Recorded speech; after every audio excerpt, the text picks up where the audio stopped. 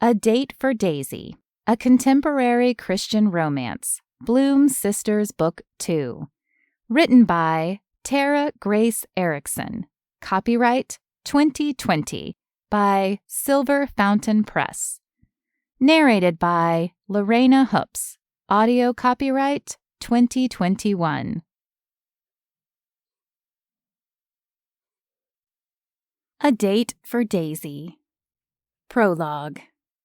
October on the farm was one of Laura Bloom's favorite times. The leaves on the trees near the creek were changing near the top, and the warm colors would slowly migrate toward the ground over the next few weeks. The harvest season was winding down, the busyness of summer retreating into the comfortable rhythm of shorter days. Laura jotted down thoughts of gratitude and praise in the open journal on her lap, then sipped the coffee Keith brought to her a few minutes before. These peaceful moments, cozied under a blanket in the armchair tucked in the corner of their bedroom, were treasured. She'd started the routine when the children were young, waking before little feet padded down the hallway and entered her room. It was a minor thing, a few moments before the business of the day, to spend with her Creator in prayer. But it made all the difference. 7 children. She reserved each day of the week to pray for one of them specifically, their faith, dreams, health, and future spouse. On the bulletin board posted next to the chair, pictures of her family and handwritten scriptures were visual reminders of her prayer list. Her gaze wandered over a picture, snapped on a whim 3 years ago before Andy went on her second deployment. It landed on Daisy, her prayer focus for today. Unbidden, a smile twitched on her face. Daisy was her temperamental artist, her head in the clouds most days. A free spirit, Keith always said, and wildly different from her twin sister, Andy, who thrived on order and routine. These days, Daisy was channeling her creative energy into the soon-to-be Bloom's Farm bed and breakfast. She came to brunch each Saturday, brimming with excitement about all she had accomplished during the week. Laura prayed for Daisy's future husband. She didn't know who it would be, or even if it would be. But a mother knew one thing. It would take a special man to capture the heart of her free-spirited daughter. Was there a man who could let Daisy fly while holding her close? Chapter 1. Daisy ran her hand over the polished wooden banister as she walked up the stairs. It had been foolish to clean it up before finishing other projects, but reviving the intricate woodwork had been irresistible. Her contractor, Greg, even complimented the job she'd done. As much as Daisy wanted to handle everything herself, her shotgun approach to renovation projects was admittedly not ideal. This morning, Daisy moved her attention to the bedrooms upstairs. Once the baseboards were gone, they could sand the hardwood floors and refinish them. She tugged gently on the baseboards, trying to preserve the original woodwork. The board broke free, and Daisy set it aside. Greg planned to get here later today, and Daisy checked her watch while she grabbed a protein bar, her usual lunch. Since she hired Greg, they'd knocked down walls and stripped the flooring downstairs. The progress was still slow, but Daisy kept costs low and tried to learn as much as she could. The retired contractor was patient and good-natured, happy to dig into the project with her and fill a few days a week. The room was dim, despite the window, and Daisy studied the ceiling. An unfortunate reality of the old house was the lack of overhead lights. She'd have to run wiring for new lights in the attic. Where was Greg? She checked her watch again, then heard buzzing from across the room.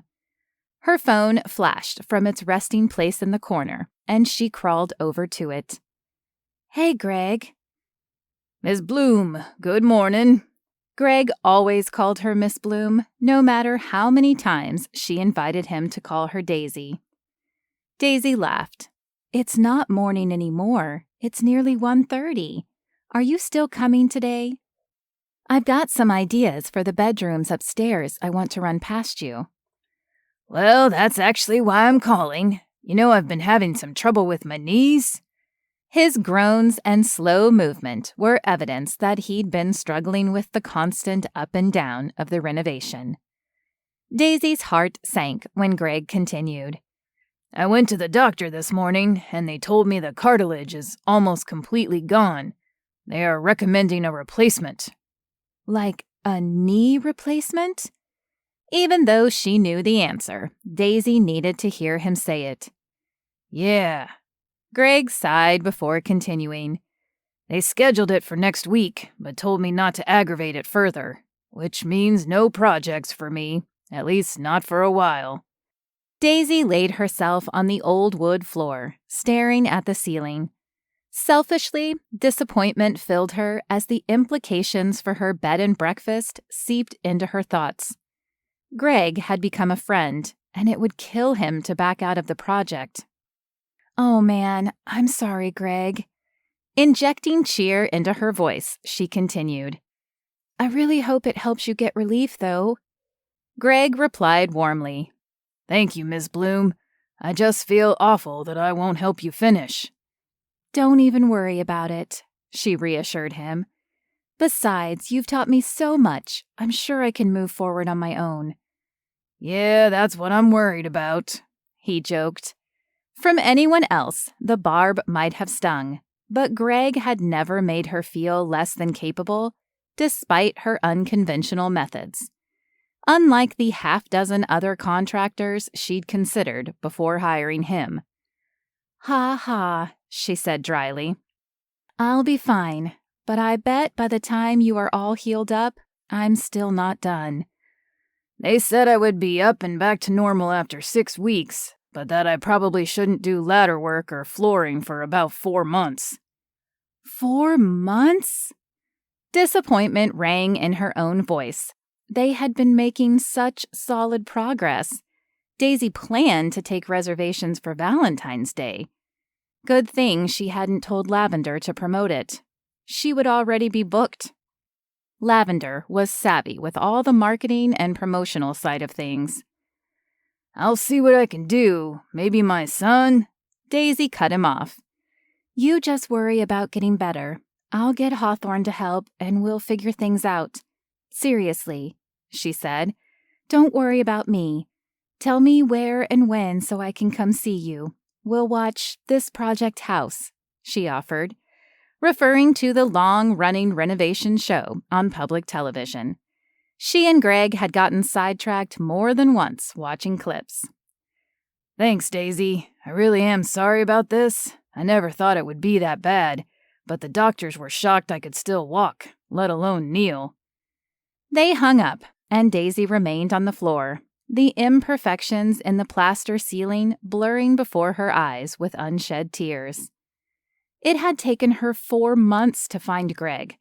4 months of interviewing condescending and arrogant contractors who were perfectly willing to take on the project as long as she simply sat back and looked pretty.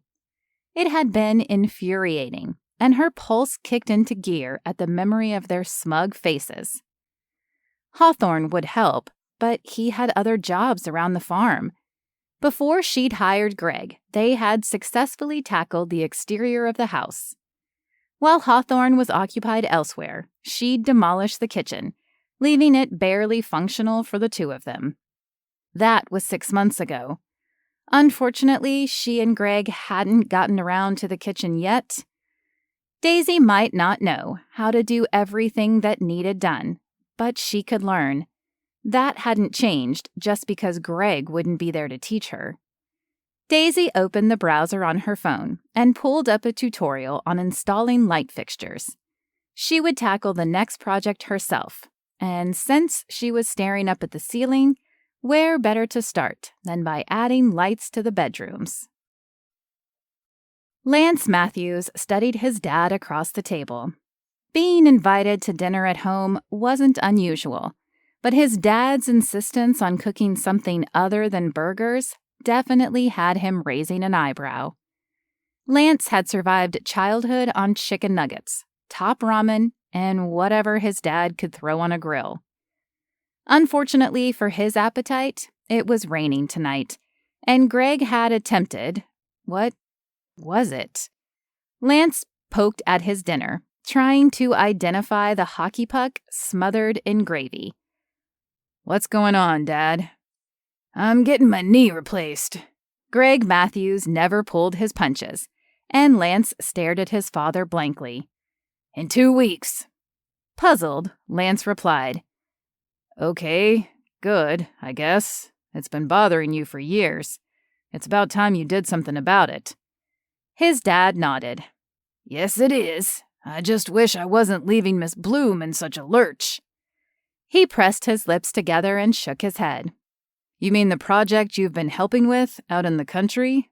I thought it wasn't a real renovation. No crew or anything?" His dad had mentioned it a few times, but Lance didn't know the details.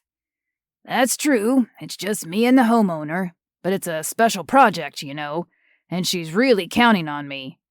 Head slightly bowed, Greg looked up at him and blinked. Lance waited for the other shoe to drop. "That's too bad." He kept his voice disinterested. He wasn't falling for this. His dad hoped he would take on the project, and he refused to give in. The silence stretched, and Lance found himself biting his tongue to keep from saying the exact thing his dad waited for. Instead, Greg sat back and started talking excitedly. "You should see the house, son. It's beautiful. Original 1920s hardwoods, incredibly intricate woodwork, and I promised her I would help finish the project." His dad clicked his tongue. "I hate breaking my word." Lance sighed, his resolve cracking. "Everyone knows you are a man of your word, Dad." "Am I? If I was, I would figure out a way to finish this project, or at least hand it off to someone I trust." His dad glanced up, eyebrows raised, and Lance felt the desire to agree to the unspoken request. Greg Matthews wouldn't beg, but he could cajole with the best of them. "Fine, Dad. You've made your point." At his dad's wide grin, Lance held up a finger. "I will go talk to the owner about it. No promises. I've got my own business to run, you know." Greg grabbed his steak knife and tried to cut through the brick of pork chop on his plate. "That's wonderful, Lance. I knew I could count on you to make me proud. I appreciate you committing to fill my shoes." Lance started to correct his father's expansion of the promise, but it was no use. Still sawing, with little progress, his dad glanced sheepishly toward his son. "How about we go grab steaks at Lone Star?" Lance picked up and wrapped a slice of bread against the edge of his plate, giving his dad a baleful glance. "Yeah, I think that's a good call." The following day, Lance pulled through the entrance of Bloom's farm, talking with his dad on the phone. Why was he doing this? Oh yeah, Dad practically begged him to, somehow asking without ever posing the question. Lance agreed to talk with the owner. It hardly mattered that Lance had been careful to avoid actually promising to help. "Tell me again what you've roped me into," Lance said. His father replied cheerfully. "You'll love it. The house is incredible. It's still got the original wood trim and everything. We already stripped the floors downstairs, and the layout is all set." Lance listened to his dad, smiling at his obvious passion for the project. Of course, the house itself wasn't what worried him. "Okay, tell me about the owner." "Miss Bloom likes to help. She's definitely not afraid to get her hands dirty." His dad chuckled. "It's no big deal. Just let her help and she'll let you do whatever you think is best." Lance rolled his eyes. "So she knows nothing and wants to watch my every move." "Not exactly. She's smart and she wants to be involved. You'll be fine," his dad reassured him. Unconvinced, Lance hung up the phone as he parked in front of the house. Through the windshield, he could see the historic touches. The exterior was in good shape. It even looked freshly painted. He stepped onto the porch and rattled the obviously new stair railing. It jiggled, but not much. His dad's work? Lance knocked, but no one answered. Stepping inside the front door, he called into the empty space. "Hello?" With wide eyes, Lance surveyed the room. The place was a disaster. One glance toward the back of the house revealed freshly framed walls with exposed wiring and nothing but subfloor. The same was true in the main living rooms, except the hardwood floor had been recently sanded. They were just asking for trouble by not having it protected during the rest of the project.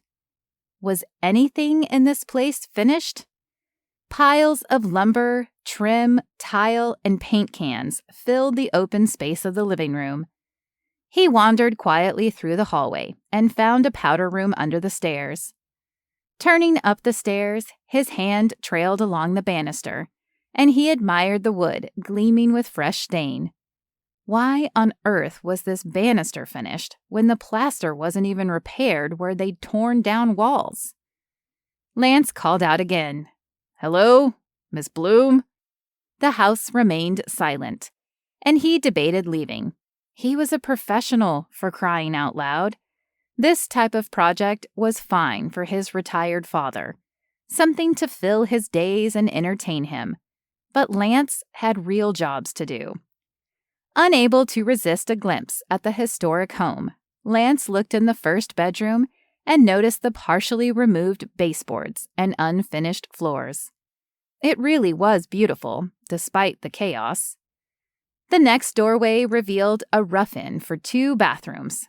He paced the unfinished space and realized each bathroom would attach to the adjacent bedrooms. The layout was smart and used the space wisely.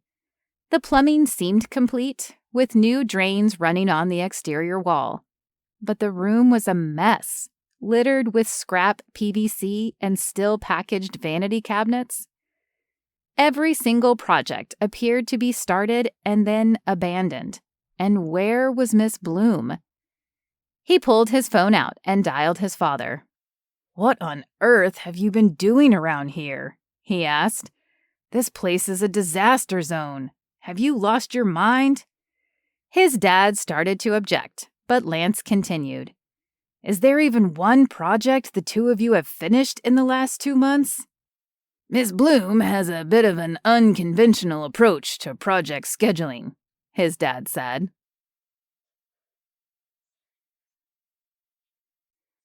Chapter 2. Daisy balanced motionless, toes poised carefully on a ceiling joist and one hand clinging to the rafter above her. When she realized there was someone in her house, she'd been curious. Her ears perked up when she heard Greg's familiar voice on the speakerphone. The man scoffed. "Unconventional? You mean she's a loose cannon with the attention span of a gnat. The place is littered with half-finished projects. Would cleaning up a bit kill her? I could bury a small animal in the plaster dust." Her mouth fell open in outrage, and her foot slipped off the narrow board. Circling her free arm for stability, she found her center of gravity and delicately set her toe back on the joist. "Just because someone has a different method than you doesn't mean it won't work, son." Exactly. At least Greg understood. Daisy liked to start new projects. What was the big deal? Everything would get done eventually. Like today's project. After watching hours of tutorials on electrical wiring, Daisy was determined to get lights added to the bedrooms.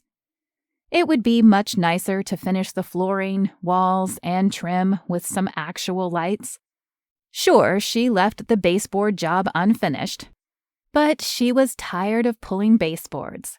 That didn't mean she wasn't completely cool and capable. "That's all well and good, but I have a real job too, remember?"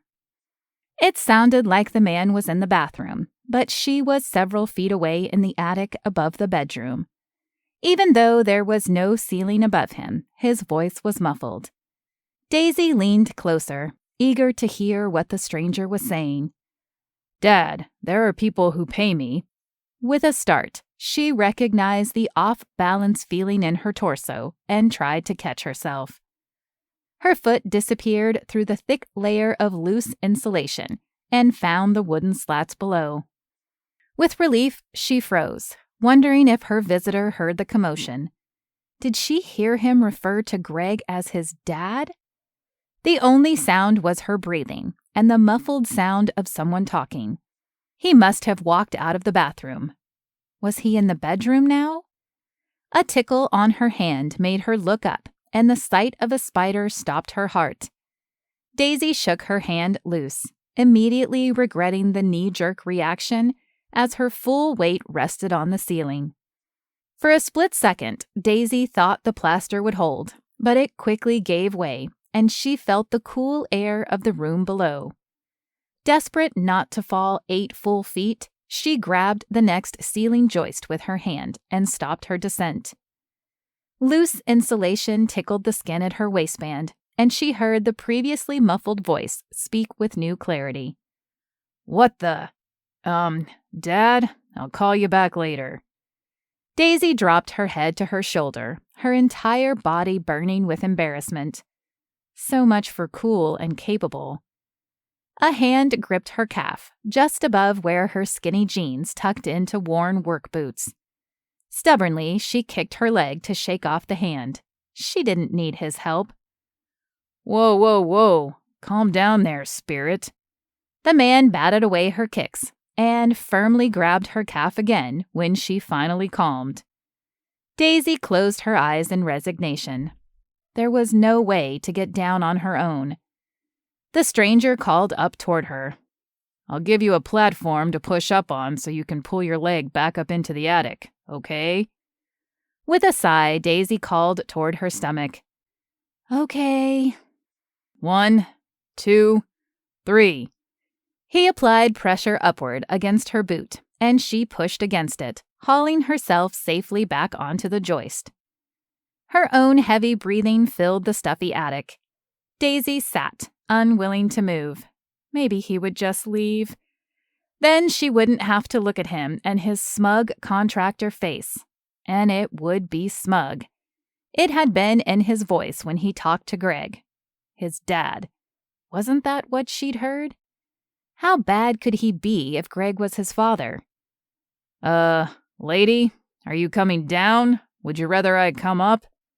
You can leave, Daisy called down through the hole, leaning over the mess of mesh and plaster and wood to make sure her voice carried. Through the hole, she spotted a flash of skin and brown hair as he glanced up at her. Yeah, that's not going to happen. Daisy tipped her head back in resignation. Of course not. This joist wasn't exactly the most comfortable seat. The 2-inch platform was digging into her butt. Fine, I'll be down in a minute. I'll meet you in the kitchen. Lance stepped over the box of floor tiles sitting in the entrance to the kitchen and sat at the tiny table tucked in the corner. With a silent laugh, he remembered the sight of the slender leg falling and dangling in midair, her boot-clad foot at eye level. After his heart had restarted, he was able to process what had happened. The infamous Miss Bloom had made quite an entrance. She nearly kicked him in the nose when she started flailing at his touch. Lance still had no idea what to expect when she came downstairs, and while his father insisted that the woman wasn't crazy, she had literally come crashing through the ceiling. If that wasn't a bad omen, he didn't know what was. The worst part was he was still tempted to stick around. He rarely got to work on houses like this. Mostly, he spent time renovating outdated kitchens in cookie-cutter subdivisions. He would do whatever paid the bills, but this renovation was an opportunity he didn't want to pass up. If he could tolerate a well-intentioned shadow along the way, he'd turn this old house into a beautiful testament to history. Plus, as a bed and breakfast, hundreds of people would see it. Maybe he could convince Miss Bloom to let him display business cards at the front desk. Speaking of Miss Bloom, what was taking her so long? He checked his watch. Perhaps she'd gotten hurt when she fell through the ceiling. Tired of sitting, Lance wandered through the space again. On the other side of the kitchen, he found a large dining room. It was in decent shape, the flooring completed and the crown molding sanded but not stained. Same for the window trim on the gorgeous bay windows. The room would have phenomenal lighting for breakfast with guests and was big enough to seat at least 10 or 12 with the right table arrangement. Footsteps echoed behind him, and he turned to catch a glimpse of the woman he would have to keep from destroying the property while he tried to renovate it. Lance wasn't sure what he expected, but the woman standing in front of him definitely was not it. Miss Bloom was younger and taller than he imagined. Despite the bits of insulation dusting her jeans and t-shirt, and the simple ponytail holding back her dark blonde hair, she was stunning. Lance cleared his throat and asked, "Everything okay?" Color rose in her cheeks, and her eyes flashed before she responded. "All good." Then, almost reluctantly, she said, "Thanks for the lift." He bit back a smile and nodded before sticking out his hand. "I'm Lance, by the way." "Daisy," she said, taking a step to grasp his hand firmly. She propped a hand on her waist and tipped her head. "What are you doing here, Lance?" "My dad said you might need help with this place, and obviously he was right," he added, with a glance around the room. Lance immediately regretted the words, aware how they sounded. It was true, though. Didn't Blondie realize how far in over her head she was? Judging by the arms now crossed over her chest and her narrowed eyes, she didn't. "Thanks for stopping by, but I don't want your help." The ponytail swirled through the air as she whipped around and walked away. The dismissal rankled, and he scrambled for a way to win her favor. Lance called out, "The house is gorgeous." "Come on, Daisy, take the bait." She stopped, and a softer look greeted him when she turned. "Yes, it is, and I'm perfectly happy to finish it by myself. Tell your dad I hope he heals quickly." "You'd finish it sooner if you had help." He dangled the idea, hoping she would give him a chance. Daisy raised an eyebrow at him. "Why?" "What?" "Why do you want to help? I heard you on the phone. You think this place is a disaster. That I'm a disaster." Lance tried to backpedal. "I never said that." "She's a loose cannon with the attention span of a gnat," she parroted, in a deep parody of his voice. Lance winced. Had he said that? "Okay, perhaps my first impression of the project was a bit harsh." Lance stepped forward and tucked his hands in the pockets of his jeans. "I'd really love to work on this. I love historic houses, and it is really important to my dad. Together we can bring this bed and breakfast to life." Daisy pulled her lips to one side, considering his words. His gaze dropped to rest on the soft pink skin. Quickly, he met her eyes again. "Fine," she said, and he resisted the urge to pump his fist like a golfer who nailed a putt. "But I'm in charge. Got it?" She gave him a pointed look. "Got it. Your house, your rules." Did that sound convincing? It nearly killed him to say it. Surely he could manage Daisy Bloom and let her think she was in charge. Maybe he could divert her attention to decoration choices while he did the real work. Daisy sighed and stared at him for another moment. Then, as if she'd come to some unspoken conclusion, she said, "I need caffeine." She shook her head and walked into the kitchen. Lance followed her and tried not to watch as she leaned into the refrigerator against an otherwise bare wall. She held up a Diet Dr. Pepper. "Want one?" Lance declined with a shake of his head. Daisy popped the top and took a long drink, exposing her neck as she tipped her head back. He cleared his throat and asked, "So, what's your priority here?" Daisy shrugged, her nonchalance causing irritation to flare. Pretty much everything. Everything can't be a priority. That was the whole point of prioritizing. He reined in his desire to rant and asked, "What would you like to finish first?" Daisy sipped her soda again and looked around the space. I was running wiring in the attic to add lights to the bedroom ceilings. Of course she was. Calamity Jane here was lucky she hadn't burned down the entire house. "Can I make a suggestion?" he asked. She tipped her head at him to continue. "Since you are living here while renovating, might I suggest we finish the kitchen? We could basically get the entire first floor done and then move upstairs." Or, she said, we could finish the bathrooms upstairs. How could that possibly be the best course of action? There was a working bathroom, but the kitchen was barely livable. A microwave sat on a piece of plywood and sawhorses. Paper plates and pizza boxes littered the makeshift countertop. A grungy refrigerator sat against one wall, along with a utility sink haphazardly plumbed as a temporary fix. It wasn't his house, and Lance didn't have to live here, though.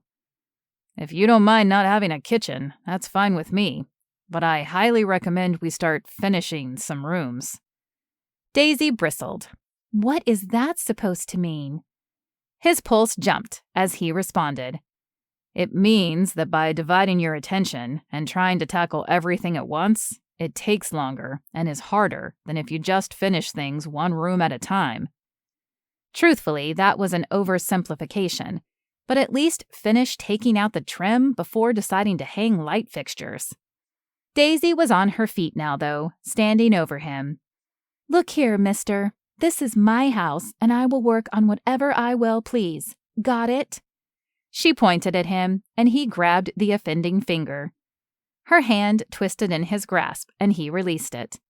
Lance stood, bringing himself eye to eye with her. He refused to be intimidated, but still wasn't ready to give up on working on this house. Daisy straightened as he stood, only inches between them. Once again, he was struck with her beauty, even with the fire in her eyes trying to singe him where he stood. If hitting on her wasn't akin to buying tickets on the Hot Mess Express, he would be tempted. The cute dusting of freckles on her nose confirmed she wasn't wearing makeup. Still a knockout. He spoke softly. "I'm just trying to offer my expertise. Why don't we walk around and you can tell me what you've got planned?"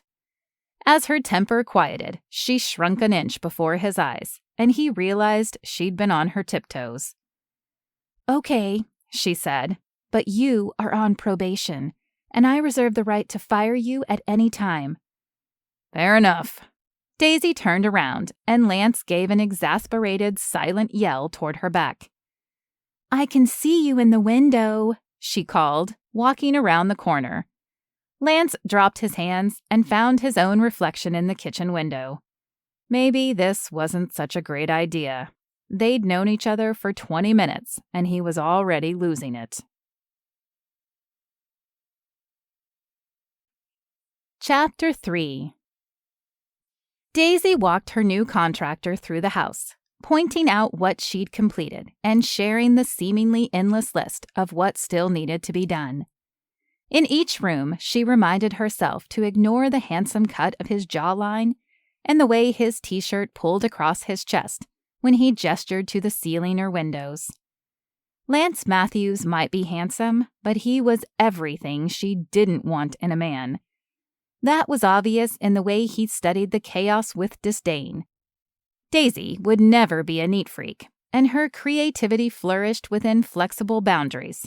Or no boundaries at all.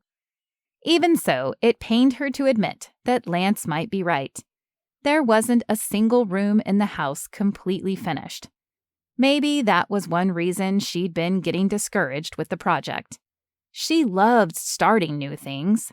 Daisy had jumped from one hobby to the next her entire life, never sticking with anything, except dancing. Dancing had been everything to her, until an untimely injury ended her time with the professional dance troupe. By the end of the tour, Daisy was holding back a wince with every careful footstep. The leg that had crashed through the ceiling must have taken a harder impact than she thought. Back in the entryway, she held open her hands. "That's it. You've seen the whole house." Lance looked around at the grand entryway. "It really is a beautiful house, Daisy. Thanks for letting me work on it with you." Pride swelled within her at his words. This dream of hers was really happening, and it still amazed her. For a month after finishing the front porch, she spent every spare moment on the Adirondack chairs, enjoying the fruits of her labor, and had been energized to continue working the long days required. Maybe she needed a victory like that inside the house to bring back the joy. Elation from starting something new only lasted a moment, but triumph of finishing lingered. Daisy shrugged. "Don't thank me yet. I know I'm a pain because half a dozen other contractors refuse to let me be as involved as I want to be. I expect you to talk me through your decisions and teach me how to do what you're doing." He nodded. "I'm good with that." It seemed they'd reached an understanding along the way. Maybe this wouldn't be so bad. Lance seemed to know what he was talking about, even if he had picked up discarded boxes in each room and tossed them in a trash bag. Daisy could deal with a clean workspace, as long as she wasn't the one cleaning it up. Great. She shifted her weight to ease her aching ankle and said, "Let's start fresh next week. How often will you come? Your dad was coming about 3 days a week." After considering, Lance replied, "I'll check on my other projects to be sure. I'll let you know."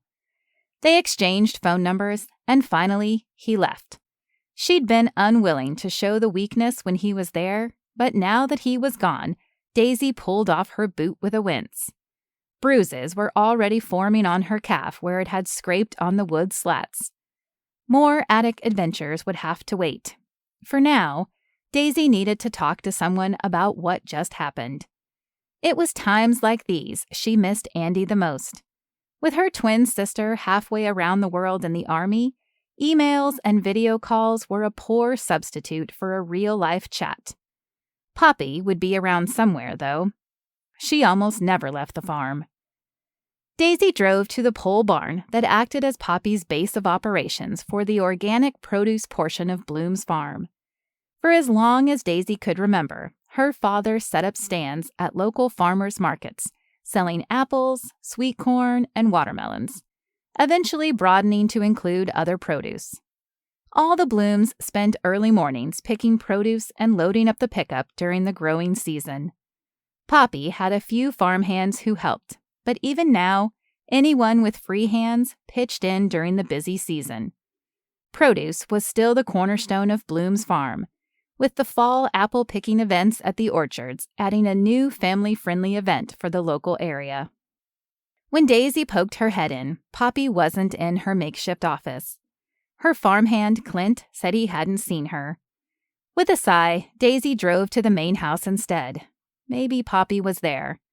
If nothing else, Daisy would find her mother in the office, or Lavender on her computer. That was one nice thing about having such a big family. With 6 siblings, Daisy always had someone to talk to. The railing supported her weight as she hobbled up the front steps of the main house. Her parents built this house just before Daisy and Andy were born. Good thing, too, because the old house only had 1 bathroom. It had been hard enough competing for the mirror with 3 bathrooms and 6 girls. The main house had been home, except for her time in New York, and since moving into the old house to renovate it. Sometimes Daisy wondered if moving back to the farm after her broken ankle had been the easy way out. But after her dream of dancing died, she was aimless. Plus, there was always work to do around here. As the oldest, Lily had been ready for her own space right away. And of course, Andy was a million miles away. But everyone else was still around the farm. Lily kept her apartment in Terre Haute, even after her job as an event coordinator at a local restaurant was replaced with running Storybook Barn full-time. The living room and kitchen were empty, which meant her mom was holed up in the room they used as an office. Daisy sneaked past the closed door, not wanting to get roped into a conversation about invoices and income statements. Budgets and balance sheets were to be avoided at all costs. Daisy stopped in the doorway of Lavender's room, spying on her younger sister as she chattered to a camera stationed above her computer. Bright lights illuminated Lavender's face as she held up a package to the camera, and Daisy rolled her eyes. Another video? Not knowing if her sister was recording or broadcasting live, Daisy waited outside until Lavender finished. Daisy almost gave up, but the screen on the computer stopped showing Lavender's face, and she turned around, jolting in her seat when she noticed Daisy leaning against the doorframe. "Oh!" An embarrassed blush covered her face, and Lavender asked, "How long have you been there?" Daisy raised an eyebrow and teased, "Long enough to see you playing fashion icon." Annoyance flickered across her sister's face, and Daisy's conscience twinged. They all had their hobbies, right? Lavender stood and took off the belted jacket she was wearing, revealing a cute tunic underneath. Unsurprisingly, the outfit was adorable, and Daisy said as much to her sister. "Thanks, I got it on sale." Lavender studied Daisy's face. "Why aren't you at the old house?" Daisy flopped on her sister's green bedspread and unloaded her current troubles. The words spilled out about how Greg couldn't help and had, oh by the way, forced his incredibly frustrating son to take his place. While she talked, Lavender swapped pants and added a fancy belt to the tunic, then layered a different cardigan over the outfit, each time snapping pictures with the camera set on a tripod. Once Daisy had exhausted her list of frustrations, she gave her sister a skeptical look. "What are you doing?" Lavender flipped through her closet and said absently, "I'm doing a blog post and video about capsule wardrobes." She turned to Daisy. "If you don't want his help, why don't you just tell Lance to take a hike?" Daisy groaned and pulled a pillow over her head. "I fell through the ceiling," she admitted. Muffled snickers came from the closet, and then Lavender let out a full laugh. "Come again?" Daisy threw the pillow at her sister. "Forget it," she said, and stood up. No, don't go," Lavender laughed. Composing herself, her face grew serious. "Are you okay?" "My leg is a little bruised, but mostly my ego, I think." That was the crux of it, since Daisy didn't think she'd ever been more embarrassed in her life. "I don't really like the guy, and I already humiliated myself in front of him, but I'm afraid I won't be able to make this happen without his help." Lavender gave her a hug. Then, stepping out of arm's reach, she asked, "Is he at least cute?" Daisy's mouth fell open with a surprised laugh at her sister's comment, and she reached behind her for another pillow to throw. Lavender held up her arms to block the projectile. "What? I'm just saying, if you've got to work with this guy, the least he could do is provide a little extra scenery." Then she looked at Daisy's expression, and her eyes widened. "Oh my goodness, he really is cute, isn't he?" she said victoriously. At their fit of laughter, Laura Bloom stuck her head around the corner with a smile. "What is going on in here, girls?" "Daisy's new contractor is eye candy," Lavender shouted with glee, and Daisy buried her burning face in her hands. No, that's not true." She looked up and continued with a stern voice. "What he is, actually, is rigid and annoying and smug." There, that was better. Just because he was handsome and knew his way around a construction site didn't erase the negatives, and Daisy would not let herself forget it. Chapter 4. Lance left Bloom's farm with a smile on his face. Whatever one could say about Daisy Bloom, she wasn't boring. Still, he was skeptical about working alongside someone so disorganized and potentially unsafe. Seriously, who fell through the ceiling? Lance needed to make sure his insurance was paid up while working this job, just in case Daisy dropped a 2x4 on his head. She definitely tested his patience. He said a quick prayer about that particular struggle. He hadn't exactly put his best foot forward when talking to his new employer. Even if he was doing this project for the selfish reasons of wanting to work on the historic property, she was technically the boss. Lance grimaced, remembering her plan of attack to finish the upstairs first. It wouldn't be terrible, except her ability to focus on one thing at a time was nearly non-existent. If he could at least channel her energy into smaller areas, the place wouldn't take long to finish. He called his dad as he covered the last few miles on his way into Greencastle. "You left already? Don't tell me she kicked you out." "She had a bit of a rough morning. I'll head back out tomorrow, but I'll take the job, so you can get off my back." "Oh, good. She's a good girl, and she told me about all the contractors who didn't treat her with the respect a woman deserves. Downright shameful, some of them. I sure hoped you wouldn't be that kind of man." His fingers clenched the steering wheel at the thought of Daisy interviewing contractors, many who he knew personally and would never introduce to his sister. If he had a sister, that is. "You know I'd never do anything disrespectful," he said, then considered what Daisy had overheard on the phone. "Well, not like you mean anyway." Thankfully, his dad didn't catch his comment and asked, "What did you think of the house?" Lance gave his impression of the property and admitted to his dad he was excited to work on it. "Ha! I knew you would be. You and I are the same, boy. I might be older and mellower, but we've still got a few things in common." Lance smiled at his dad's exuberance. "We sure do, Dad.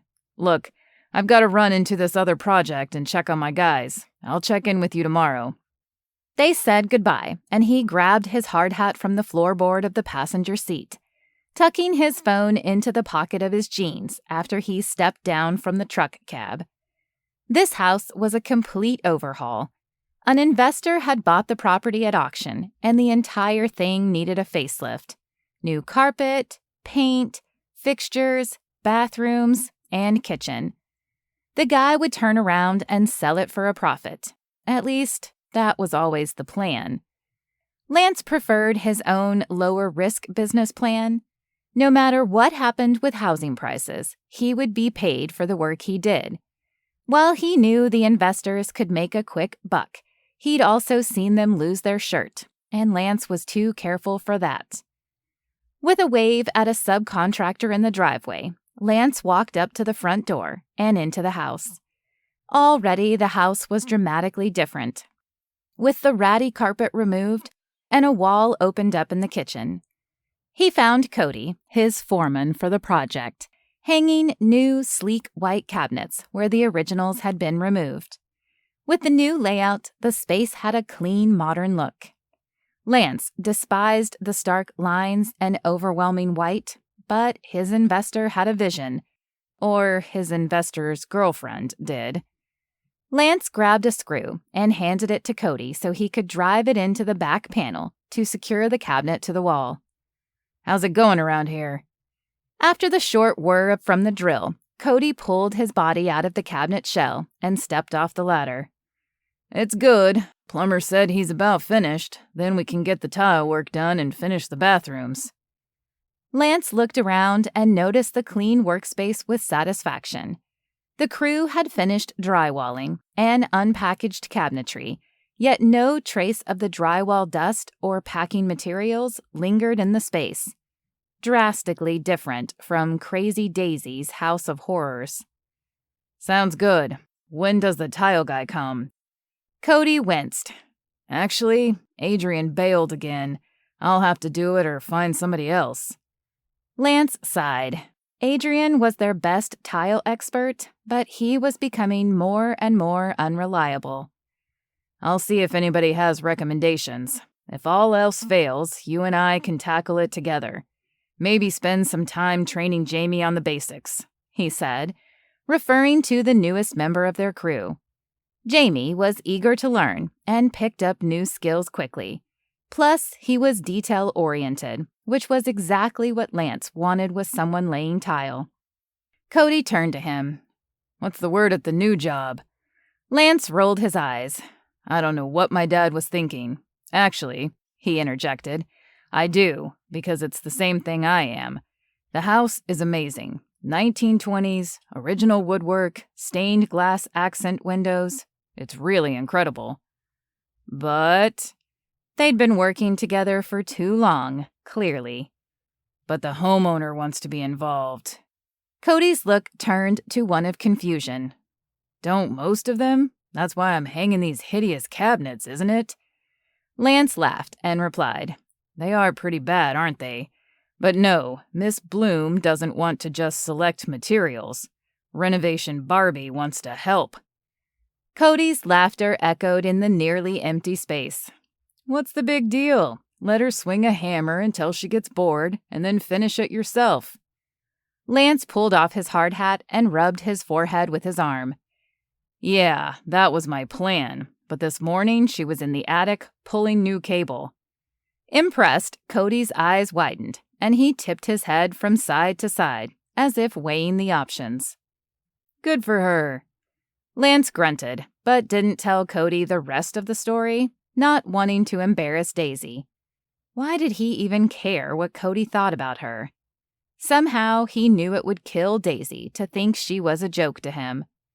After walking through the house with her and seeing what she had tackled on her own, he was impressed. She might be unconventional, but Daisy wasn't afraid to tackle things or work hard. She was in the attic, after all, which meant she was serious about doing this. "Anyway, she wants to help, but she doesn't know a ton. It'll be a time sink for me over the next few months.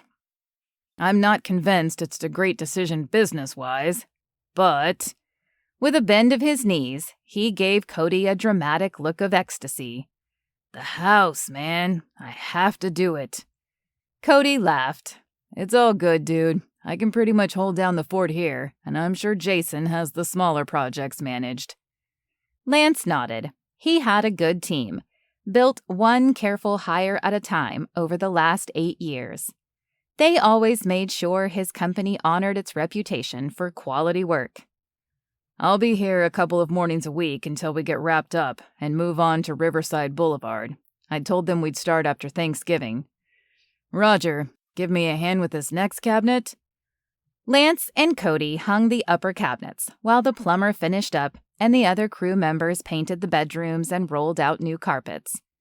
All the while, though, Lance's thoughts were centered about 20 minutes straight west, at the home of a surprisingly beautiful and equally frustrating woman. Chapter 5. On Saturday morning, Daisy and Hawthorne drove up to the main house together. Brunch was the one mandatory family event every week. Even Andy barely got out of the commitment, and she was stationed overseas. Inside the house, the familiar smell of cinnamon rolls and bacon greeted Daisy. And sure enough, when they turned the corner, her mom was icing a full tray of the giant pastries. While Hawthorne teased their mother and inquired about coffee, Daisy walked directly to the fridge and pulled open the bottom vegetable drawer, pushing aside a bag of carrots to uncover her stash of Diet Dr. Pepper. "Aha!" With a look of horror, Hawthorne asked, "Isn't it too early for that?" As if everyone here wasn't well aware of her addiction. It just so happened that she was out at the old house. Otherwise, she would have already had one today. With a cheerful, "Never," she tucked one foot up onto the bar stool and rested the open can on her leg. Daisy sat and sipped her drink as the motion of the morning picked up around her. Poppy wandered in, looking for their dad, and Lavender came in from the garage, holding orange juice. As Lavender set the table, their mom spoke up. "We've got an extra this morning, Lovey. Could you set the table for 8? Eyebrows rose around the kitchen, but Hawthorne was the first to speak. "Who's coming? Is Andy back in town?" Daisy's heart skipped with anticipation. a surprise visit from her twin sister would be a dream come true. It wasn't fair that Andy had to be so far away. "I wish," her mother said. "No, actually, I ran into an old friend at the grocery store and invited her to join us. Do you all remember Avery Chase?" Daisy straightened. "Oh my goodness, Avery is back?" Avery had been one of her best friends in junior high and high school until she'd moved away in 11th grade. "Poppy, do you remember that time Avery and you tipped the golf cart?" Poppy laughed at the memory, and they started exchanging stories. Daisy couldn't believe Avery was back. It had been, 13 years? Lavender added a memory. "What about the time you guys got Hawthorne and Josh with water balloons from the hayloft?" Daisy laughed out loud at the memory of the prank. As Lavender finished talking, Rose walked in from the laundry room and pulled off her boots. "Good morning, everybody." Greetings for their youngest sister filled the kitchen, and she made her way toward the living room, complaining about one of the dogs smearing her with something gross. "I don't smell anything other than your usual delightful scent, sis," Hawthorne teased, and Rose responded with a swat to the back of his head. When he winced, Daisy absently wondered if he had a hangover this morning. She hadn't noticed him coming in late this week. Come to think of it, Hawthorne had been home every night this week. What was up with that? Lavender gave an exaggerated gag. "Gross. I'm so glad I don't have to help with animals anymore." Daisy sat up straight and gave a silent exaggeration reenactment of her sister's girly girl attitude behind her back, twirling her hair and showing mock disgust at imaginary dirt on her hands. Across the room, Poppy hid a laugh behind her coffee cup. A knock on the door sounded. "Avery." Daisy jumped up and exclaimed, "I'll get it," before jogging to the door. She threw it open, and the mature yet familiar face of her old friend greeted her. "Ah, I can't believe you are back," she said, running in place with excitement. With another short exclamation, Daisy pulled Avery inside and into a big hug. "Come on in. You have to come see everyone." Over brunch, Avery shared what she had been doing for the last 13 years. She was a chemical engineer and doing research at the university with Dr. Elliott, Mandy's father. In light of Avery's success, Daisy couldn't help but feel a bit unaccomplished. But the pride in her ongoing project still made her want to share. Plus, there had been some seriously interesting vibes between Hawthorne and Avery that Daisy needed to dig into more. After brunch with the family, Daisy invited Avery back to the B&B for a tour. They left the main house and jumped into Avery's car for the short drive back to the homestead. After she parked in front, Avery exclaimed, "Wow, Daisy, this looks incredible." Daisy's heart warmed at the praise and the old nickname. "Thank you. There was just something about getting the exterior done that made it feel more attainable. The inside is essentially a war zone," Daisy joked. When they walked in, Avery studied the space and gestured to the left. "Didn't there used to be a wall there?" Daisy laughed. "Good memory. This used to be the front parlor, and then this was the living room, but I wanted it to be one big space instead. Greg, my contractor, was able to install a beam and take out the wall." "Wow, that's awesome. Floors?" Daisy bent down and rubbed her hand on the narrow wood boards. "Mostly original with a few patches, as long as I can convince Lance to teach me how to patch them." Avery raised an eyebrow. "Lance?"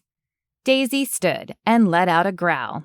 "Lance is Greg's son, and apparently Greg has to get his knee replaced, which means he asked his far more infuriating son and business partner to manage the project.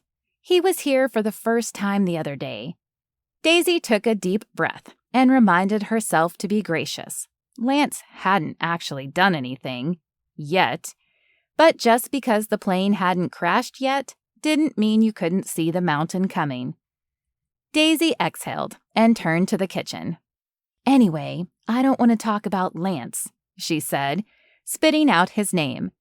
She forced a smile and said, "Come look at the kitchen. It's coming along." Daisy showed her friend the kitchen, and then they went upstairs. Avery's reaction to the retro bathroom she and Hawthorne were currently sharing was hilarious.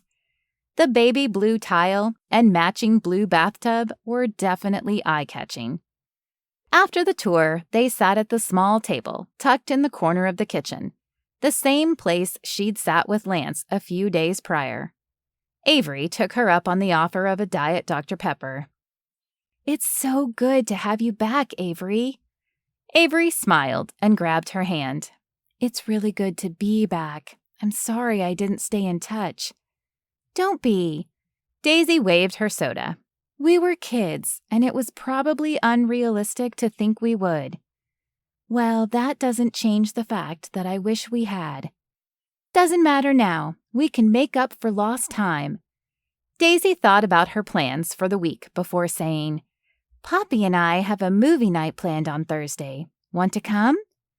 Avery agreed to come, and Daisy started planning the evening. After being covered in construction dust all day, and especially since Lance would be here all week, she would definitely need some good old-fashioned girl time. Hawthorne walked into the kitchen, and Daisy raised her eyebrow at his wild, wide-eyed look. Avery sat up straight and stammered, I should go." Whoa, you don't have to," she started to say, but Avery was already dumping her soda into the sink and gathering her scarf and coat. Across the room, Hawthorne spoke up. "Sure, just run out again without giving me a chance." "Again?" Completely entranced by the drama, Daisy froze. "Do you have something you'd like to say, Hawthorne?" Avery raised her chin and spoke clearly, almost daring him to continue. Hawthorne ran a hand through his dark, wind-blown hair. Finally, he answered, "Can I walk you out?" Daisy's eyes widened, and she covered her mouth, suddenly open with a gasp at the fireworks before her. What was happening right now? Avery turned back to Daisy and wrapped her in a quick hug. "I'll see you and Poppy later this week, okay?" "Sounds good," she replied absently, still watching them both with intense interest before walking behind Avery. "Be nice," she mouthed to Hawthorne. Daisy paused on the steps and heard Hawthorne let out a sigh before saying, "Shall we?" There was definitely something going on. Between the absolute avoidance of Hawthorne at brunch and his cryptic comment about not getting a chance, Daisy was missing all kinds of information. Thursday couldn't come soon enough. Chapter 6. Monday morning, Lance found Daisy in the upstairs bedroom. At least she'd abandoned her plans for wiring new lights by herself. She'd finished removing the baseboards and was sanding the corners of the newly stripped floors. Apparently, Barb Vila had a productive weekend.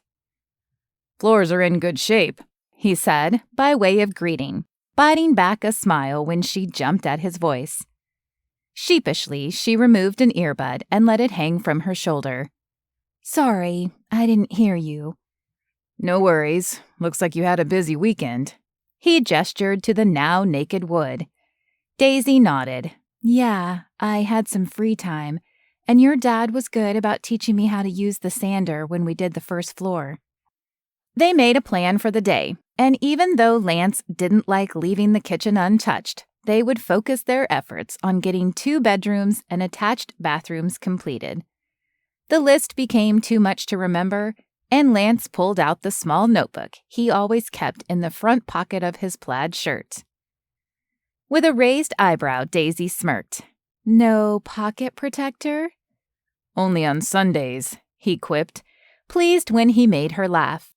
The transformation was amazing when the guarded, ready-for-battle expression on her face was replaced with one of joy. They ran through the list again as Lance took notes. He copied it again, this time in order of what they should do, while Daisy fidgeted impatiently across the room. More than once, she tried interrupting, but he deflected. At one point, she got up and returned a minute later with a can of soda. After the list was complete, Lance tried to figure out how to give his opinion without offending her. Finally, he settled on compliments first, suggestions second. Everything you've done so far looks fantastic. Daisy rolled her eyes at the praise, and Lance cleared his throat nervously, but continued. I might not agree with the methods or the order you've tackled things, but I can't argue with the quality of your work. Truth be told, her work was better than some guys on his crew. The trim was carefully removed, preserving each piece so it could be reinstalled after the flooring was finished. Even the hardwoods, which were easy to damage with the large sander, looked like they were done by a professional. Still, getting her on board with this plan would make the entire project run more smoothly. You are in charge, and unless it is impossible, I'll work with what you want to do. But here is what I would recommend. He laid out an order of operations, starting with electrical in the baths and bedrooms, followed by drywall, showers, and flooring in the bathrooms. Then it was a matter of finishing touches and trim for the 2 rooms to be complete. While he laid out his plan, Daisy nodded along and came closer to look at the list with him. She asked questions, good ones if he was being honest. The most disconcerting thing was the way his body reacted to her proximity. Despite her simple t-shirt and messy ponytail, Daisy was gorgeous. When she looked at him with actual respect and kindness, he was in all sorts of trouble. Clearing his throat, Lance stood and brushed the fine sawdust from his jeans. Do you have everything for the electrical? Just the wiring. I haven't picked up junction boxes or switches. Okay, he said. You want to run to the hardware store while I run the wire? We'll install the boxes together when you get back. They discussed outlets and switches for the rooms, and then, Diet Dr. Pepper in hand, Daisy headed out. The house was strangely silent after she left, as though even when she wasn't making noise, Daisy filled the space with life. Lance shook his head and dismissed the poetic notion. He was being ridiculous. This was just a job, and he needed to get to work. Daisy hated to admit it, but she already felt better having someone who knew what they were doing. She'd learned so much between Hawthorne and Greg and the videos she found online. There was still something daunting about staring at the blank slate of bare framing and tackling it by herself. She held no disappointment that Lance would go into the attic and run the wires either. Daisy wanted to help with the installation of the lights and bathroom fans, though. After a dozen videos on that particular task, she was eager to try for herself. Daisy thanked the cashier, one she was becoming familiar with as the project progressed, and drove back to the farm. The bags of light switches, outlets, and junction boxes bumped her legs as she went up the stairs. Stepping through the gap between 2 framing studs, Daisy's eyes widened at the sight in front of her. Strong legs, wrapped in sturdy denim jeans, met a plaid shirt just above the pockets. Pockets that accentuated the firm shape of Lance's rear end, positioned directly at eye level. His shoulders disappeared above the ceiling, and he was tugging wire through a hole in the joist. Wanting to enjoy the view a moment longer, she set down the bags quietly and stood back. Seeing Lance on a ladder shouldn't be this enjoyable, should it? Still, without the attitude and the obnoxious neat freak brain attached, maybe Lance wasn't so bad. Daisy felt her face grow hot when he moved. The boots slowly descended, and the rest of his torso, shoulders, and head came into view. Guess it was time to get back to work. Lance turned around and spotted her. Oh good, you're back. Just in time.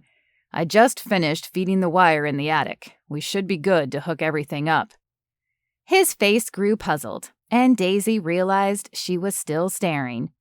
Thankfully, her gaze was unfocused, no longer looking at anything specific, but she pulled herself into the moment.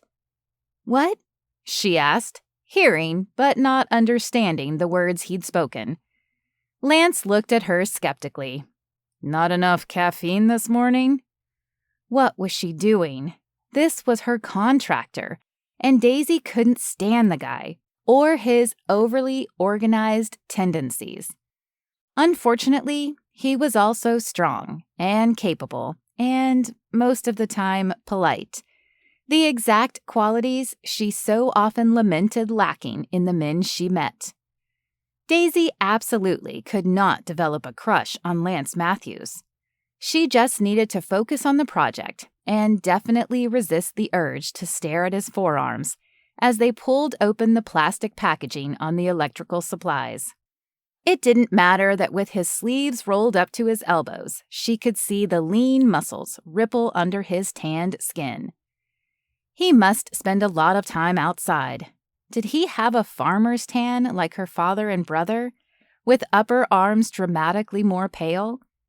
She always made fun of Hawthorne when she spotted his bare biceps in stark contrast to his forearms. Sometimes he worked without a shirt on to even it out. Did Lance ever work without a shirt? Daisy's face flushed. It doesn't matter if he does, and he better not do it at this house. That was the last thing she needed to worry about. Lance Matthews might be handsome and respectful, but he was rigid and controlling, and Daisy would not give her heart to someone who expected it to be neatly wrapped. She was messy. Not just her room, although Hawthorne had threatened to throw everything away if he walked by, unable to see the floor again.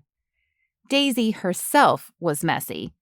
Her dreams had taken a rambling path to New York and back, and her emotions flared in wild ups and downs, passionate reactions to whatever was happening.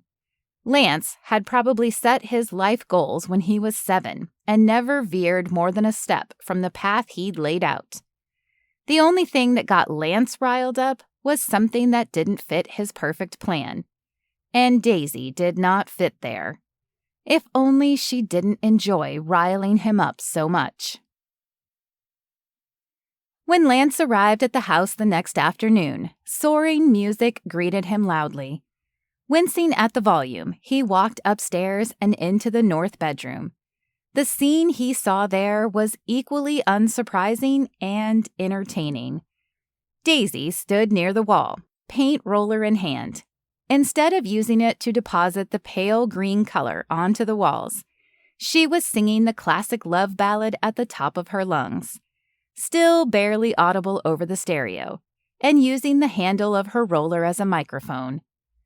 The words spoke of love lost and dreams unrealized, heartbreak laced with hope. Lance debated whether he should interrupt her. Then the chorus ended, and the instrumental break began. Lance watched, struck into total stillness as Daisy transformed before his eyes.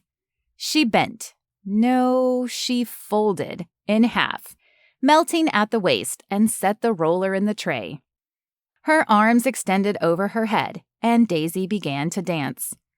Her eyes were closed, her slender neck and arms raised. Daisy was absolutely absorbed in the music, and the music seemed to flow from within her. It only took a few moments, maybe 30 seconds, but Lance couldn't move, couldn't breathe. Daisy spun gracefully, her body twisting and billowing as if blown by the breeze, or on strings held by a master puppeteer.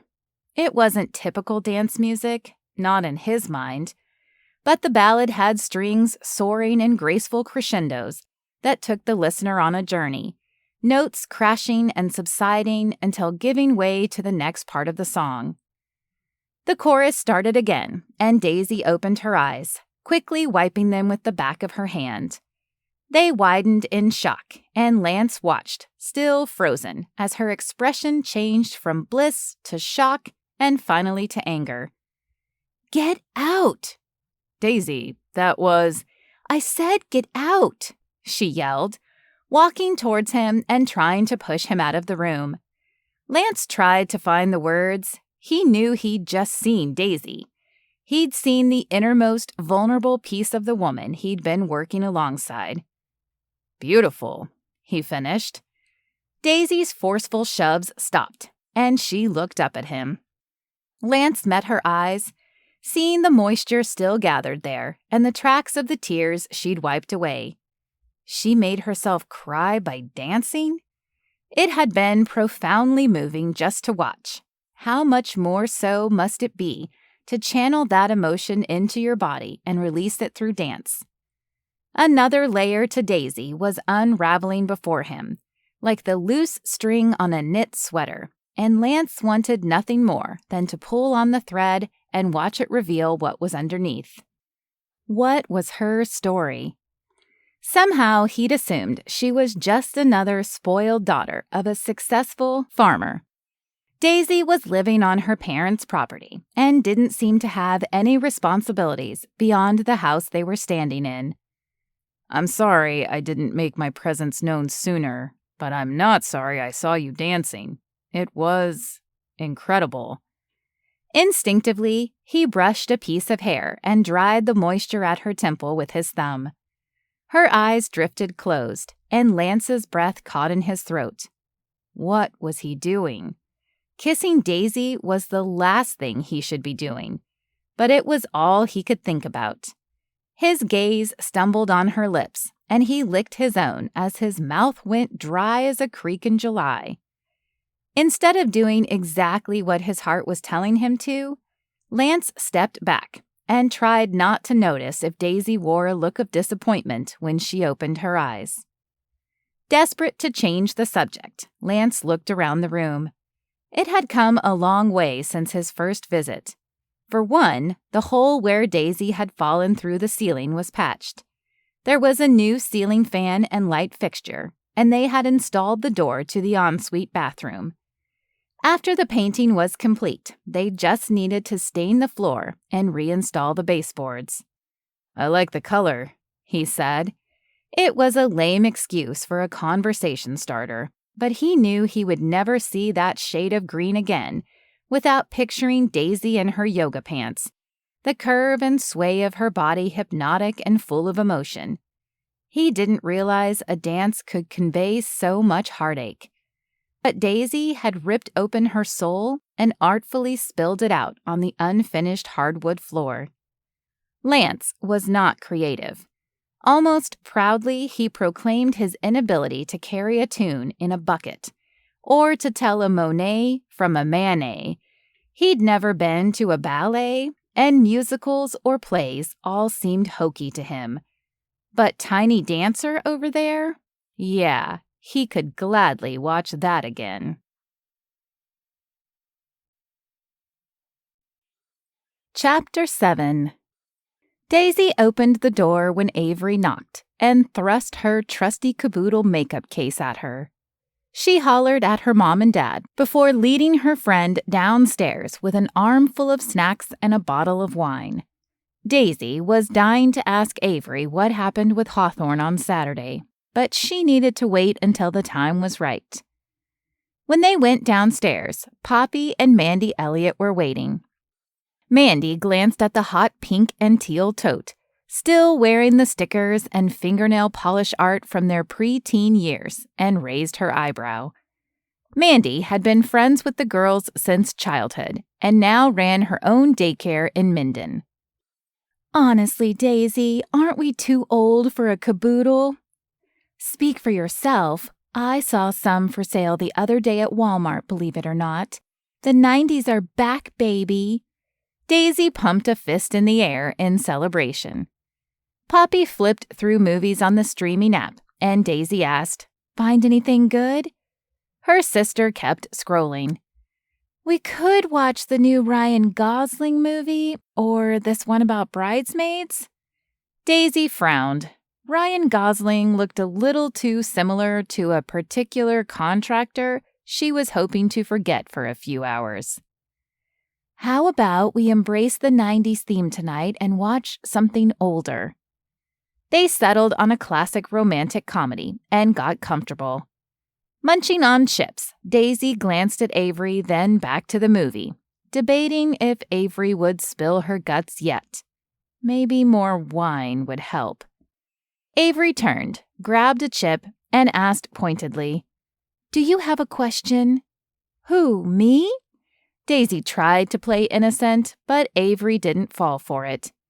"Yes, you. You are practically vibrating over there." Poppy was engrossed in the movie, but finally turned around when Daisy paused the movie. At Poppy's outburst, Daisy held up the remote. "I'll turn it back on in a second. There are more pressing matters, like whatever Avery and Hawthorne needed to discuss privately after brunch." Daisy poured them each a glass of wine, ready to hear the scoop. "Ooh, I want to know too." Mandy turned away from the TV to face them. Avery insisted it was nothing, but Daisy needled further. Asking her friend about the sparks flying on Saturday was the most important thing on her agenda tonight. Daisy laughed. "Come on, we all know you had a huge crush on him back in the day." Avery had a desperate crush on Hawthorne, even if she hid it well. Avery's mouth dropped open. "You knew?" Poppy interjected this time. "Of course we knew. Half our friends had a crush on Hawthorne." "It's true, I totally did," Mandy admitted with a laugh. "And if any of you tell Garrett that, I'll vehemently deny it. I bet I can get Lily to back me up." Daisy's heart warmed at Mandy's infatuation with her fiancé. Not even a year ago, Mandy was convinced she would be alone forever. God had other plans, and Dr. Garrett Pike had entered her story. When Avery shared how she'd run into Hawthorne and his group of dumb friends in Terre Haute, the light of understanding finally came on. Daisy knew the basics of how Hawthorne spent his time. She wasn't totally naive. The doofus slept in the room next to hers, when he bothered to come home at all. Avery admitted to scolding Hawthorne and his friends for their obnoxious behavior, and Daisy couldn't hold in the laugh that rose up at the mental picture. "That's amazing. I wish I could have seen the look on his face." When Avery explained that Hawthorne hadn't recognized her and she hadn't shared who she was, they cracked up. Now his reaction at brunch and the tense undertones made so much sense. Good for Avery, though. Someone needed to knock some sense into Hawthorne. Daisy had tried, but his defensive attitude made it hard to get through. Instead, she'd been praying for him every day. Lately, Hawthorne had been around a lot more, with no more late nights. She asked Avery, "When did you say this happened?" "Friday before last." Almost 2 weeks. Daisy thought through the last few weeks. The timeline matched. With a shrug, she told Avery, "For what it's worth, I don't think he's gone out with those friends again since then." Maybe Avery's brief confrontation was the push he needed. Avery brushed off her comment and they restarted the movie. A second later, Daisy leaned over and whispered, "He's a good man, Avery." Daisy loved Hawthorne. When it counted, her brother always came through. His friends were less than desirable, but maybe meeting Avery made a difference. He'd certainly been easier to live with. After the movie, they chose colors for their nails and started talking again. Daisy asked about Avery's little sister Bree, and while each painted their own toenails, Mandy asked Daisy about the renovation. "Actually, we are making really good progress. Lance might be infuriating and uptight, but he knows his stuff." Poppy perked up. "Infuriating and uptight, huh? What does he do to irritate you?" Daisy rolled her eyes. "What doesn't he do to irritate me? The man is constantly cleaning up behind me and making lists. He insists we finish one thing before starting something else. Feeling eyes on her, Daisy looked up from her purple-painted toes to see blank looks from her sister and friends. "What?" "Yes, that sounds dreadful," Poppy remarked sarcastically. Avery nodded. "How do you live with someone who cleans?" She said the word with horror, and Poppy and Mandy burst into laughter. "Ha ha," Daisy said dryly. "Very funny. I'm serious, guys. He makes me crazy." "So fire him," Mandy suggested. The idea had occurred to Daisy, but not seeing Lance was actually kind of depressing. Maybe he had driven her insane. She liked having him around. At the realization, heat rose in her cheeks. "Oh my gosh!" Poppy's head snapped up. "You like him!" Daisy shook her head in denial. "I don't. He's the worst."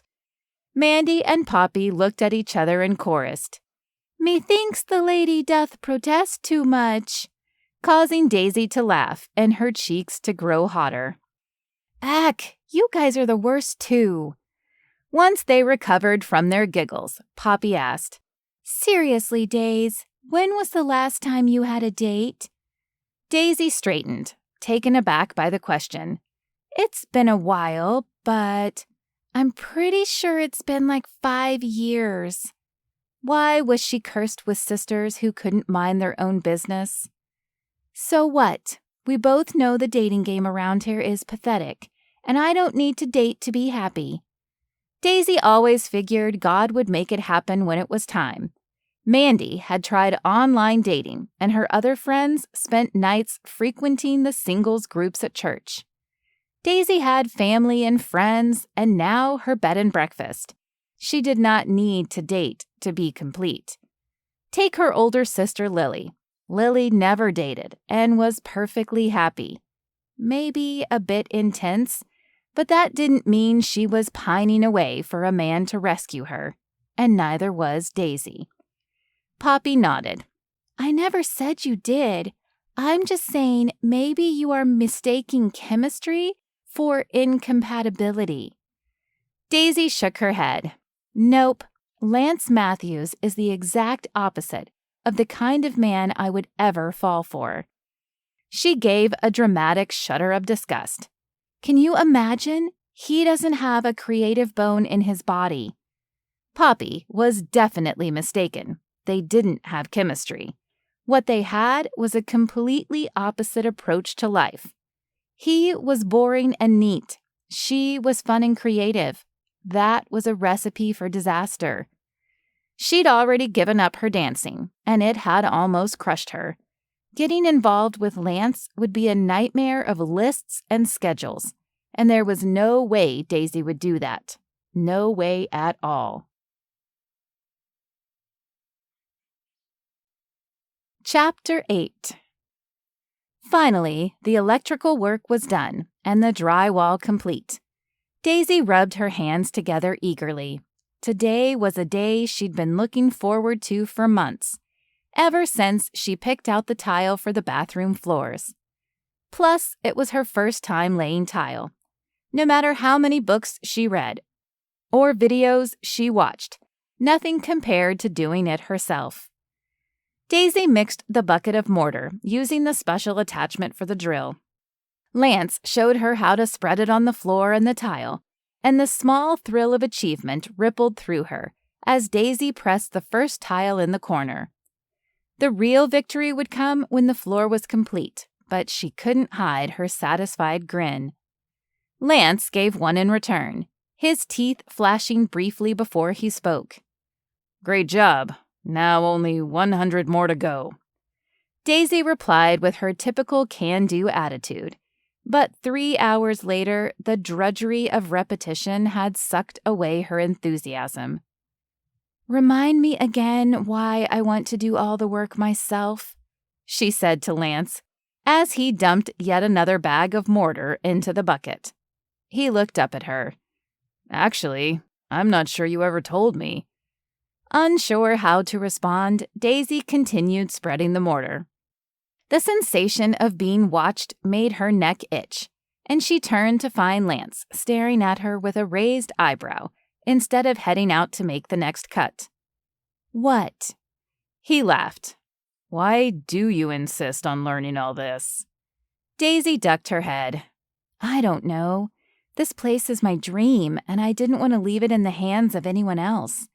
Besides, I think I needed to prove to myself that I could do it."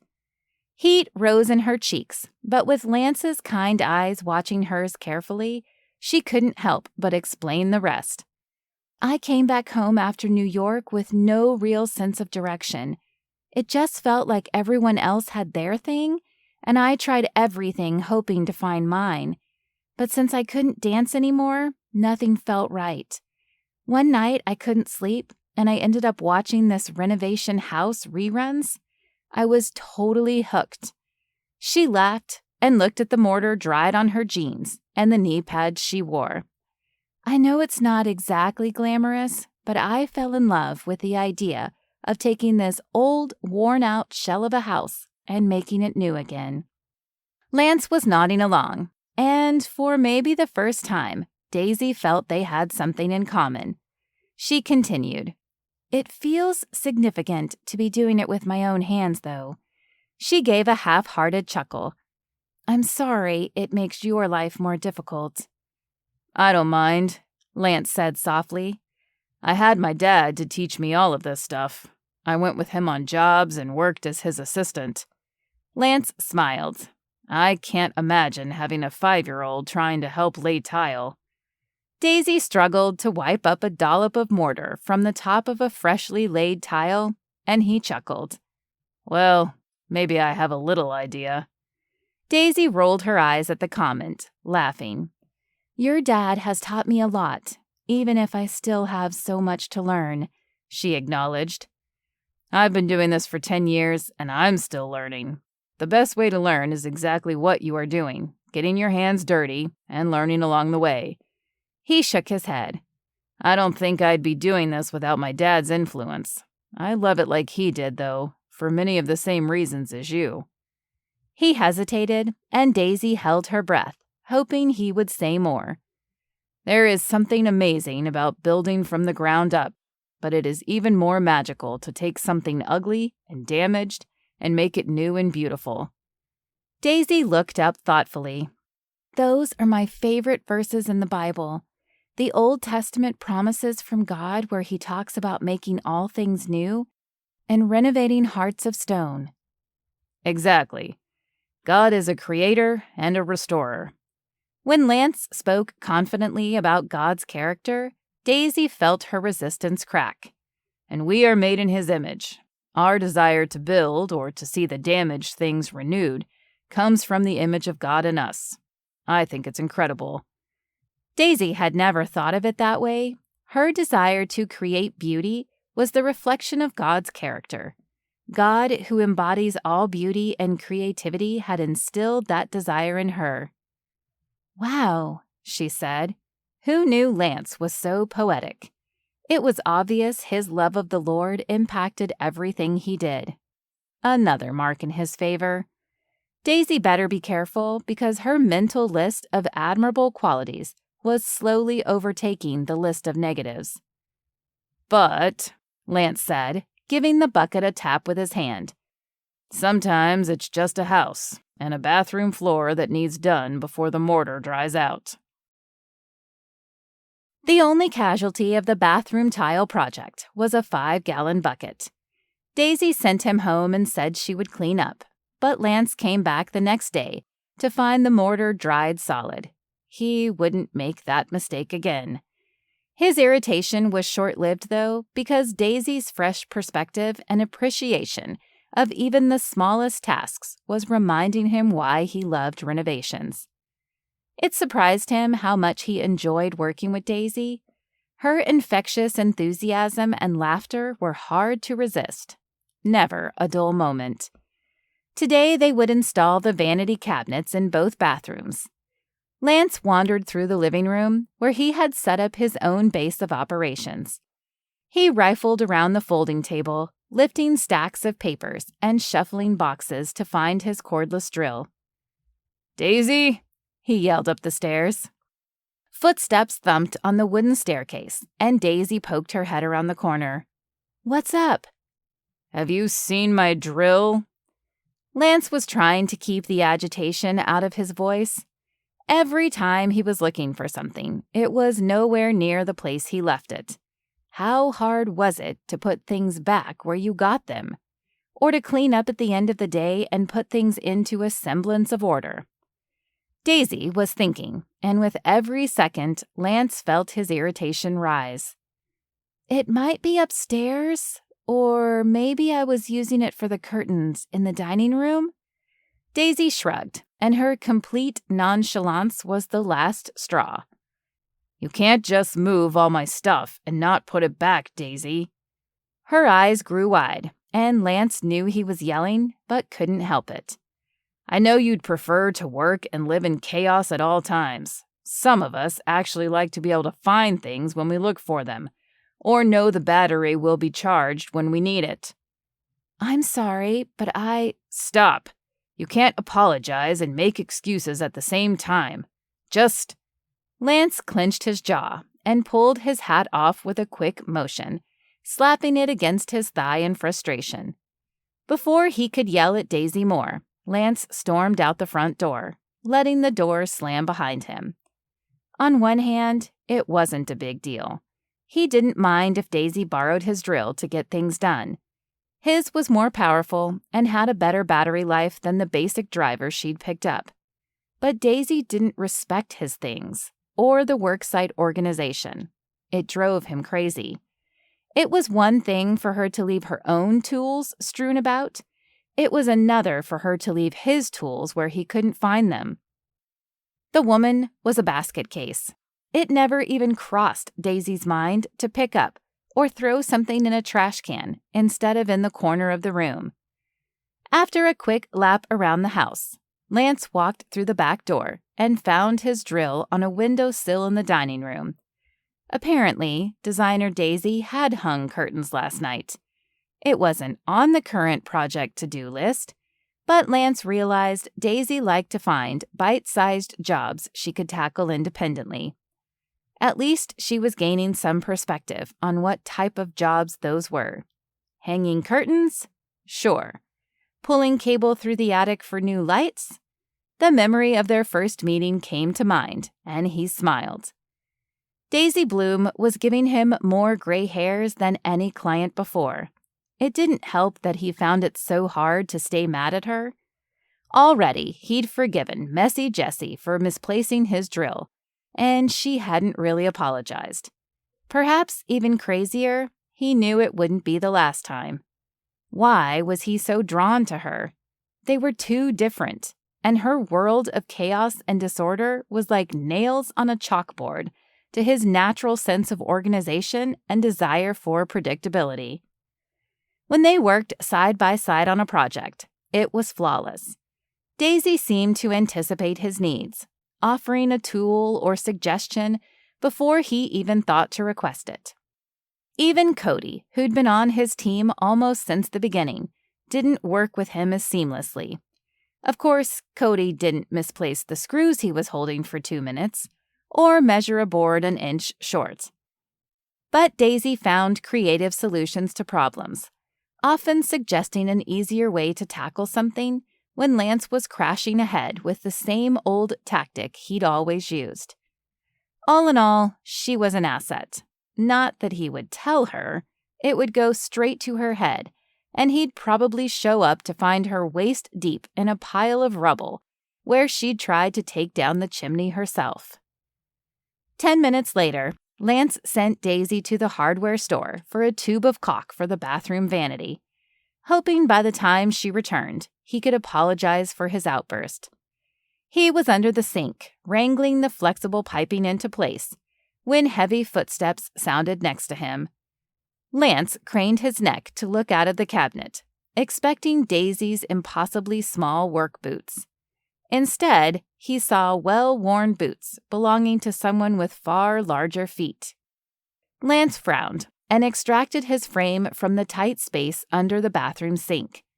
An open hand, weathered and creased with dirt, reached down and Lance took it, pulling himself up as a loud voice greeted him. "You must be Lance." The eyes that met Lance's were bright and inviting, as though perpetually filled with laughter.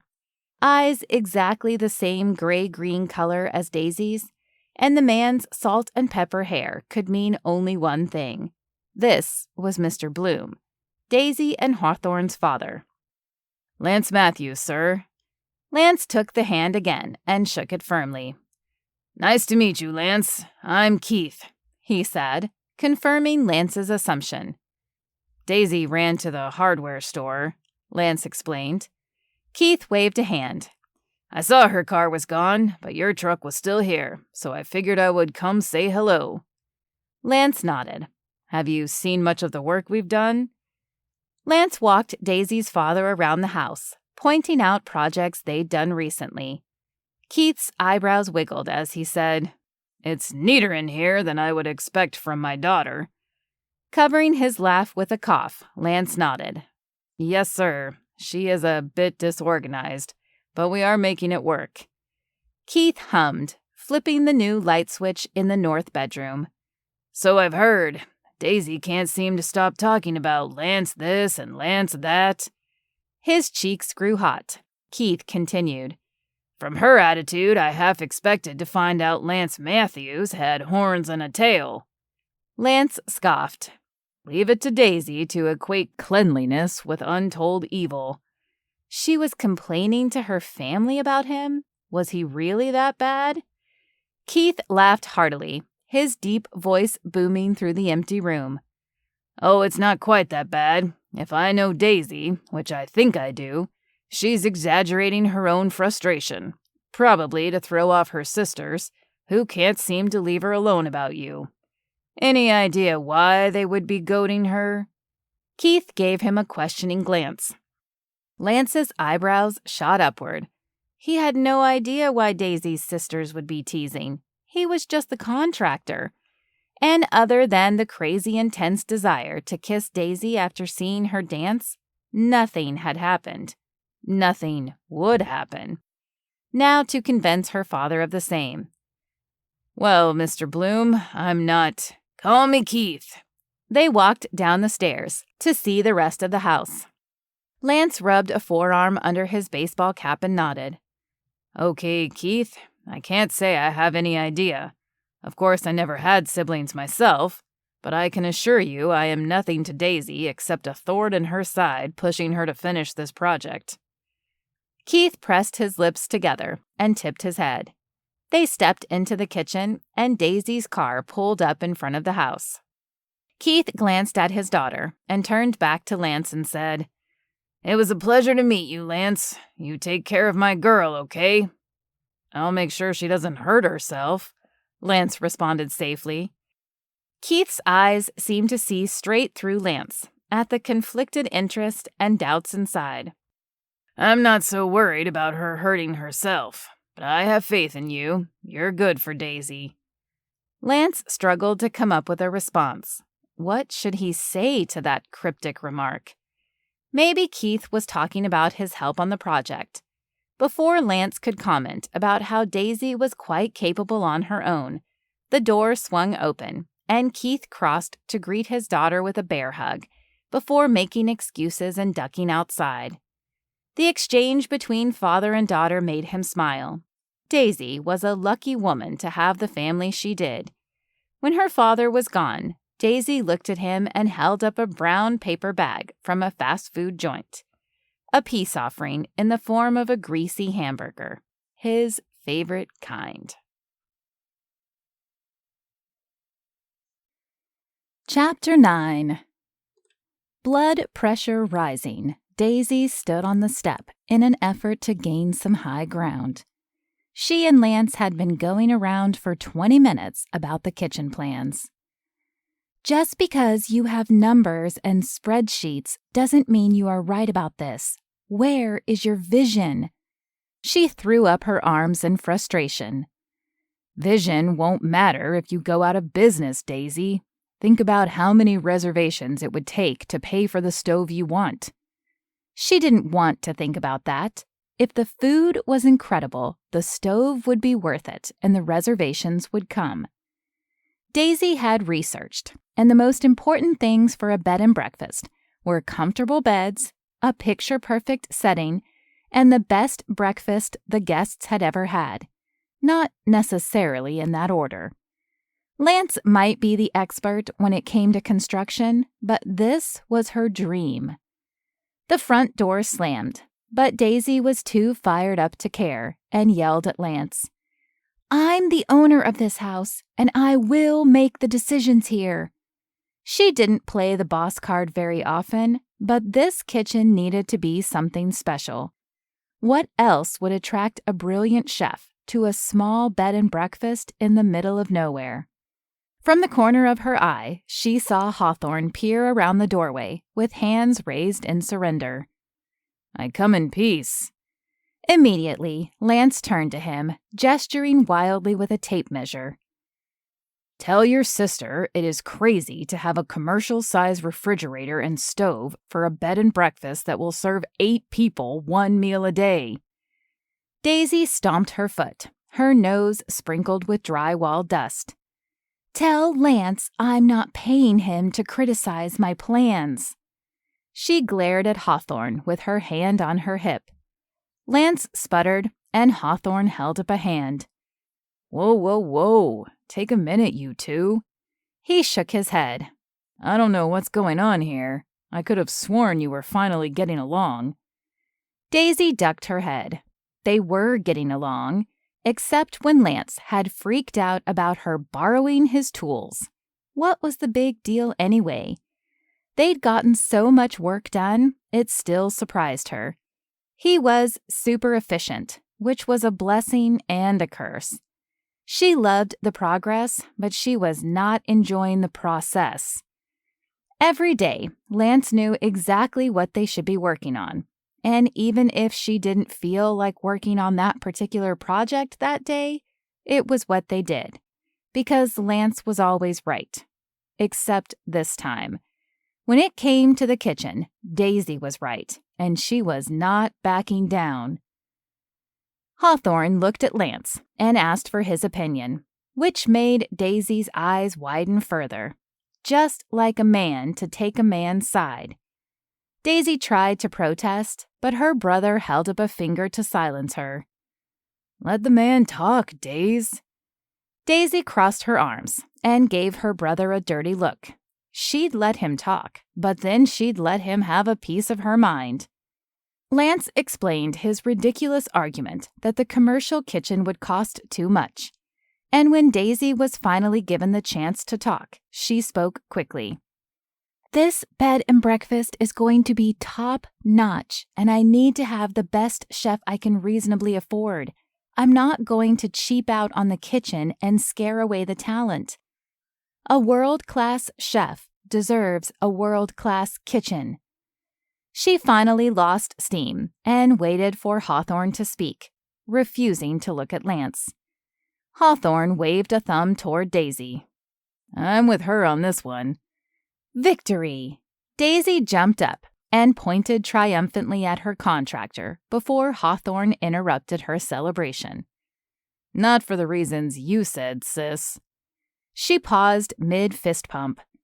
This was an unexpected twist.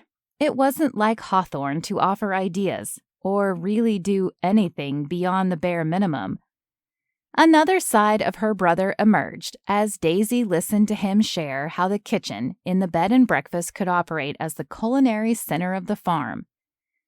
A space for catering prep for events at Storybook Barn, and even for Poppy's organic canned food business to expand. It made sense, Daisy had to admit. The only argument Lance made that almost convinced her he could be right was the kitchen would only be used for a few hours each day. It did seem like a waste of space, but it was a bed and breakfast. With Hawthorne's idea, the kitchen could be utilized more often and be an investment that benefited everyone. Lily would love to be able to pull catering inside and offer it to her brides, and Poppy hated having to use the kitchen at the main house. Daisy glanced at Lance, and he nodded to Hawthorne. That makes sense, he conceded. He turned to Daisy and gave a charming smirk. You win. She grinned in response, and he added, On a technicality. Their anger had evaporated, and his smile was almost flirtatious. I'll take it, Daisy said, before floating up the stairs to call Mandy. She had to make sure everything was in place for Mandy's bachelorette party and the wedding this weekend. The important thing. Chapter 10. Since Hawthorne helped settle the debate, Lance and Daisy planned the kitchen with the big commercial appliances she insisted on. The challenge now was making the kitchen still seem homey and inviting, since it would be visible to guests. Plus, when there were no guests, Daisy would still live here. Wouldn't she? He hadn't asked her. Would Hawthorne still live here? Either way, it was none of his business. Things had been tense around the house lately. Since his big blow-up about the tools, Daisy had lost a bit of her spark, and he hated knowing it was his fault. The good news was she'd been leaving his tools alone. Today they were hanging cabinets and open shelving on one wall and installing the large center island. They didn't have a cabinet jack for the upper cabinets, which is why Lance found himself crouched under a cabinet, bracing it on his shoulders. Daisy perched on a step stool in front of him, screwing the cabinet into the wall. Far too slowly if the cramp near his shoulder blade was any indication. She said something, but it was muffled by the cabinet between them. I can't hear you, he reminded her with a slight eye roll. Daisy had tried to make conversation while she was supposed to be inserting screws 6 times. Lance tested the cabinet by reducing the weight he was supporting, eventually ducking out entirely. To release the tension from being curled up for so long, Lance rolled his shoulders and stretched his neck muscles. I said, "How is your dad doing?" Daisy repeated with a slight smile. Lance felt the tug on his heart at her thoughtfulness. He's doing really well, actually up and walking around already. He says he hates physical therapy, but that his therapist is nice, Lance said with a chuckle. Daisy grinned. That's great. I've been meaning to find time to visit him.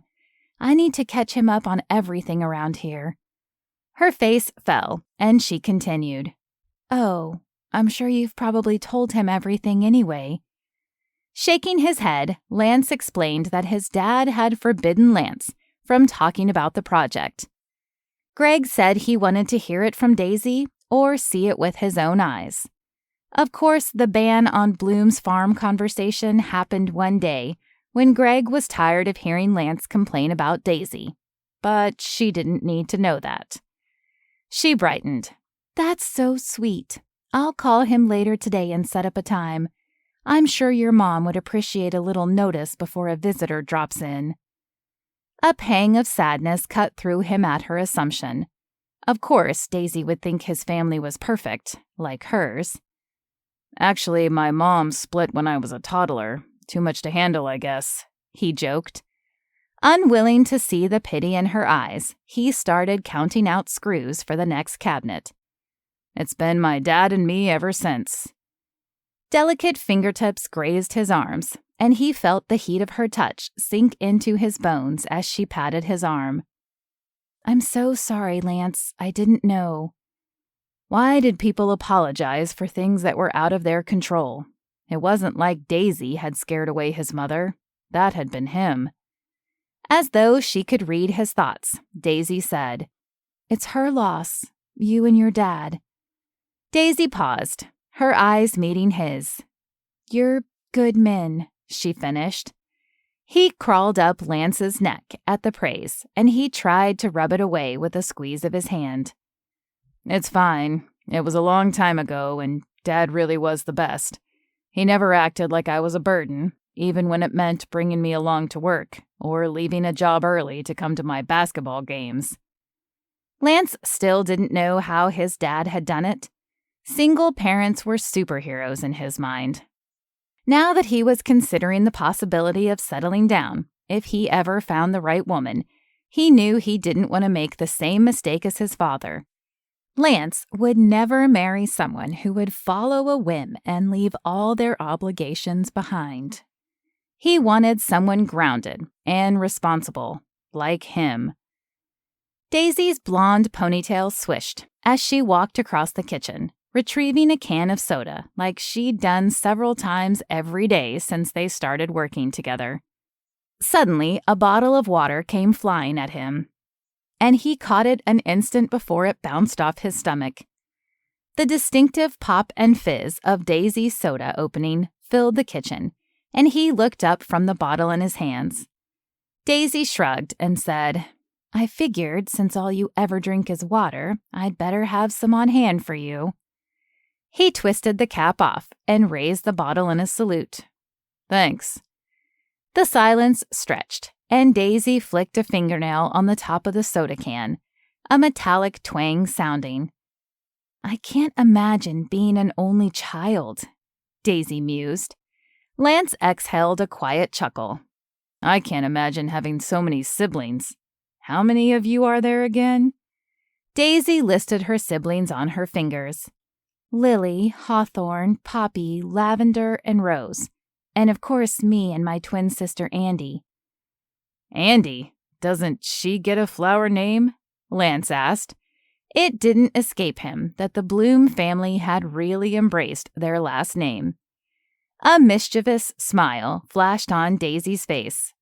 "Oh, she definitely does, but she hates it." Daisy looked around the space, as though to make sure her sister hadn't somehow snuck up on her. "Andy's actual name is Dandelion." With the inhale following Daisy's pronouncement, water caught in Lance's throat, and he coughed. "Dandelion? Seriously?" A spark of laughter danced in Daisy's eyes, beckoning him from across the room. "I know. I'm so glad I lucked out on that one. If I'd been born 7 minutes sooner, I would be Dandelion." Lance shook his head. "Poor girl." Daisy waved her hand. "She's over it now, but definitely don't call her Dandelion to her face, or you'll be sorry." The somber warning was out of character for Daisy, and Lance couldn't tell if she was pulling his chain. When he asked for confirmation, she explained that Andy was an expert in hand-to-hand combat and was just as likely to knock Lance to the ground as give him a hug. "She really doesn't like to be called Dandelion," Daisy said, her mouth tucked beside her hand, as though she was sharing national secrets. They shared a grin, and Lance replied, "I can't really blame her. It must be hard to have her so far away." Daisy stared into the depths of her Diet Dr. Pepper and replied soberly, "Yeah, it is. I have Poppy and the others, but it isn't the same. Andy is my best friend, I guess." Finally, she looked up at him with a smile. "My mom used to say we might as well have been conjoined because we were always together. Then Andy signed up for the army and everything changed." His lack of siblings meant Lance couldn't really understand, but the idea of being so far away from his dad was similar. "People always ask me if I would ever leave Greencastle, but it's where Dad is. I don't think I could do it. It's always been me and him, a team." Daisy nodded. "Yeah, I thought that's what Andy and I were like. But she left after I got back from New York anyway, and I sort of drifted for a while." Lance hated the sadness in her voice and turned Daisy's attention to the one thing he knew would bring a smile to her face. "And then you had the idea to open a bed and breakfast?" Daisy sipped and nodded. "It took a few years of working other places on the farm before I was ready. But living here, you drive past this rundown house every day. It seemed like the natural thing to do." Lance looked around the kitchen and responded, "I'm glad you are giving her new life. It would be a shame for a house like this to go to waste." Daisy smiled, and Lance felt 10 feet tall. knowing he had been the one to replace her frown. "At least that's one thing we can agree on," she quipped, and his lips twitched at her teasing tone. "Come on, we've got 2 more cabinets to hang before we call it a day." Chapter 11. Crawl spaces were the worst invention of all time. All things considered, the space under this 100-year-old house was relatively clean. Still, having to crawl on the dirt under a house to access plumbing was a terrible strategy.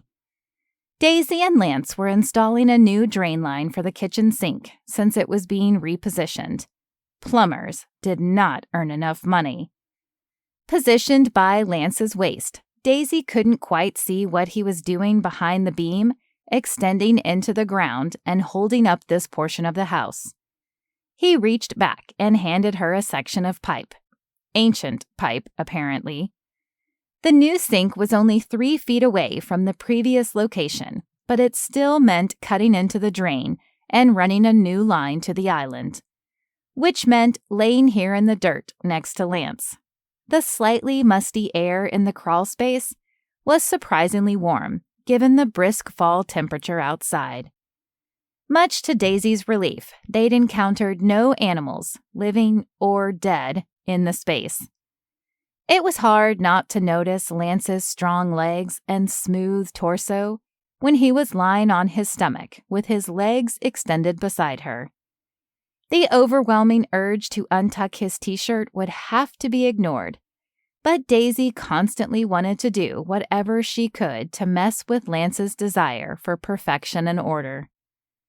Lately, she found herself intentionally leaving one screw short of fully tightened, just to watch him notice and finish the task himself. Last week, she had written a list of projects, but left some uncrossed off that they had already finished. This morning, Daisy brought down the wrong diameter pipe for the drain. Actually, that hadn't been intentional, but Lance was certainly irritated, which didn't make any sense because she was the one who had to inch out of the crawl space to get the correct pipe from his truck. All he had to do was wait. Now it was Daisy's turn to wait, and patience was not her strong suit. Wanting to see the action, Daisy attempted to scoot herself closer to the drain. The beam was making it nearly impossible, along with the restricted headroom. Still, she hadn't taken on this project to sit on the sidelines, and Daisy laid alongside Lance, sneaking in beside him so she could see his face and hands. With a grunt, Lance shifted slightly, giving her an additional inch of space. Of course, it didn't prevent the warm pressure of his leg against hers, or her hip bumping his as he twisted the pipe into place. Focus deserted her, and she stared blankly toward his hands and the flexing muscles beneath the sleeve of his t-shirt, comprehending nothing beyond his presence. "Hand me that zip tie," Lance said, jolting Daisy from her reverie. His finger pointed next to her shoulder, and she fumbled for the plastic strap, while Lance expertly secured the new drain along the floor joist. A bead of sweat made its way from his temple to his jaw, and Daisy traced the path with her eyes. "Sorry it's so tight down here. I'm sure you didn't get to see much," Lance said with a glance in her direction. "Can you scoot up a little more and I can walk you through it?" Apparently, Lance was not nearly as affected by her physical presence as she was by his. So Daisy inched her way forward until they were eye to eye. Lance rolled over onto his back, and Daisy did the same. A maze of clean white pipes crisscrossed under the floor above her, and Lance began to talk. He pointed out the old drain, where he'd spliced into it, and the new sink location, with water supply and drain line newly rerouted. Daisy nodded along and watched his hands as they danced through the air above their heads, while the cool ground anchored her. The headlamp strapped to Lance's baseball hat lit the underside of the floor and the features above them as he explained. Daisy turned slightly, her eyes finding his face, the side visible in the shadow of his cap. "Thank you." Lance's hands fell. One brushed her hip, and he turned his head toward her with a small smile, blinding her with the light for a moment before he clicked it off, leaving only her handheld flashlight casting inky shadows between them. "No problem. I figure if you went to all the trouble of coming down here, you might as well know what we did." "What you did," she corrected. Lance shrugged his shoulders and offered, "I'm happy to take it all apart so you can do it over again." Daisy laughed, the sound bouncing gaily in the tight space. "That's okay. I'm good." A short chuckle from Lance, and he propped himself up on one elbow, still looking at her. Feeling vulnerable, Daisy quickly mirrored his position. "Daisy, I hope you—" Their words overlapped, cutting each other off. Lance gestured for her to go, feeling self-conscious, but also comforted by their close quarters. Daisy spoke quietly. "I'm just really grateful for everything you've done here. I know I'm not the easiest person to work for, and that you could probably make more money with fewer headaches elsewhere. I don't know if it's just because of your dad or what, but—" His fingertips tipped her chin up, and the contact made the words die on her lips. "I'm glad I'm here, Daisy." Lance's words soothed the bruises Daisy didn't know she carried from others who'd mocked her as too difficult. "Really?" she asked, studying his face for clues. Was he lying? Simply telling her the words she wanted to hear? "Really," Lance confirmed. Then he sighed and released her chin and tipped his head back. "At first, it was just because of the house. I've always wanted to work on a historic house like this, but haven't had the opportunity. But now—" He looked back, and Daisy swore he would be able to hear her heartbeat across the small space. "I think you are pretty special, Daisy. How could I not be impressed with a woman willing to lay tile and brave the crawl space?" Daisy bit her lip to keep the smile from overtaking her face. "I'm serious. Don't get me wrong. You still drive me crazy with your singing and chaos and empty soda cans." Daisy gave an embarrassed smile, but Lance continued. "But you are also kind and determined." He paused, studied her face, and angled his shoulders towards hers. "And beautiful," he added, before reaching his hand to the nape of her neck. Daisy's eyes fell closed, and she felt his hesitation just before his lips descended on hers. It should have been awkward, elbows propped on the dry dirt, and their bodies angled awkwardly to avoid the support beam.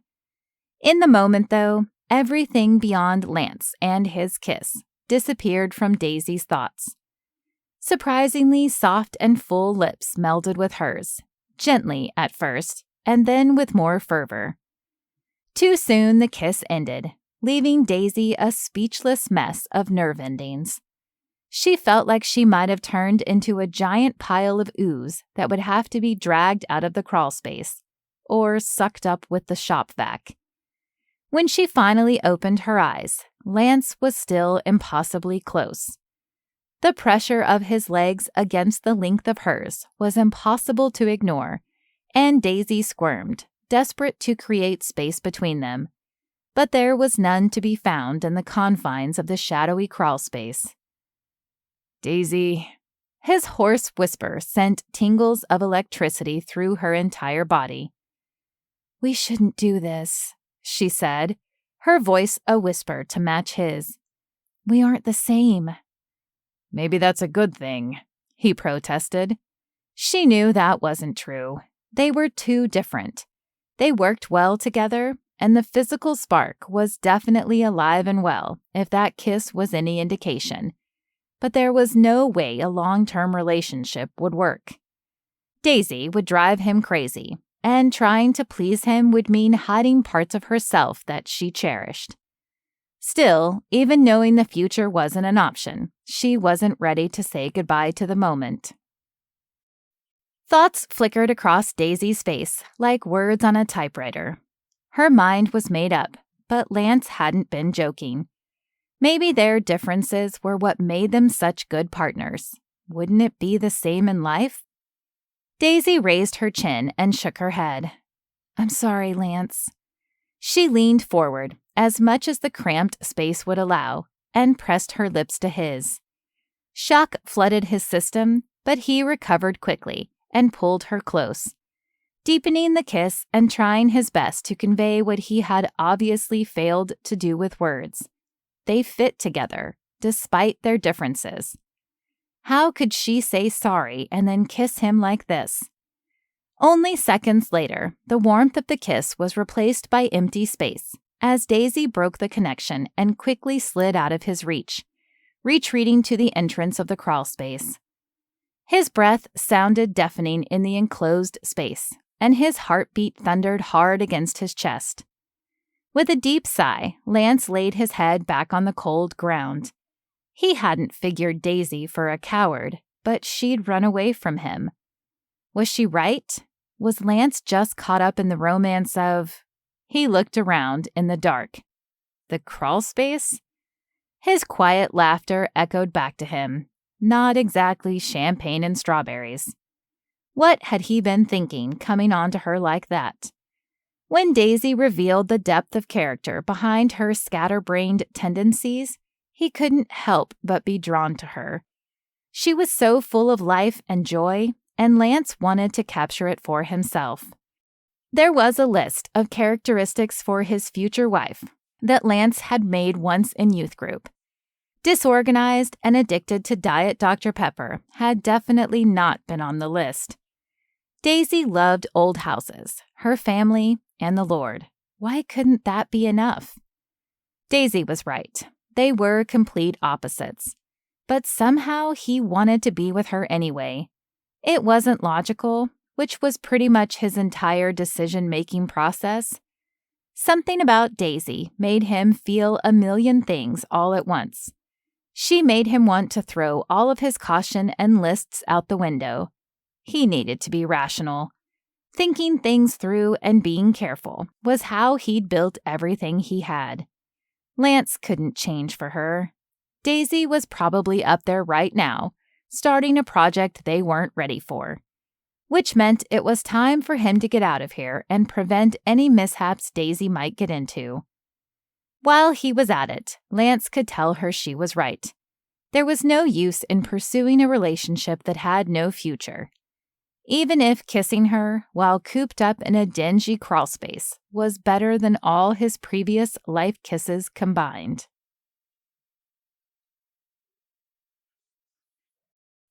Chapter 12.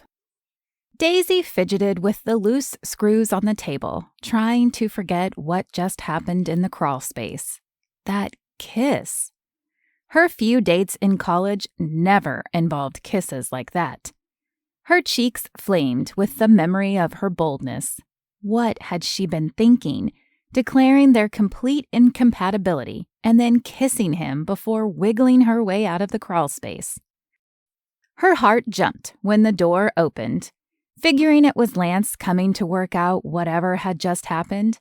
Instead, her sister looked wide-eyed around the kitchen.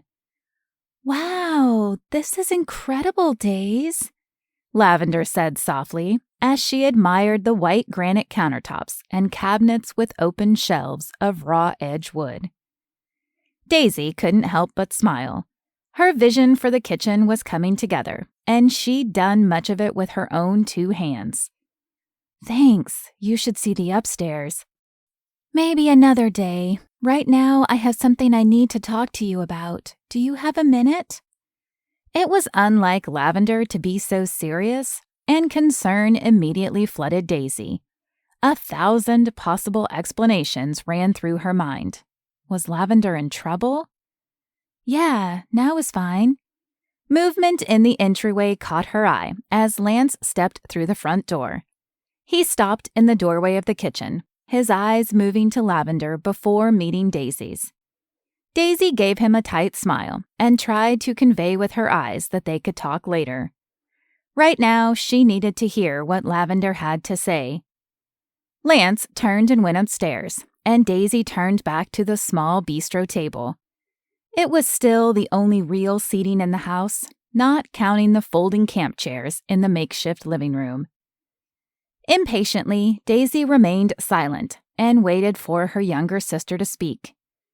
Lavender pulled her phone from the concealed pocket of her skirt and set it on the table before looking up at Daisy. "So, I've been working on setting up the online infrastructure for the B&B. "Okay." Confusion filled Daisy's voice. That sounded exciting. Why was Lavender so subdued? "I've got the website ready except for the final pictures of the common areas and guest rooms, and pricing.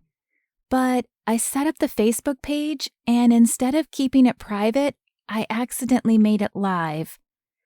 Lavender grabbed the phone.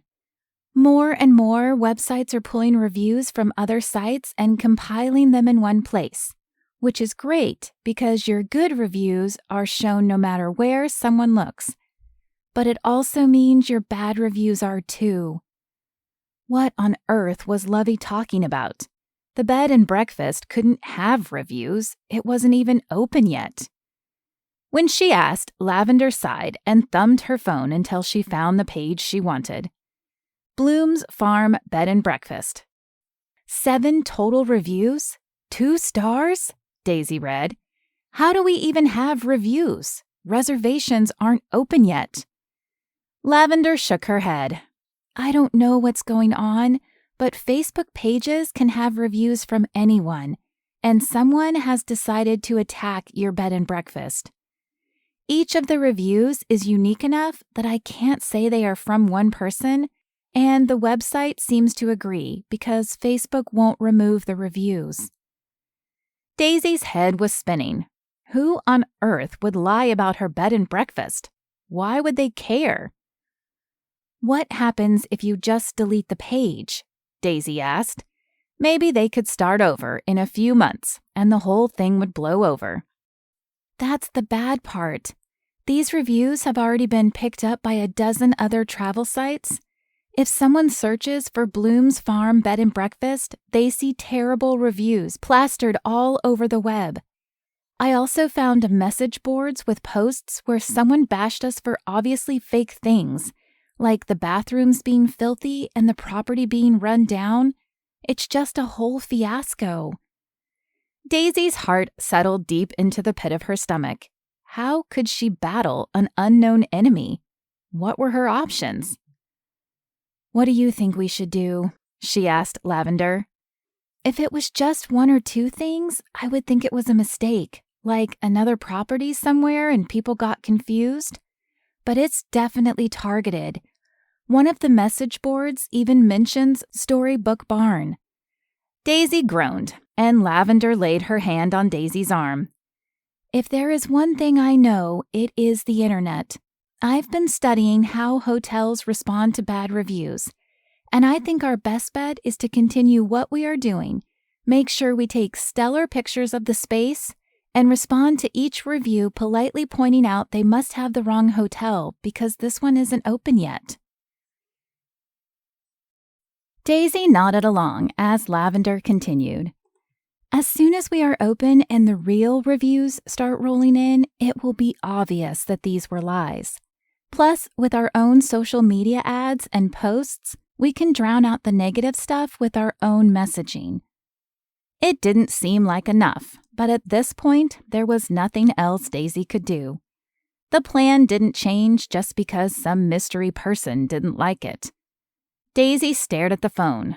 2 stars. Okay, go ahead and do that. If you want, you can start taking some pictures of the finished spaces. We've still got work here in the kitchen, and I still have to redo the blue bathroom upstairs. But since the new ones are done, Hawthorne and I can start using them. Lavender could work on the internet side of things. Daisy was going to figure out who had it out for her, because they had underestimated who they were messing with. Her dreams didn't die so easily. And unlike her dream of dancing, this bed and breakfast would not be derailed. Okay, that's fine. We just move forward. Lavender squeezed her hand again. I'm trusting you here, Lovey. Are you sure I can't get on there and reply to each review with an angry rant about their lies? Lavender laughed at Daisy's question, but Daisy hadn't exactly been joking. She wanted to get mad. It was probably a good thing Lavender had been the one to see the comments first. She was much more deliberate and level-headed. They walked through the kitchen and toward the staircase. Daisy gestured up the stairs. Come on upstairs, and I'll show you what Lance and I have finished so far. After the short tour, Daisy found Lance ripping down tile in the blue bathroom. Interesting, because this job wasn't next on his precious list. His forearms rippled with the weight of the sledgehammer, and she couldn't help but remember what it felt like to be pulled close to him under the house. Daisy leaned against the doorframe. Hey. Lance paused, his breathing heavy, his jaw flexed. Hey. Apparently, someone is trying to sink the bed and breakfast before it's even open. I've got a slew of negative reviews. Lance frowned and set down the sledgehammer. I'm sorry, Daisy. She shrugged. She hadn't sought him out to talk about the reviews. About the crawl space. Lance held up a hand. It's okay. You're probably right. Daisy raised her eyebrows at his admission. Can I get that in writing? She joked. Lance smiled, but it didn't reach his eyes. His gaze met hers, and he said, I'm not sorry about what happened down there, but I agree it wouldn't be wise to pursue something more. For some reason, disappointment settled in her stomach. Even though Daisy had been the one to declare their incompatibility, it was strangely painful to realize they wouldn't share secret kisses and flirtatious glances anymore. Just friends, then? She confirmed. Friends. He responded with a sharp nod. Then, as though he needed to hit something, Lance picked up the sledgehammer and swung it at the plaster wall. Daisy backed out of the bathroom slowly. Space would be good. She and Lance would be back to normal before long. Daisy had tried to talk to Andy that weekend, but hadn't been able to connect. On Monday, Andy sent a cryptic email about being busy.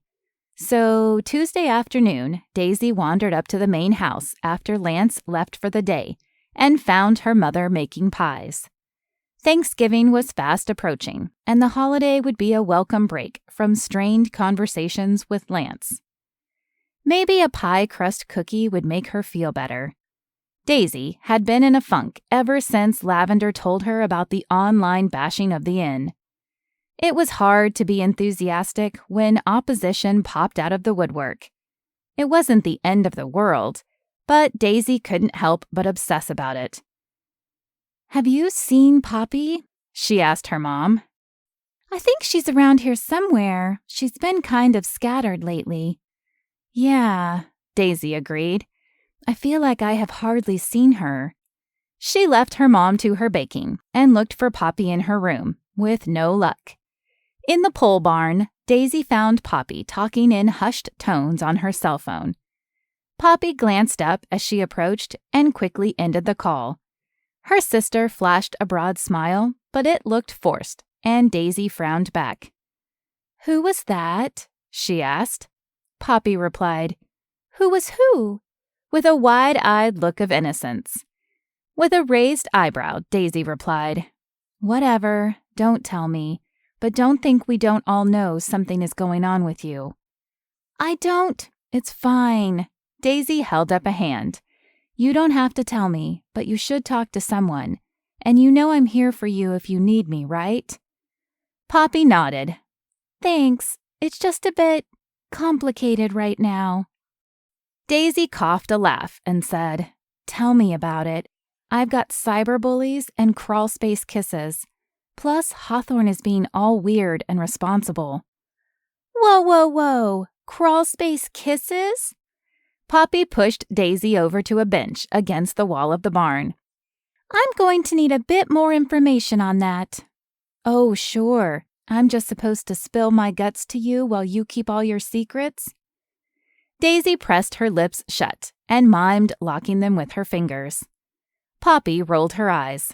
Come on, Daisy. You came here to talk about this. Maybe I did, but you've got to give me something. Just one tidbit. Daisy flashed the pouty, begging expression that had helped her get her way so many times over the years. Poppy sighed and gave a sheepish smile. It's Harrison. Daisy's mouth dropped open in shock. Like, your Harrison? Harrison Coulter? Eyes squeezed shut, Poppy nodded quickly. She opened one eye to gauge Daisy's reaction. Oh my. Harrison Coulter was a name she hadn't heard Poppy say in ages. What did he want? Poppy shook her head. That's all I can tell you right now. Are you kidding me? That's the biggest tease. Daisy pushed a hand against her sister's shoulder. Poppy smiled. I don't know. Crawlspace Kisses is a pretty big teaser too, Daisy. She gave a pointed look, and Daisy felt herself blush. Okay, fine. Maybe. Now that Daisy had found her sister, she didn't know what she wanted to share. Lance kissed me in the crawlspace. Poppy wrinkled her nose, and Daisy had to laugh. I know, it sounds super bizarre, but it actually wasn't weird at all. Well, other than the fact that it was Lance and we are completely wrong for each other. Leaning in intently, Poppy asked, So what did you do? Well, I told him we were completely wrong for each other. She groaned at the memory and tipped her head back against the wall. Then I kissed him again. At Poppy's gasp, she delivered the kicker. And then I ran away. Or crawled away, anyway. Poppy's laughter filled their small corner of the barn, and eventually Daisy joined in. I'm a mess, Poppy. Seriously, I don't know what I'm doing. Right after the crawlspace incident, Lavender stopped by the house and told me how the B&B is under attack online. Poppy gave a confused look, and Daisy filled her in on the details. Oh man, Daisy, I'm so sorry. I just want to get online and blast the liars. I bet. What does Lavender say? Poppy asked. Daisy shared the game plan. Then she added, If I just knew who it was, maybe I could stop it, or at least retaliate. Well, I don't think eye for an eye is a great strategy. I do hate that turn the other cheek passage, Daisy frowned. Pray about it. Maybe God has something he is working out, Poppy offered. That's good advice, Daisy admitted. Thanks. As for Lance, Poppy studied her with brown eyes. Same advice, Poppy finished. Pray about it. Maybe the answer will surprise you.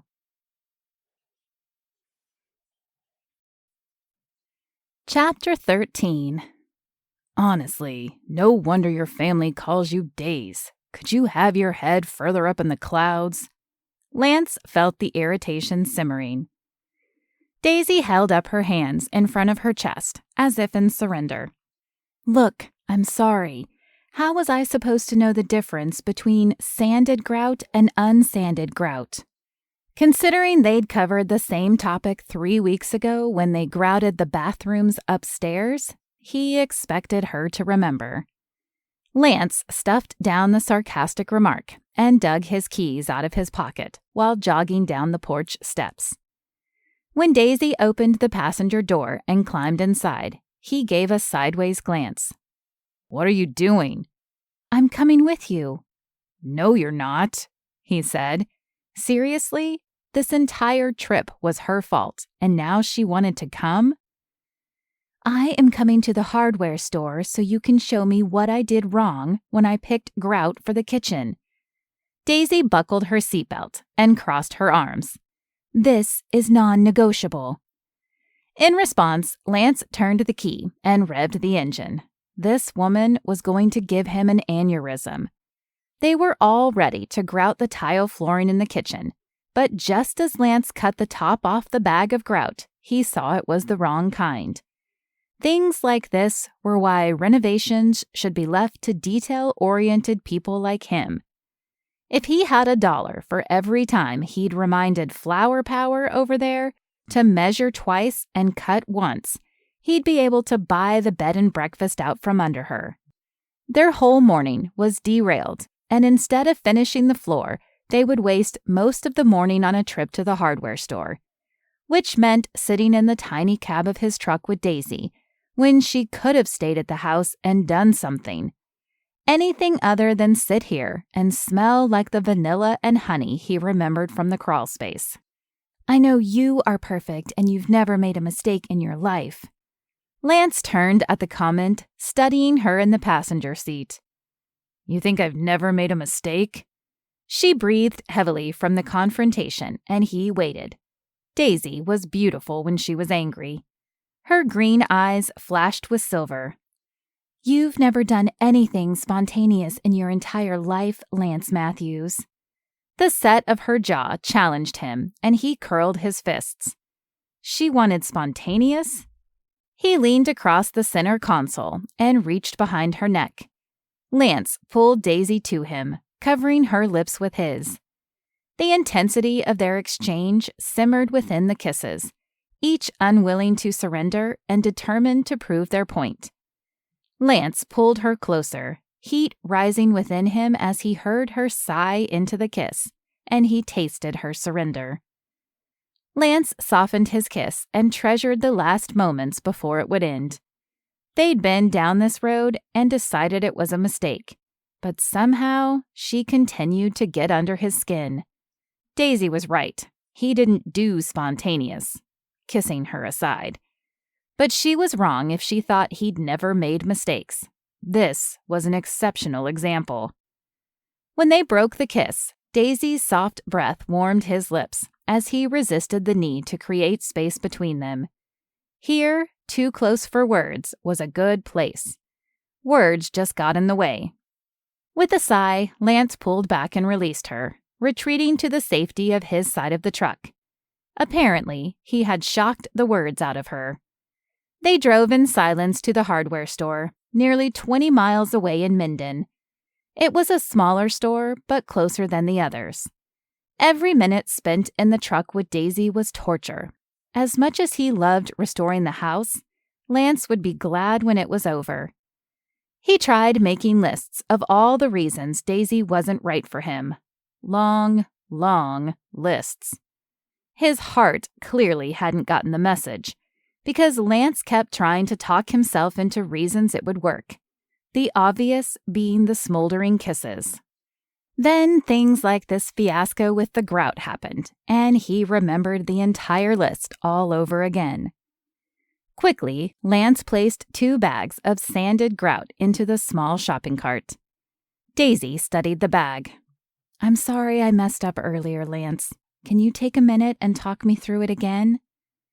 Part of him was disappointed she didn't want to talk about the kiss. The rest of him was grateful. Daisy's fire had dimmed, genuine interest replacing her defensive attitude from earlier. The glint of determination in her eyes mirrored ones he had seen before, like when she'd crossed the wires of an outlet. Lance took a deep breath and walked through the label on the bag, comparing the options.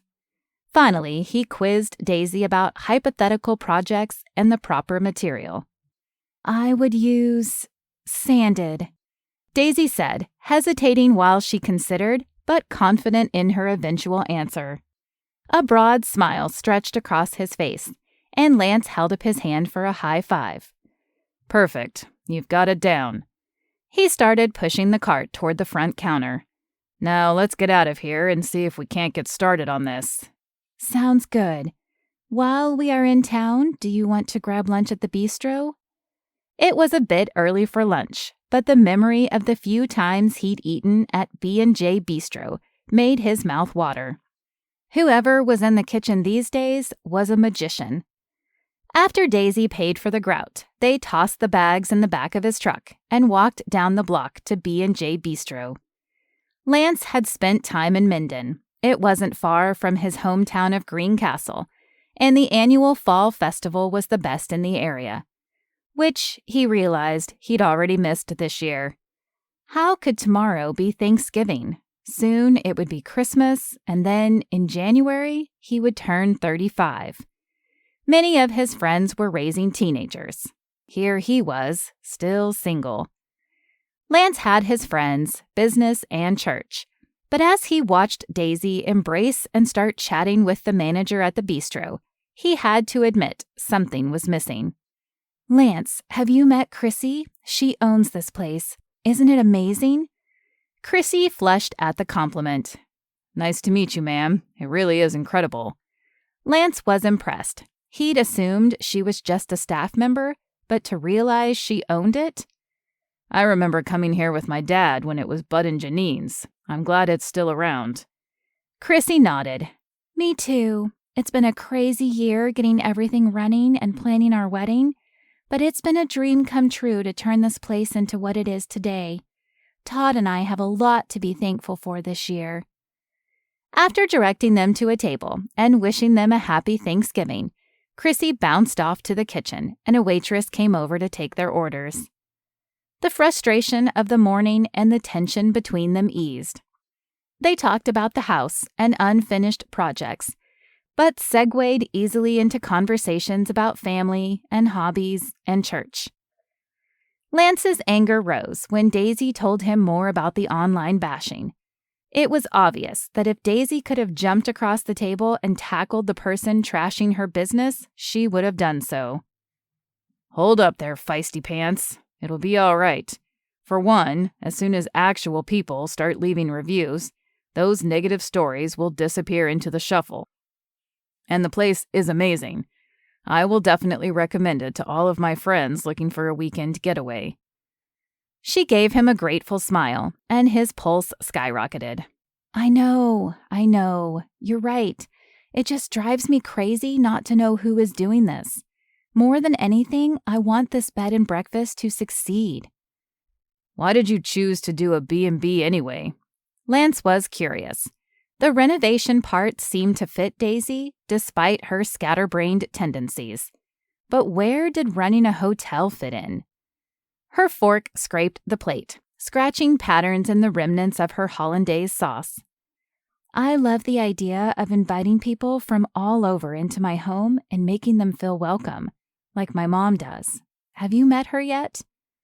Lance shook his head in response, and she continued. "My entire life, she has been caring for the kids of her friends, opening our house to relatives and visiting missionaries." Daisy glanced up at him, and Lance resisted the temptation to push a strand of hair from her eyes. "I can't wait to decorate it and make it homey.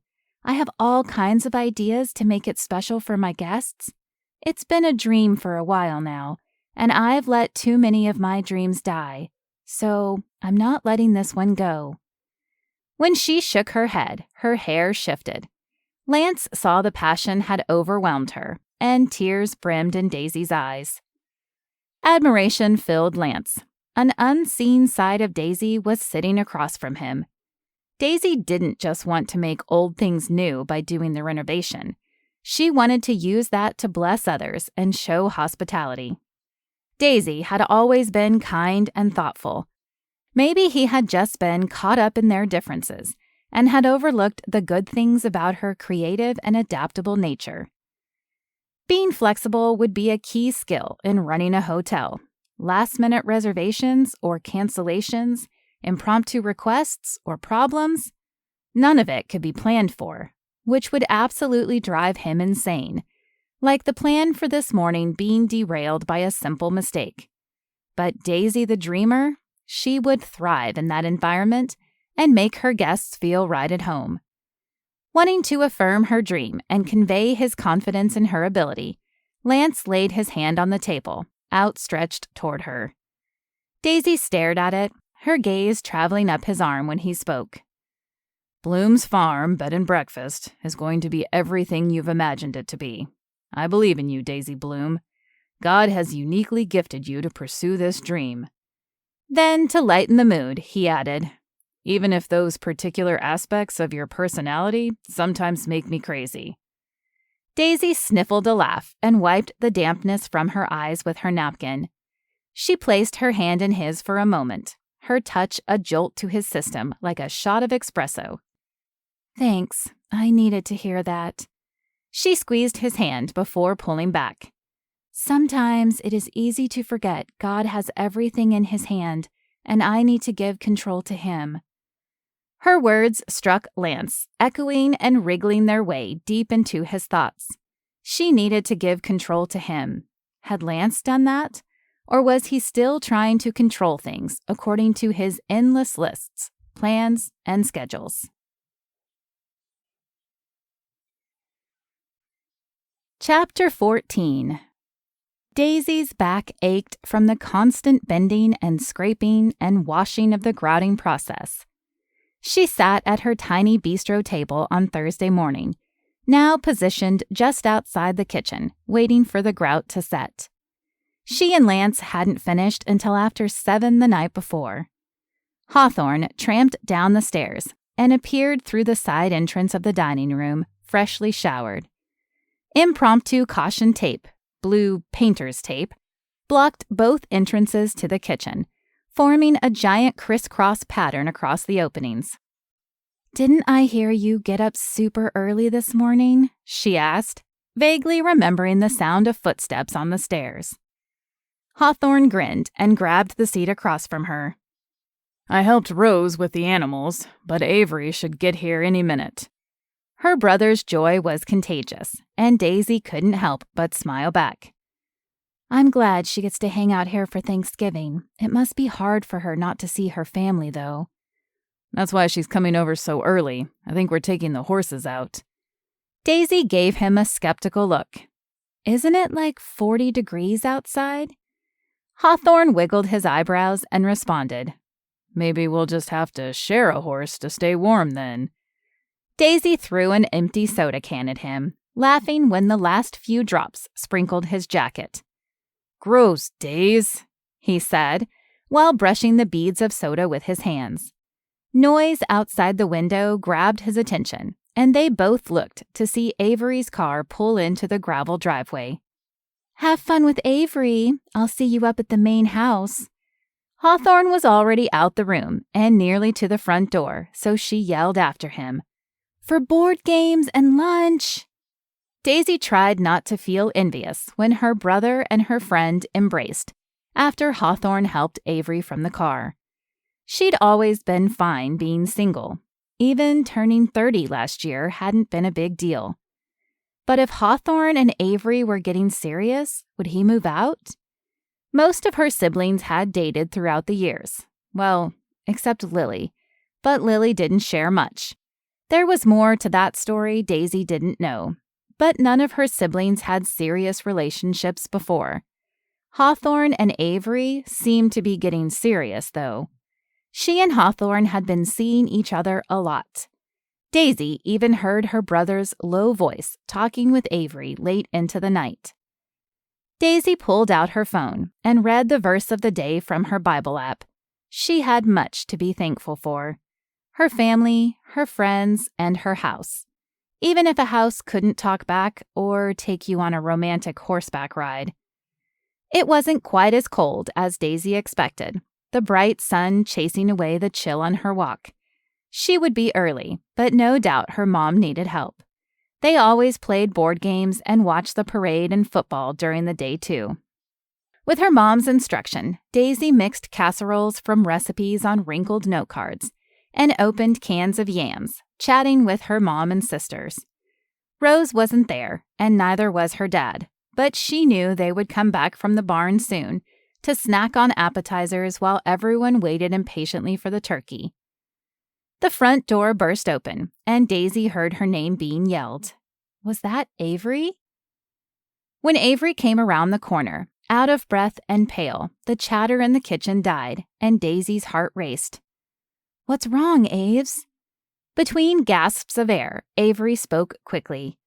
"Your dad had a stroke down at the animal barn. The ambulance is on the way." Her mom scurried around the island and out the front door. Daisy stood unmoving as her sisters started asking questions. "Is he okay? Where's Hawthorne?" "Let's go," Daisy finally said, grabbing a hand towel and wiping off the milk she'd splashed. Daisy and Poppy had started making their way to the front door when Lavender spoke up.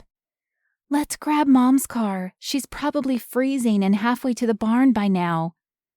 On their way back through the kitchen, Daisy spotted Lily trying to turn off the stove and restore the kitchen to order while Avery shooed her away. Gratitude for her friend filled her as they filed into the garage in the oversized SUV. They needed to get to Dad as soon as possible. Lance dodged a toddler, barely avoiding the red sticky fingers aimed directly at his khakis. Who thought giving a 2-year-old their own piece of cherry pie was a good idea? It sounded like something Daisy would do. Thanksgiving for the Matthews had always been at his grandmother's house until she passed away. Since then, his dad's family had congregated at his Aunt Diane's house. His cousins were like siblings to him, and he was like an uncle to their kids. The almost unpleasant feeling in his gut directly resulted from the 2 full plates he'd eaten, followed by the enormous slice of pumpkin pie he'd devoured with intentional disregard for the protest of his full stomach. There was nothing quite like Thanksgiving with family. His dad laid claim to the recliner and was reading books with Lance's cousin's twin boys. Seeing the identical faces, a swipe of whipped cream still gracing the cheek of one, brought his thoughts circling around, yet again, to Daisy. She must miss her twin today. Before he had a chance to overanalyze his actions, Lance pulled out his cell phone and tapped out a quick holiday greeting to the woman who was never far from his thoughts. They'd worked past dark yesterday finishing the grout, using bright portable work lights to compensate for the lack of daylight. Lance tucked his phone away and laid on the floor, groaning in relief at the space it created in his gluttonous stomach and the stretch in his back, which ached from the time spent bent over grouting. He might have fallen asleep. He couldn't be sure. A high-pitched exclamation startled Lance into awareness. "Dog pile!" He recognized the phrase a split second before the tumbling body of a 5-year-old came into view, mid-air above him. The instinctive flinch and tuck wasn't quite fast enough, and the sudden impact rocked his entire body, forcing out a grunt. Smaller impacts registered, and the 5-year-old squealed as his cousins joined the dog pile. "Oh no, you woke up the dragon!" Lance yelled. He lifted his arms and made claws with his hands as the kids squealed with laughter. He roared and sat up, small bodies surrounding him as he pretended to trap them and chase them around the small living room as the other adults looked on. Once Lance was completely and totally worn out, he extricated himself from the barrage of tiny humans and escaped to the kitchen. The food still on the counters tempted him, despite the feast he'd consumed only an hour ago. The intermittent vibration of his phone in his pocket had been pulling his thoughts away from his wrestling partners throughout playtime. Lance pulled it out and saw a handful of messages from the last hour. He read them quickly, and his light-hearted spirit fell. "Dad had a stroke at the hospital. Worst Thanksgiving ever. I hope you're having a good time with your family. I'm a basket case. Can you talk?" The timestamp on the last message was only 5 minutes ago, and Lance hit the call button. The whisper of Daisy's voice reached out to him through the phone. "Hey." They'd never really talked on the phone before, and Lance didn't know what to say, but he asked, "How's your dad?" A sniffle meant Daisy was crying, and Lance felt his heart break a little more. "We don't know. The doctor said we have to wait and see." Daisy's voice broke at the end. "I'm so sorry, Daisy. What do you need?" She laughed through her tears. "I don't even know. I'm just a wreck. How could this happen? My dad's in the best shape of anyone I know." "Do you want me to come there?" Lance didn't even know why he offered. They barely got along most of the time. Why would she want him to come? Still, she'd texted him and asked him to talk. Maybe she needed him. If she did, he would be there in an instant. "No, don't come. I need to be with my sisters. Stay with your family. I just needed..." Her thoughts trailed off, and Lance heard her sigh. This was a deeper expression of exhaustion than she'd made in the months they'd been working together. "I don't know. I'm sorry I interrupted your day," she said apologetically, putting an end to whatever train of thought she had started. "Don't worry about it, Daisy. I'm here if you change your mind." She thanked him absently before hanging up. How awful for the entire Bloom family to have this happen, especially on a day expected to be full of joy and thankfulness. They needed to stay together, but part of him wished she would change her mind and ask him to be there too. Which was crazy, because most of the time Lance thought about how ready he was to get away from Daisy. But hearing the pain in her voice on the phone made him want to wrap her in his arms and carry that burden for her. Daisy was too proud to let him, and they both agreed there was no future. Blurring the lines of friendship and coworkers would be a bad idea. While Lance stared at the black screen of his phone, his father's voice startled him. "What's wrong, son?" Greg hobbled into the kitchen, using the cane required by his physical therapist. Lance glanced up and told his dad about Keith Bloom's stroke. "Poor girl must be worried sick," his dad said. Lance pressed his lips together and nodded his head absently. What could he do? "Would you like us to pray for them?" The offer came effortlessly from his father, his first instinct in the face of trouble, and Lance nodded gratefully.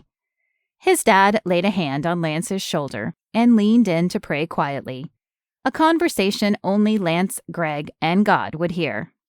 It settled Lance's troubled heart, and he gave his dad a quick hug when they finished. He pulled up Daisy's contact info and sent a message. "I am praying, here if you need me." It didn't seem like enough, but Lance knew prayers were not just a last resort, but a frontline weapon. A weapon for healing and to ward off worry, exhaustion, and anger seemed like exactly what the Bloom family needed today. Chapter 15. Just this morning, Daisy thought how different her brother was, and how responsible he'd been. What a load of baloney. This afternoon at the hospital, Hawthorne took off and was nowhere to be found. Poppy just talked to Avery, and she hadn't seen him either. Wanting to see his fiancée after the incident made sense, but he hadn't done that. Truth was, Daisy would rather be almost anywhere than the depressing waiting room of the hospital, but her obligation to her family was too strong to leave. She'd nearly agreed when Lance offered to come, and Daisy wasn't even in a relationship with him. But Hawthorne bailed on the entire family without a word. Their mom assured he went back to the farm to help Rose with the animals, but Rose already called to say he wasn't there. It had been the longest day of her life, and Daisy wanted nothing more than to collapse into her bed. Okay, maybe that wasn't true. She also wanted a hug from someone big and strong who could squeeze some warmth back into the day, which is why she needed Hawthorne. Other than her dad, who was currently lying in a hospital bed, Hawthorne was the only man in her life she should be hugging. Thoughts of Lance intruded on her exhaustion. Were they at that level? Being held by Lance would be dangerous. She wasn't even sure you could call them friends, although the last few weeks had been a confusing mixture of friendship and more. He'd kissed her twice now, and she'd kissed him back. But hugging? It seemed more intimate. Daisy was proud of her independent woman status, and she'd been pushing back the desire to lean on someone else all day. It was still there, though. Did every woman have that desire? Even the strongest women she saw conquering companies and impacting politics? Did they get lonely or want to collapse on the shoulder of a big, strong man? Daisy was the pathetic princess from a children's movie, incapable of rescuing herself and waiting for the handsome prince to save the day. She didn't want to need anyone. Daisy opened the door to the old house and walked upstairs on autopilot, straight past the other rooms and into her bedroom. She spotted a note on the bed in Lance's distinctive neat block letters. "If you are up for it, I left a gift in the north bathroom. Rest up." Her brow wrinkled, and Daisy backtracked, walking into the north bedroom and the attached bath. On the counter sat a fluffy white towel, a lighter, 2 candles, and a bottle of body wash with a loofah. She studied the candles and the soap, all labeled stress relief. There was a bottle of painkillers with a post-it. "If your back felt like mine this morning, you need these. I fixed the rain shower too." That stupid rain shower had been giving them problems since the beginning, and they finally sent it back to the manufacturer for a replacement. Lance came over and did this for her today? The giant pile of ooze feeling was back, and Daisy started to cry again. With blurry vision, she lit the candles. Maybe not needing anyone was overrated. Daisy let the water run hot and finally stepped into the spray, letting it wash away her tears. After only a moment, Daisy sank to the floor of the shower, like any good pile of ooze should. Then she pulled her knees to her chest. She sobbed loudly, letting the warm water run down her face and drown out the sound. The floor and walls of the tile shower were cold and hard, a stark contrast to the warmth falling on top of her in a steady beat. Here, finally alone in her house, it was safe to break down. Even in the hospital, surrounded by her sisters, Daisy hadn't wanted to really let it out. There was something about sitting in the shower that made it okay. No one would find her or judge her. Her dad, the man she'd always looked up to, had nearly died today.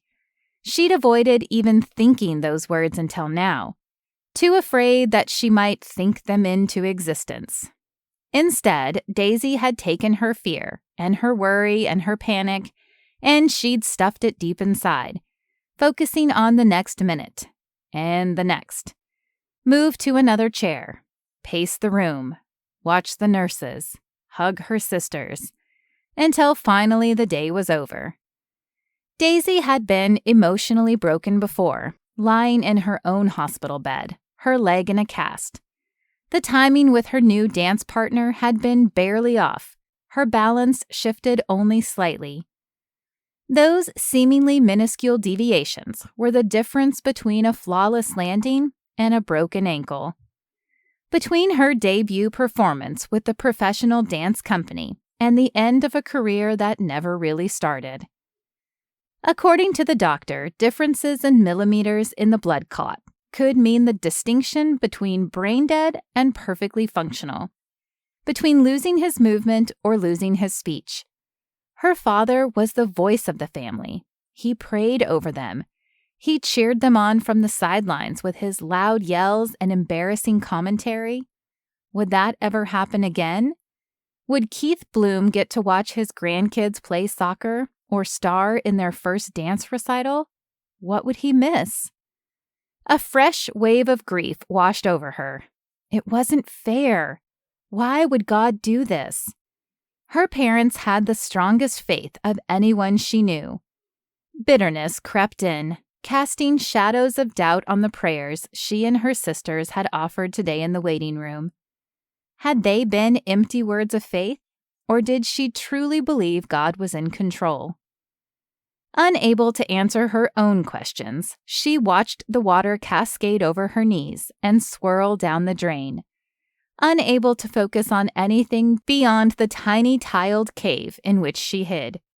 If she never left this shower, could she avoid her new reality? The water stayed warm as she sat for endless minutes, maybe hours, until the tears finally subsided and she picked herself up off the hard shower floor. Moving slowly, each limb impossibly heavy, Daisy finished her shower before turning off the water and wrapping herself in the luxurious white towel Lance swiped from the boxes of hotel supplies downstairs. Good to know her guests would enjoy good towels anyway, regardless of what the online reviews claimed, plus an excellent shower. She had a new appreciation for the tankless water heater Lance had installed. They were random, misfit thoughts that sprung up in the pool of defeated worries of the day. If her thoughts had been arranged on a page, she could circle, "One of these things is not like the others," in vivid red ink. Lance was a bright spot in the cloudy haze of the hardest day of her life. Unwilling to analyze that particular thought further, Daisy blew out the candles and shuffled back to her own room. It seemed like too much effort to even pick up her feet. She poked her head into Hawthorne's room, just in case, and the last ray of hope about him disappeared. Whatever. Maybe Avery could sort him out. For now, Daisy wouldn't do anything except collapse into bed and let the day be blessedly over. No doubt tomorrow wouldn't be easy, but it couldn't possibly be harder than today.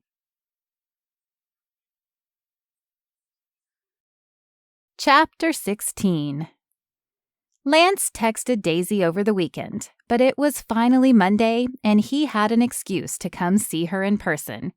He needed to see for himself that she was okay. Daisy did text him Friday morning and had seemed grateful for the surprise he'd left. The candles and soap were his Aunt Diane's idea, and she sent him with the gift set she'd been saving for the right person. Still, it was so hard to read emotion in text messages. Lance pulled up to the house just after 7 on Monday morning, eager to see her face for himself. The vibe between them had been confusing since the beginning.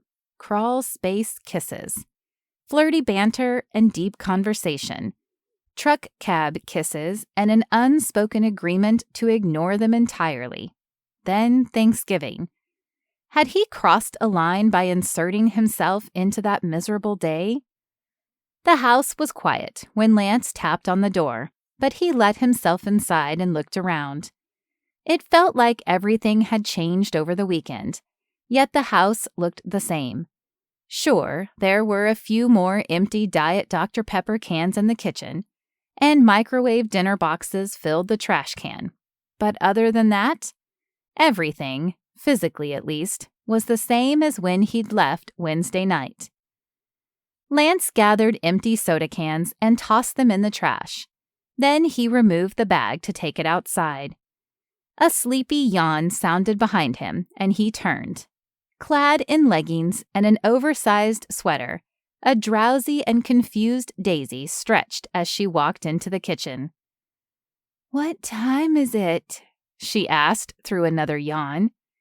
Lance finished pulling the trash out and shook out a new bag.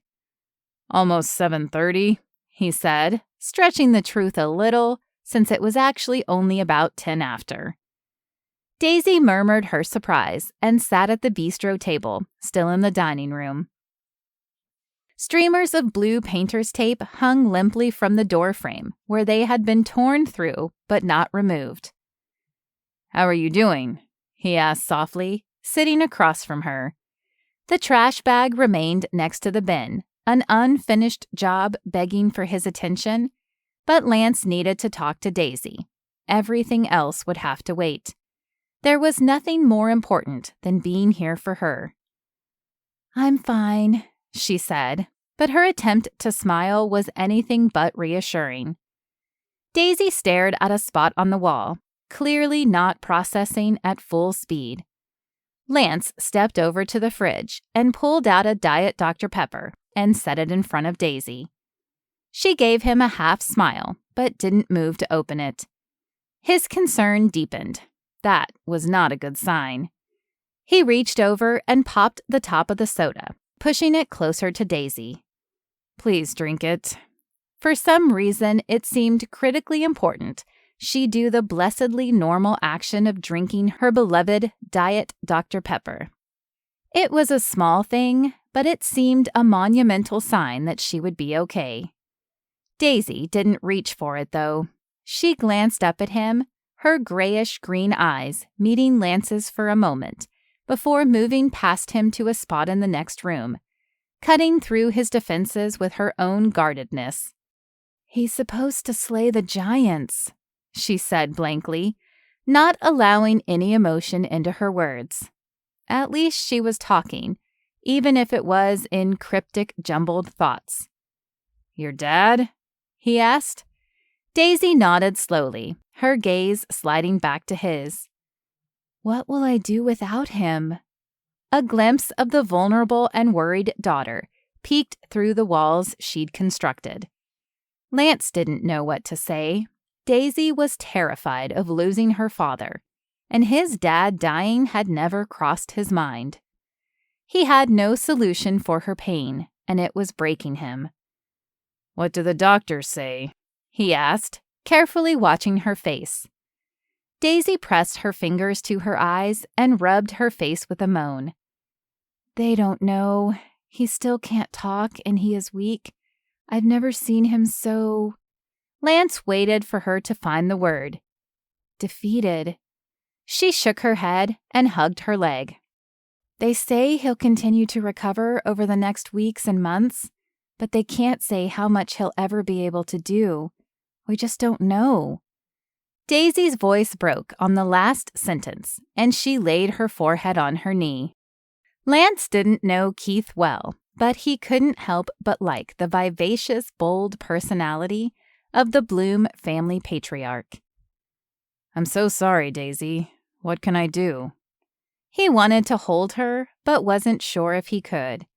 The urge to step around the table and pull Daisy up and into his arms was overwhelming. But there was too much undefined between them. Wasn't there? She sniffled and shook her head. "I don't know." Her other foot came up on the chair, and she hugged both knees tighter, as though holding herself together while curled in a ball on the tiny bistro chair. "Screw it." "Come here." Lance touched her hand and tugged gently, pulling her toward him after she lowered her feet to the floor. He pulled her onto his lap, tucking her head onto his shoulder and stroking her hair. "Shh, it's okay, sweetheart." Daisy relaxed into his embrace and wept quietly while he held her. She was so strong, and because he knew her strength, Lance knew what it cost her to break down. Her vulnerability was strength in itself and unspeakably beautiful to him. Lance felt the nudge to pray, and ignoring his self-consciousness, he whispered a prayer over her with his chin resting on the crown of her head. He prayed for comfort and strength for her and for miraculous healing for her father. When he finished, Lance shifted gently and kissed her hair. Maybe he was crossing the line, but it felt so right. Seeing Daisy hurting called to every protective and compassionate fiber of his being. He was tired of fighting the feelings, trying to convince himself that she wasn't right for him. Lance couldn't argue with the rightness of this feeling. Daisy needed him right now, and for once, he wasn't going to fight it. Daisy's lips twitched as Lance teased the top ruffle on the curtains he was hanging. He leaned back, trying to gain perspective, and reached in again to adjust a spot, moving it until it was fluffed to his satisfaction. Hiding her lips behind her soda can, Daisy smiled at his attention to detail. It was amusing to see the capable contractor laser-focused on ruffled window treatments. Lance turned to her and asked, "Does it look okay?" Daisy nodded with pressed lips, and Lance wrinkled his brow. "Do they?" The laugh she'd been restraining slipped out, and she grabbed his hand, pulling him down from the stepladder. "Yes, they look amazing. Thank you." Her arms slid around his waist, and she tipped her head up for a kiss. "You are amazing." He gave her a skeptical look, but kissed her again. "I'll get back up and fix them if you want me to." In response, Daisy just shook her head and tightened her hold on him. "They look great, seriously." They'd been taking it slow, easing their way into projects and tackling smaller things, in between Daisy's visits to the hospital and the main house or the barn to help Rose. Daisy had been embarrassed to break down in the kitchen with Lance, but after the hot tears had subsided, only the warmth of Lance's embrace remained. It had been really nice. Unsurprisingly, perhaps, given their previous fireworks in the crawlspace. But this was different. It wasn't fireworks. It was the gentle glow of a candle, spreading much-needed light into the abject darkness of her days since Thanksgiving. Instead of fighting his affection, she leaned into it, celebrating something positive in the emotionally draining marathon of hospital visits, worry, and farm obligations, which might be why she was viewing Lance's perfectionist obsession with the proper amount of ruffle on the curtains with amusement instead of impatience.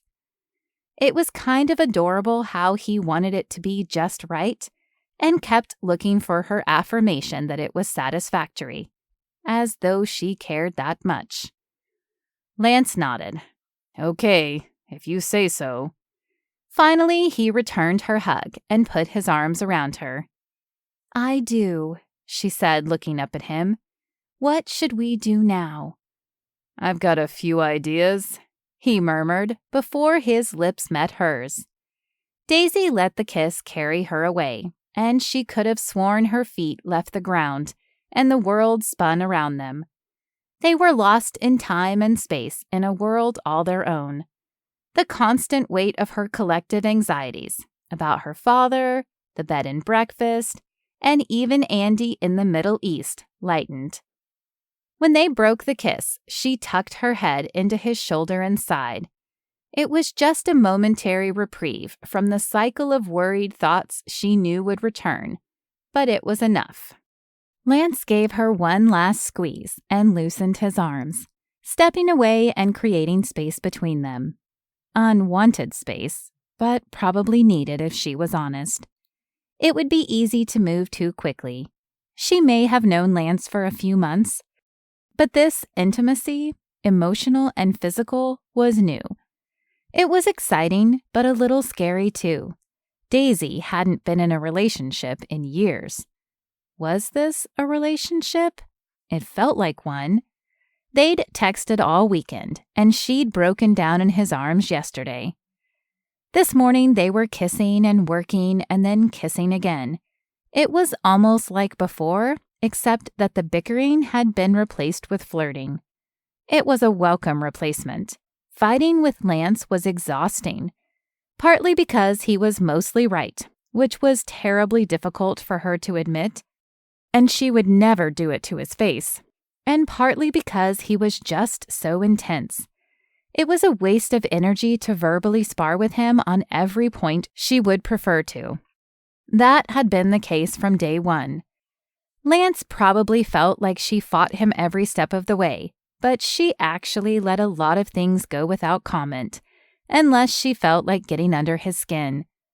It had always been a bit of a source of entertainment to push his buttons and watch the fire in his eyes. The secret was not going too far. Sometimes she didn't know his limit until after he had reached it. Oh well, it had kept things interesting this far.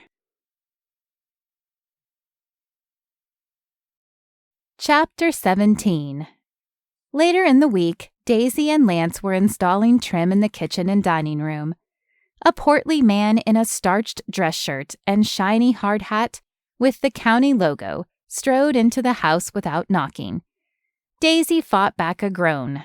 The county inspector. Miss Bloom, I presume? He extended his hand.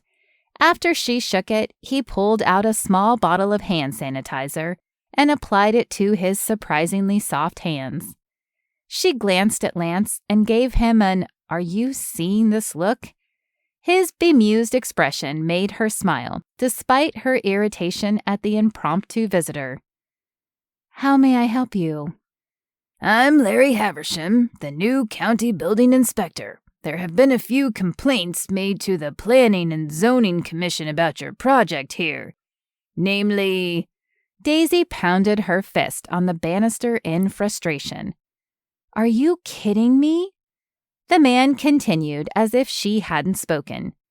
Concerns that the property does not meet required building and electrical codes and would not be safe for habitation, let alone for the planned operation as temporary lodging, that is to say, a hotel or motel. The nasally tone of his voice made Daisy want to toss him out the window. Through clenched teeth, she growled, "It's a bed and breakfast." Yes, well, we will see about that, won't we? Daisy's mouth dropped open, and she was about to let Haversham have a piece of her mind when Lance came up beside her. With one solid hand on her shoulder, her anger dimmed. Lance stuck out his hand. Lance Matthews, I'm the contractor on this project. Can I help you with something specific? The man introduced himself and handed Lance a document. Daisy stepped next to Lance and grabbed the papers, holding them so she could read, while Lance looked over her shoulder.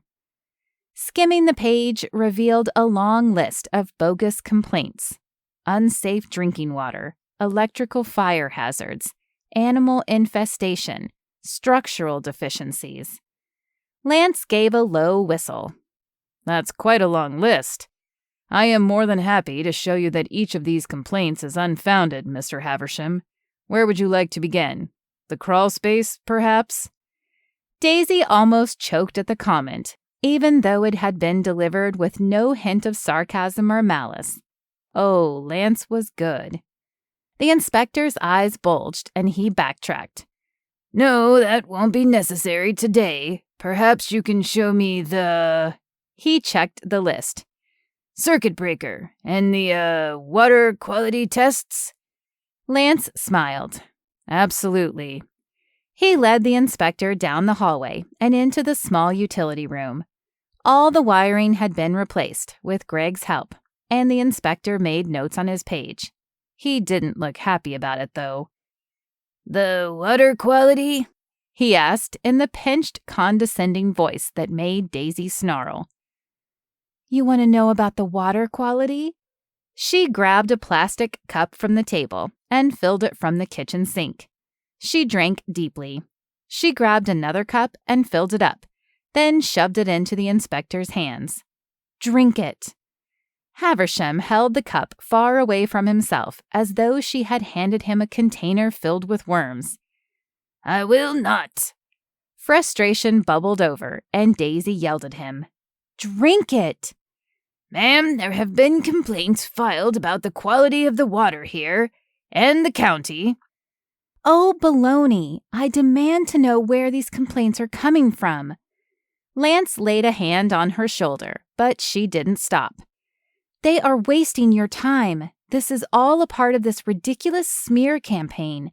Someone is trying to destroy my business, and I will not stand for it. Mr. Haversham, maybe today isn't the best time. It's been a bit of a difficult week for the family, and... Daisy's eyes grew wide, and she pointed a finger at Lance. This is not about my father. I know. Lance pulled her into his arms and spoke over her shoulder. We will be happy to pull the records for water quality tests on the well water, or perform some if they haven't been done recently. We will need tests completed in the last 6 months, the inspector replied curtly. While Lance ushered him out, Daisy wandered back through the dining room, muttering to herself and wiping the tears she was furious at herself for crying. Wasn't there a limit on how many tears a girl could cry in a week? Daisy was still struggling to figure out what normal looked like. Her dad was still in the hospital, and Mom was spending every day there with him. The rest of the family had settled on rotating morning and afternoons to sit with their parents. Daisy was scheduled for this afternoon. Thankfully, Hawthorne actually came through. He'd shown up in the middle of the night and called a family meeting for Friday morning, during which they divvied up roles and responsibilities, none of which really impacted Daisy, except to step in as needed when her sisters asked for help. Lily was staying at the house and playing Mama Bear, stocking the refrigerator with healthy snacks and making sure their mother didn't completely fall apart. They were all trying to make sure their mother wouldn't fall apart, which would be hard for Daisy since she couldn't keep herself from doing so. The inspector stopping by with these complaints seemed like a cruel joke. Could she handle more? The buzz of her phone's text message notification went off in her pocket. The message from Lavender answered her question. New reviews popping up over the weekend. Stay the course, sis. If there was a limit on tears, Daisy apparently hadn't reached it yet. Sometimes a girl needed her mom, but Laura Bloom was entrenched in a crisis of her own, giving every iota of energy to Keith. When Daisy went to the hospital in the afternoon, she planned to tell her mom about the reviews and the inspector. But watching her mom rubbing her dad's hand tenderly and reading to him from the Bible or the newspaper, Daisy knew she couldn't add to her mother's burden. Instead, she walked down to the hospital atrium and called the next best thing to a mother, her godmother, a family friend affectionately called Aunt Jackie. Jackie Dowdy had been part of the family for as long as her parents had been married. Daisy's parents had figured as they had more children, each would need someone they had a special connection with, who they didn't have to share with siblings. Jackie was that person for Daisy. Her godmother had worked her way up the corporate ladder until retiring from her final position as CEO of a multi-million-dollar company. Through the years, Daisy and Jackie had talked and gone on trips. Plus, Jackie loved the Lord with all her heart and would be the perfect person to help sort things out. The call was short, but Jackie invited her over for dinner. Daisy went back upstairs to kiss her tired parents goodbye. "I love you both," she said. At Jackie's house, she was greeted with a warm, soft hug and instantly wrapped in her godmother's expensive perfume. Jackie's ever-present silver jewelry chimed gently as she ushered Daisy in. "Oh, child, it's so good to see you. How are things at the house?" When Daisy first considered renovating the old house, she'd asked for Jackie's opinion before presenting the idea to her parents. Daisy talked about the renovations and invited Jackie out for a tour. "Plus, I'm saving a room for you and Roger to stay on opening weekend." "Wonderful!" Jackie clapped her hands together and sat them in her lap. "On the phone, you said you needed to talk about something specific. Whatever it is, I'll do my best to help." The words had been building up and rolling around in her mind for several days, and at the invitation, she released the entire story, along with all her feelings and fears. Daisy cried and talked about how her father's stroke had shaken their whole family. She told Jackie about the mystery person trying to sabotage the building and how the inspector showed up and was causing headaches. "I heard about your father through the church prayer chain, sweetie. I'm so sorry you are going through this, and the timing of everything else on top of it, I'm sure it's hard." Jackie pulled her small leather-bound Bible from the end table, as though just touching it would help her channel the right words. "There was a time in my career when it seemed everyone was against me. I felt completely alone. I knew I was doing the right thing and that God had trusted me with something important. But there were people who didn't like what I was doing. They trashed me in the press and even brought lawsuits against me." Disbelief and confusion filled Daisy, and she racked her brain for any memory of it happening, but couldn't. She gave a puzzled look to the motherly figure across from her. "I think it was while you were in New York. Either way, I imagine that's a bit like you feel right now." Daisy nodded. "That's exactly how I feel. What did you do, and what happened?" "It was the longest 1.5 years of my life, but you know what?" Jackie smiled and patted her Bible. "God saw me through it. He will do the same for you. Do what you know is the right thing, the godly thing, and remember that at the end of the day, you only have to answer to God and yourself." Jackie laughed softly. I know you'll be tempted to lash back. I know I was. My reputation was important to me, and people were dragging me through the mud. But my desire to fight back wasn't as important as the responsibility I was given, and not as important as my relationship with God. I can't believe I never heard this story." Daisy shook her head. It was encouraging to hear from someone who had walked through something similar. Jackie smiled. "Maybe God intended for you to hear it today." "I think you might be right. I'm so grateful for you, Jackie. Thanks so much for finding time for me today." "Oh, pfft, I always have time for my goddaughter. Besides," Jackie said, with a twinkle in her eye, "I'm retired now, which means I get to fill my days with grandkids, books, and more time for the things I love." Daisy asked for an update on Jackie's grandkids, and the conversation shifted to more light-hearted topics. Daisy stayed for dinner with Jackie and her husband Roger. It was exactly the respite she needed from the farm and the constant barrage of fears, doubts, and to-do lists. Chapter 18. A familiar rhythm of knocks sounded at the door, and Lance glanced at Daisy. "Hello, Miss Bloom?" The wheezy inspector's voice called through the house. Lance caught Daisy's panicked look and mouthed, "Go," while waving her toward the back door. This was the 4th time in a week Mr. Haversham had dropped by. It was getting ridiculous. Lance was doing everything he could to help Daisy, including dealing with the inspector, who was turning out to be an even bigger turkey than it originally seemed. The man was getting on Lance's nerve, and he was typically a pretty patient guy, especially when dealing with the authorities. Daisy was safely out of sight when the inspector poked his head around the corner, clipboard in hand, and pressed khakis, making Lance roll his eyes. "Oh, hello, Mr. Haversham. How can I help you today?" "I'm looking for Miss Bloom. Is she here?" Lance spoke as honestly as he could, trying not to laugh. "I'm sorry, you just missed her. There is a lot going on with the family right now. Perhaps I could answer any questions you have?" The inspector frowned and pulled a pen from his front pocket. That's unfortunate. I was hoping to review some of these complaints with her. Perhaps you can help."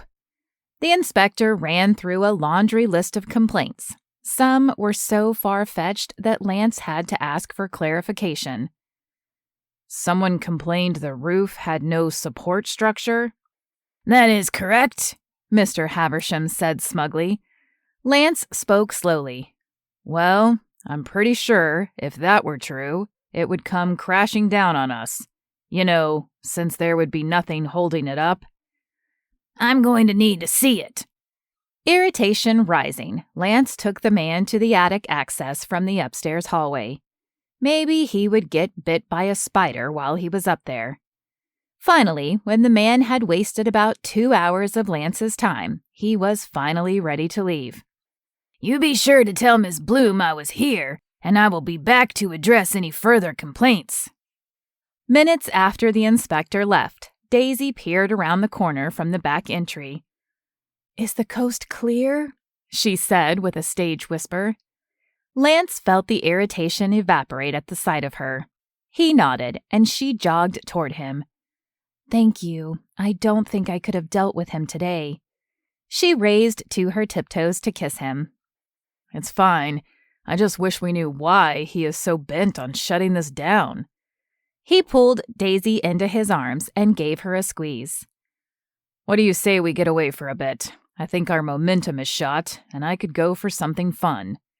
Daisy smiled. "That sounds great. I could use a distraction. Things with Dad are still progressing, but slowly, and Andy gets here next week. We could go pick up supplies for signs for the airport," Daisy said excitedly. It wasn't exactly what Lance had in mind, but it was better than nothing. They could hit the store for poster board and grab lunch. Maybe a movie? Cuddling up with Daisy in a dark theater sounded like a good way to kill a few hours. It had been 2 weeks since Thanksgiving, and every day Lance was enjoying his new relationship with Daisy more and more. He hadn't been in a relationship for years. Too many women only saw him as a successful business owner or their own personal handyman, and most of them came on too strong, trying to win him over from the first meeting. Not Daisy, he thought with a smile. Their first meeting, their first month, in fact, had been something completely different, filled with verbal showdowns and sarcastic comments. Daisy was so independent, he knew she wasn't using him. And he was drawn to her unlike any woman he'd ever met. Every opportunity to touch her or hold her, Lance found himself initiating. When she came up behind him and laid her cheek between his shoulders, he felt like he could scale mountains. And kissing Daisy, he leaned down and did just that. With her lips under his head was spinning and dipping like Daisy when she danced. She hadn't had much occasion for dancing lately. He recognized the stress in her shoulders and her eyes. Even laughing or flirting with him, there was a heaviness there he couldn't make go away. Let's go then. Maybe focusing on Andy coming home would help Daisy release some of the worry. If that didn't help, maybe cuddling in the dark movie theater was just what she needed too. I'm sorry, Mr. Matthews, if you cannot find your permits and have them correctly displayed as required by County Code 3.2, subsection 11, I'm going to have to force you to halt all ongoing work. The inspector was back again. Lance had the water quality tests done and gave them to the man, but for the life of him, Lance could not find any paperwork showing that Daisy had pulled permits. His dad reassured him they had done everything to book, but when he asked Daisy, it only took 2 seconds of panicked look on her face to confirm she had no idea where the papers were. Daisy leaped to her feet from her position on the stairs and yelled out, "You can't do that!" The droning, whiny man continued his monologue. In addition, Mr. Matthews, since you portend to be the contractor on this renovation, I will need to place all of your existing projects within the county jurisdiction on hold until further notice. His stomach flipped, and Lance clenched his fists. Was this a joke? You have got to be kidding me. I assure you, Mr. Matthews, I never kid about matters of safety. I will check periodically to make sure no additional work has been performed. When I find my permit, which I will, what do we need to do? Daisy asked, the pale, worried look on her face, revealing the false confidence of her strong words. If you find your permit, Ms. Bloom, you may reach out to my office and schedule an appointment. I will come out at my earliest convenience. Then he added with a smirk, Typical wait time is 1 to 2 weeks after your call. Lance hadn't been tempted to punch someone since junior high, but the man was dangerously close to pushing him over the edge. Not only was this property on hold, but his other jobs as well? Just great. This was a nightmare, and it was all because Space Cadet over there couldn't manage to keep her paperwork straight. Lance pushed past the inspector and out of the house, leaving Daisy to deal with the mess she'd made.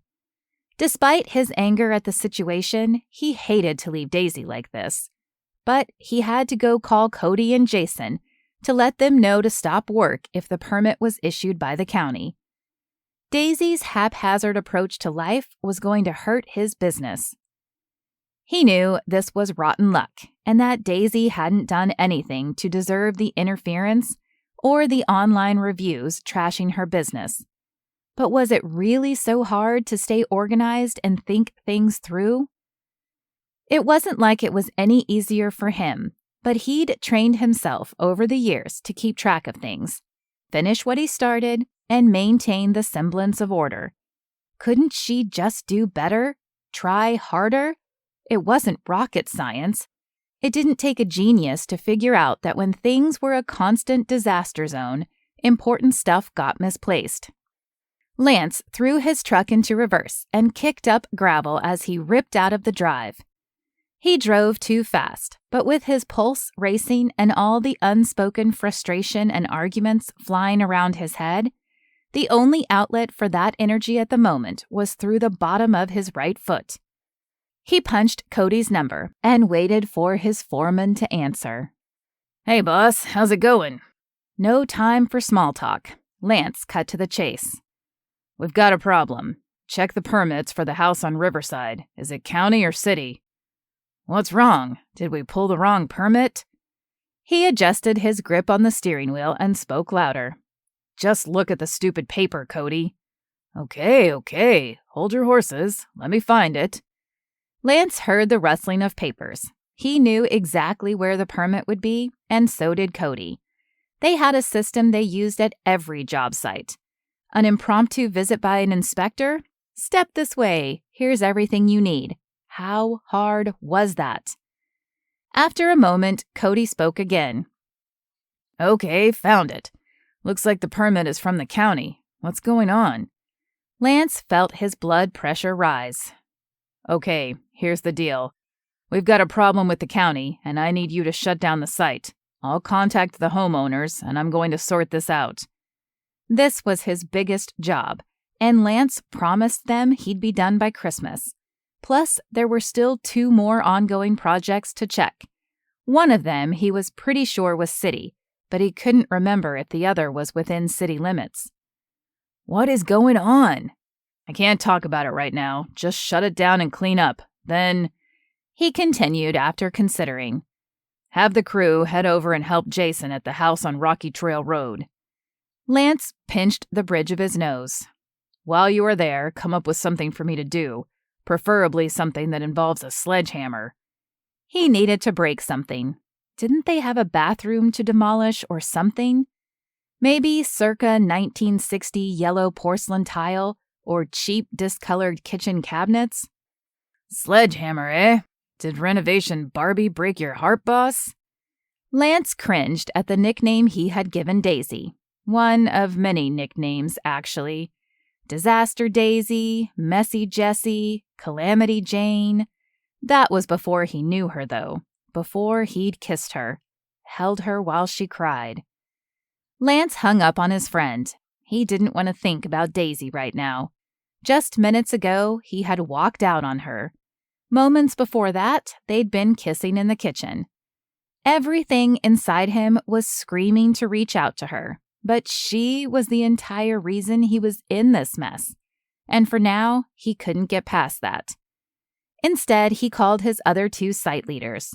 The Rocky Trail project was okay to continue, but the other was on a county permit and had to shut down as well. Exactly what he did not need. Lance hadn't been drumming up business or scheduling new projects because he'd been so busy at Bloom's farm. Now he was paying for it. That's what he got for putting his personal wants ahead of the long-term success and stability of the company. He wouldn't make that mistake again. Lance had to get the permits unsuspended, and if that obnoxious inspector had his way, it wouldn't be easy. The guy had practically crowed about shutting down Matthew's construction, obviously loving making Lance squirm. What was with him anyway? The inspector had to have some stake in this whole situation, or he wouldn't waste his time investigating bogus complaints, especially after Lance had disproven every single one of them.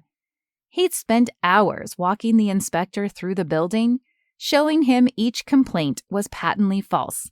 Yet he'd come back again, digging for more. Haversham had finally found a chink in the armor and delivered a direct blow. There was more to the story. No doubt it was linked to the mysterious internet bullies. Whoever it was, they'd done a thorough job. Daisy had no earthly idea where her permits were, and even if she miraculously found them, the inspector could stall the verification as long as he wanted to. Frustration surged as he thought how easily this could have been prevented if Daisy had just been more organized. Lance adjusted his baseball hat and pulled it firmly back down. The whole situation was a disaster. Yeah, a sledgehammer definitely sounded like a good idea.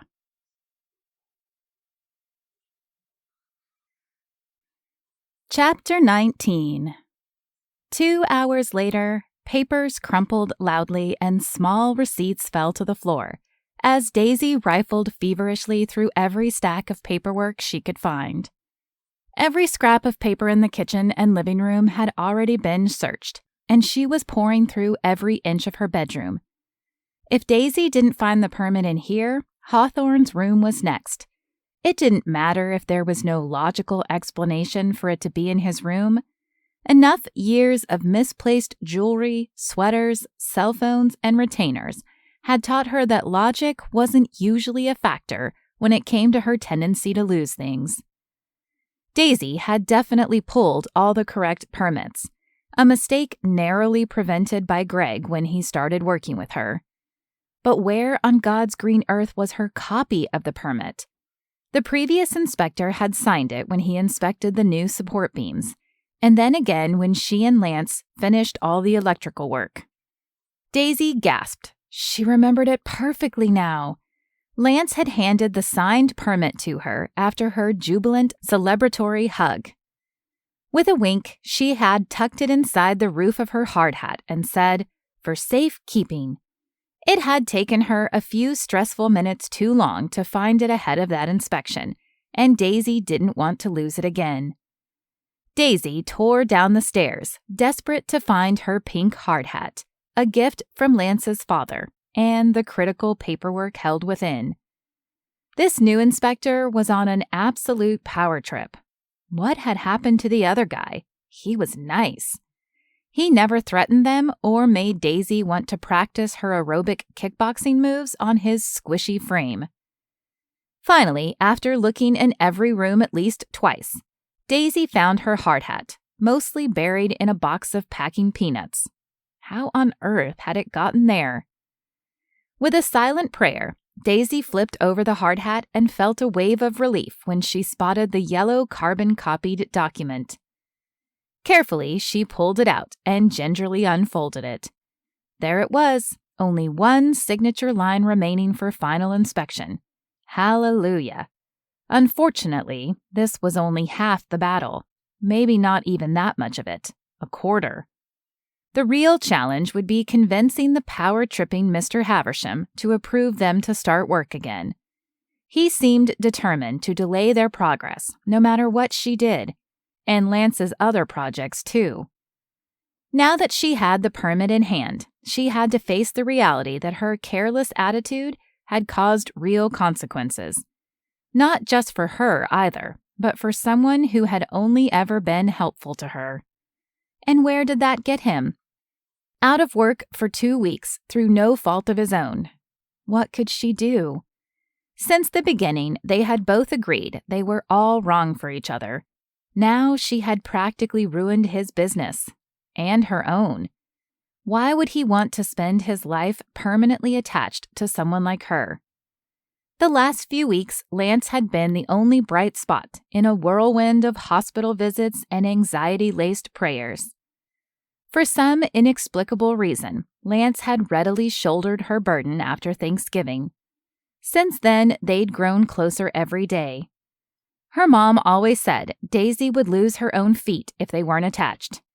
With the events of the day in retrospect, it was probably a pretty accurate statement. Lance was probably realizing what a mistake it had been to enter a relationship with her. They were too different. Being together could only frustrate him and cause more trouble. Daisy knew how important his business was to him, and Lance didn't deserve to have it threatened because of her carelessness. No, Lance was definitely better off without her. Even if it sucked to admit it to herself. Would she be okay without him, though? She couldn't decide if being with Lance forever would be the best thing that ever happened to her, or if he would slowly suck the spirit out of her. It seemed an awfully big risk to take. It didn't matter, though, because being with her would mean nothing but trouble for him. The project was close enough now that she could finish it herself with Hawthorne's help. And Andy said she would be home for 2 weeks at Christmas. Daisy could bribe her to help. It was time to put Lance out of his misery. He'd only taken on her project as a favor to his dad anyway. He wouldn't mind. She did need to straighten things out at the county, though, and make sure he and his business didn't suffer the consequences for her carelessness. The idea that everything Lance had worked so hard for would be ruined because of her made her sick to her stomach. She texted him, ignoring the sting of tears in her eyes. "Found the permits. I promise I'll fix it. I'm fine. Don't worry about coming back." There, letting him off the hook was the right move. Now she just had to convince her heart.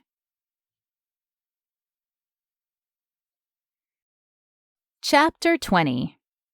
Daisy paced anxiously in the atrium of the Indianapolis airport, glancing down the hallway every few moments. She looked for any sign of her sister in the stream of people coming toward them, pulling tiny suitcases on impossibly small wheels. "Daisy, relax. She'll get here when she gets here." Lily patted Daisy's shoulder reassuringly, but Daisy shrugged it off. Andy was getting closer. Somehow she could feel it. Her heart lifted inexplicably. Andy was here. Daisy stepped on a bench to get a better view and spotted her sister, sporting desert sand army fatigues and a short pixie-style haircut. Her heart soared, and Daisy waved enthusiastically, meeting Andy's gaze. Her sister smiled and rolled her eyes. "There she is, guys!" Everyone stood and unfolded their signs. "Welcome home, Andy," and "All I want for Christmas is my sister home." Hawthorne held balloons and a giant picture he'd printed of a dandelion. Always a smart aleck. They made quite a sight among the stream of people talking busily on cell phones in their business suits. Finally, Andy was beyond the security guard, and Daisy ran to her. Andy's giant brown duffel bag hit the floor as the two sisters embraced. Travelers in the airport stopped and clapped as they watched the reunion. Embarrassingly, Daisy started to cry, and she tried to wipe the tears on scratchy patches on her sister's shoulders. "Hey, Days," Andy said with a quiet chuckle. "Miss me?" "Not even a smidge, big sister," Daisy sniffled. "But I'm sure glad you're here now." There was something Daisy couldn't explain about having her sister so far away.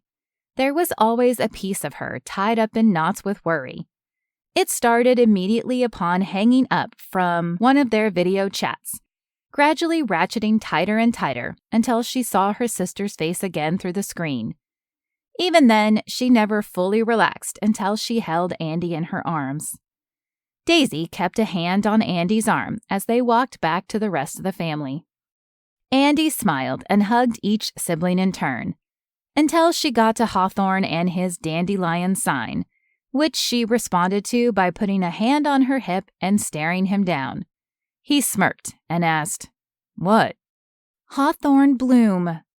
The warning in her voice was clear. Hawthorne didn't know when to quit. "Dandelion Bloom," he mimicked. Andy faked a punch to his gut and gave him a firm tap on the head when he curled to protect it.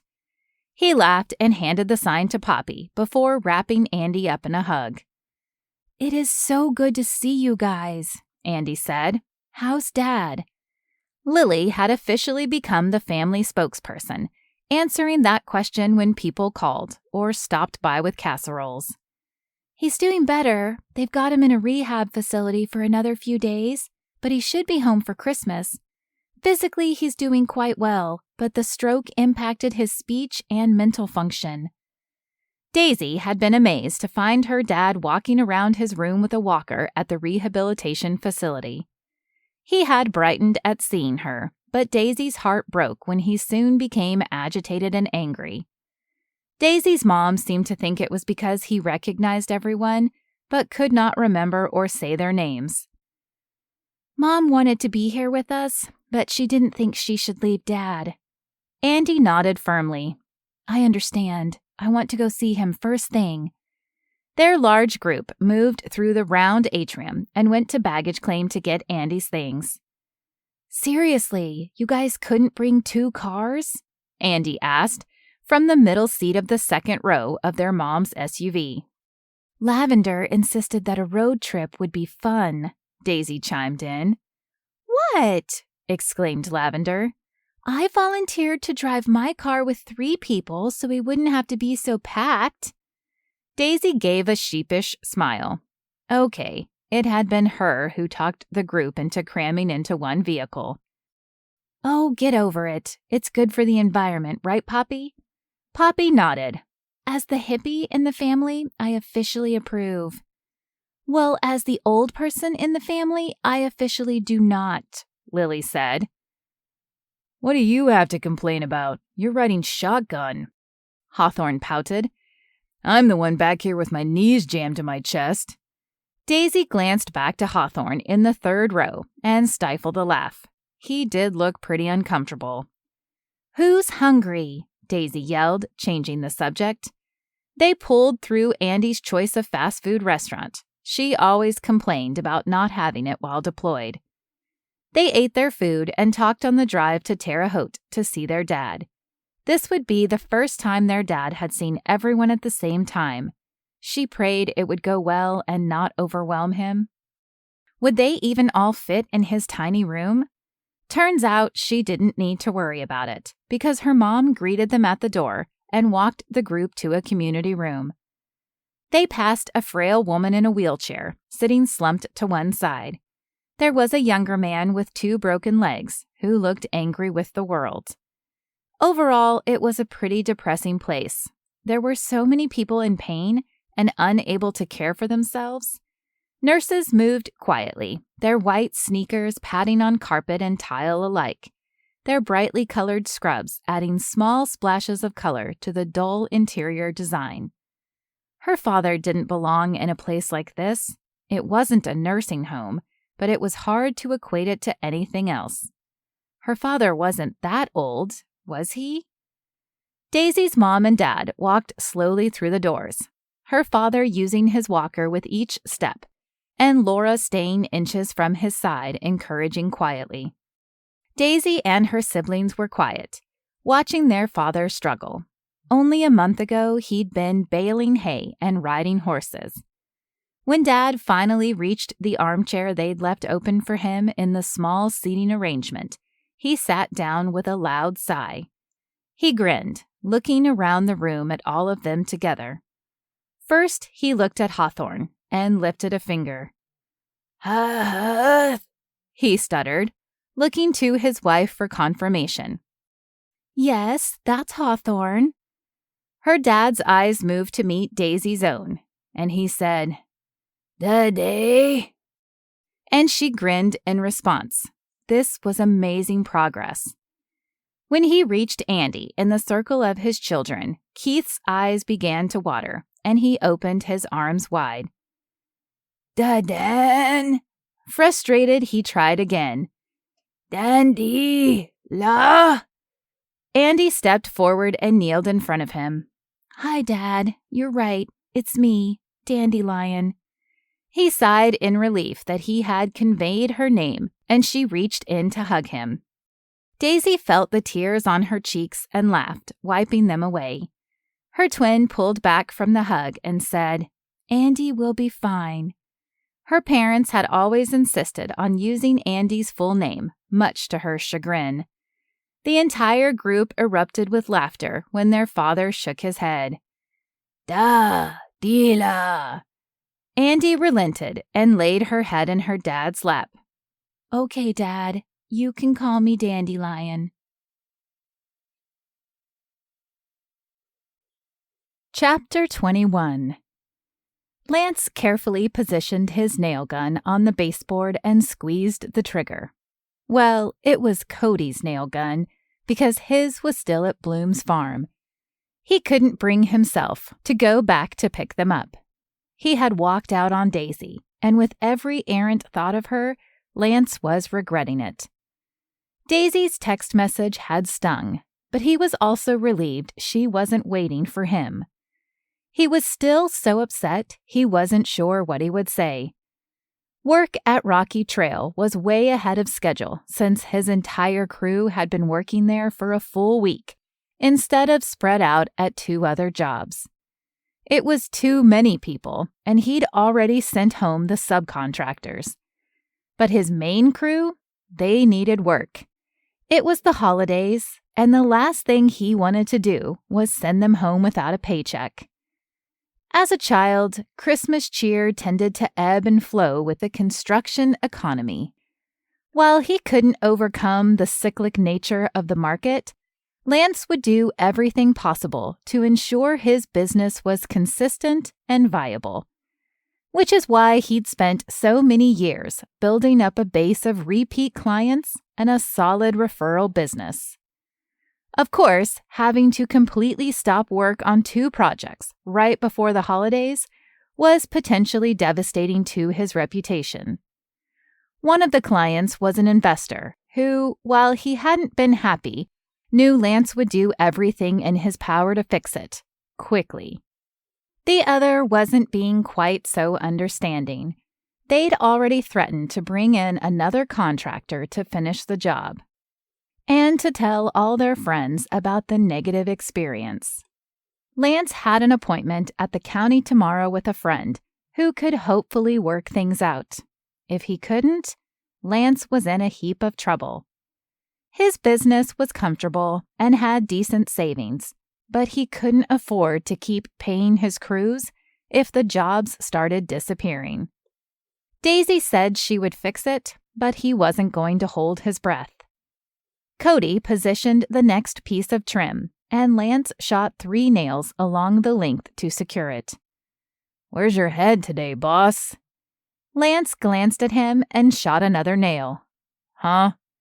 "I said, where's your head at? Because it definitely isn't here." Lance shook his head. "I know. I'm sorry. I'm still struggling with this whole permit issue. I've worked my tail off for 10 years to build this business, and now everything comes to a complete halt because Daisy couldn't keep track of a stupid piece of paper." "Is that all?" "Of course it is." Lance rankled at the question. What else could there be? His company was being threatened, and it wasn't his fault. Of course, that's probably how Daisy felt too, but it wasn't the same. Her business wasn't even up and running yet.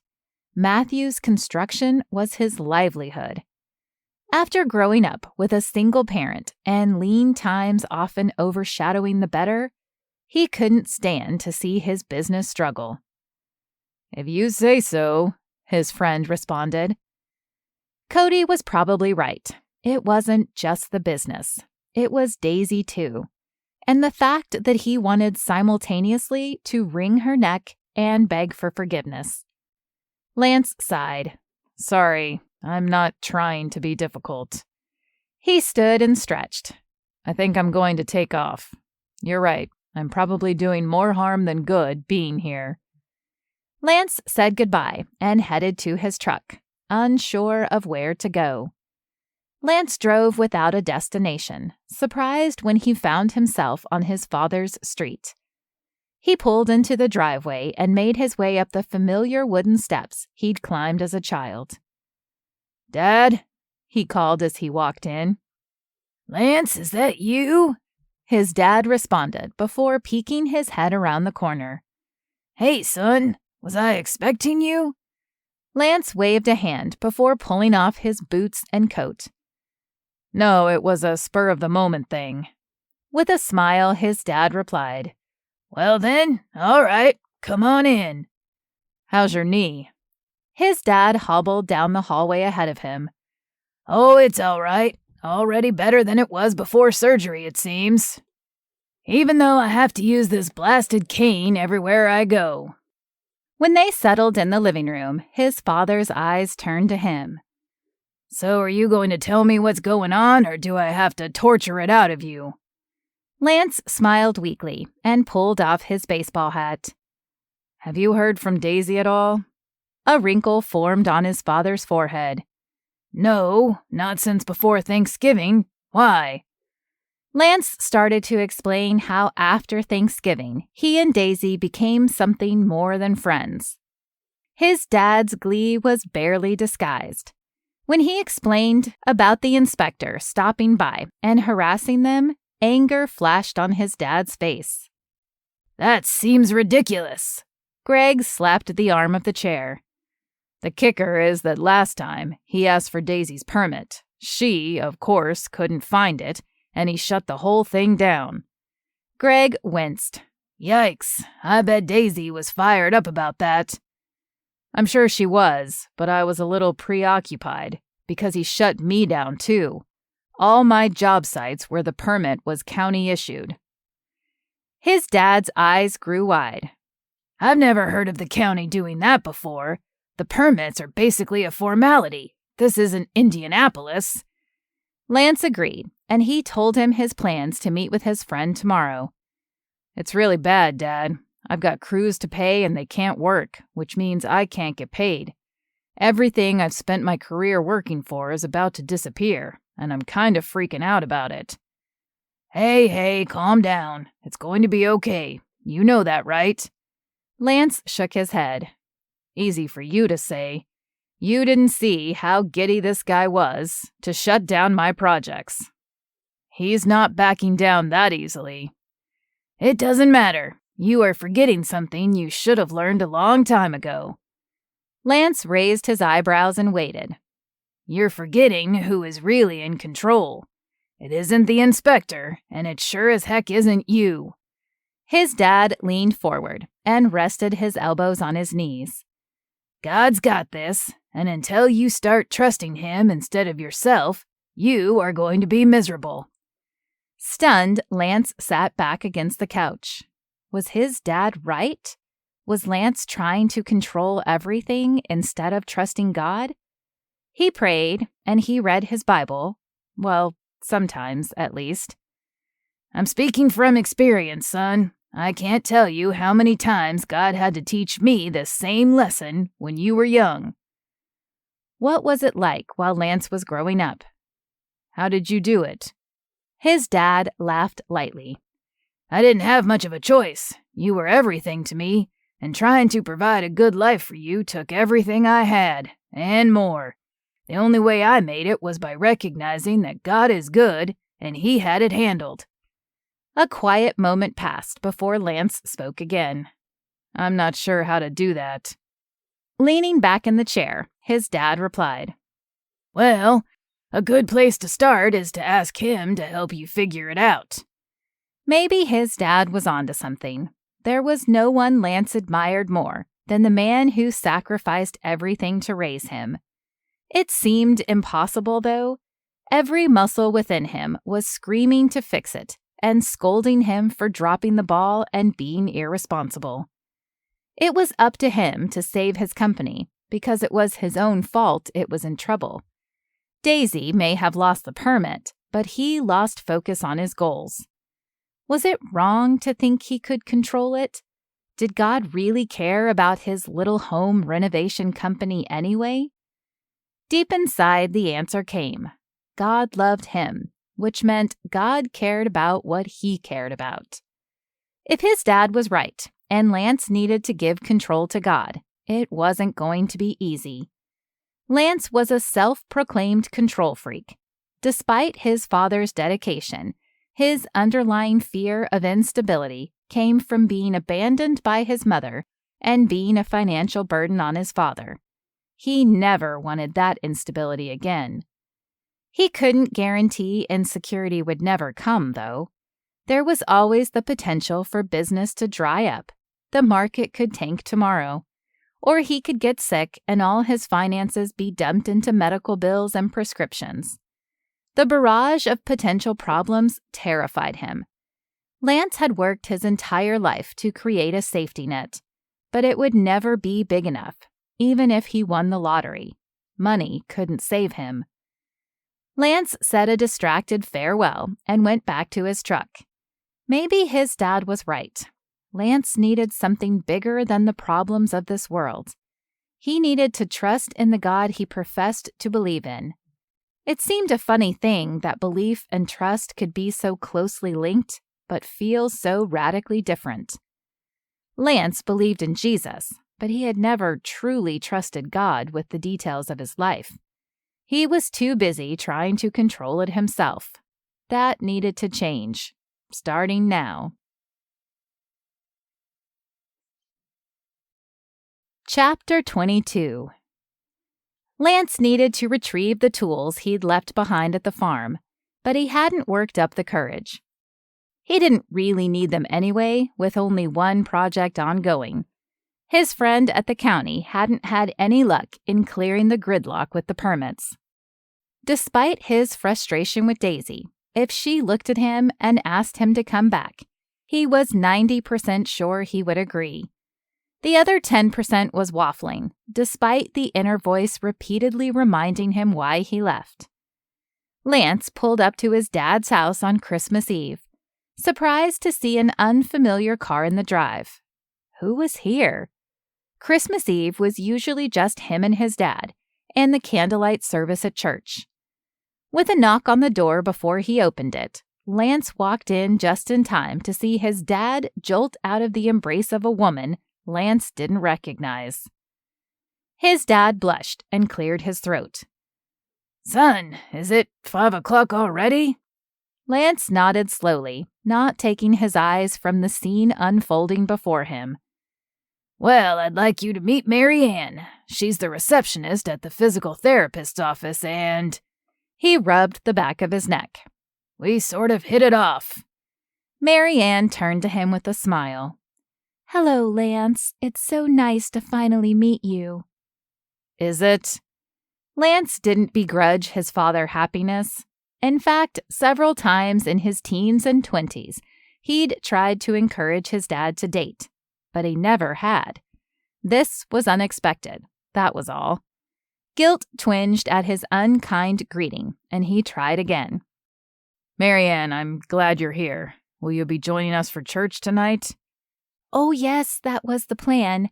Then I will skedaddle so I can set out milk and cookies with my grandchildren before they go to bed." Mary Ann gave a warm smile, and Lance couldn't help but return it. His dad was dating a grandmother. Interesting. Was his dad really old enough to be dating a grandma? It was a sobering thought. With a new lens, he studied his father. His dad was fit, still athletic and lean as ever. The short, trimmed hair that remained was admittedly more salt than pepper these days. Wrinkles creased around his dad's eyes, all the more evident from the broad smile he wore, watching Lance and Mary Ann interact. Greg rubbed his hands together in excitement.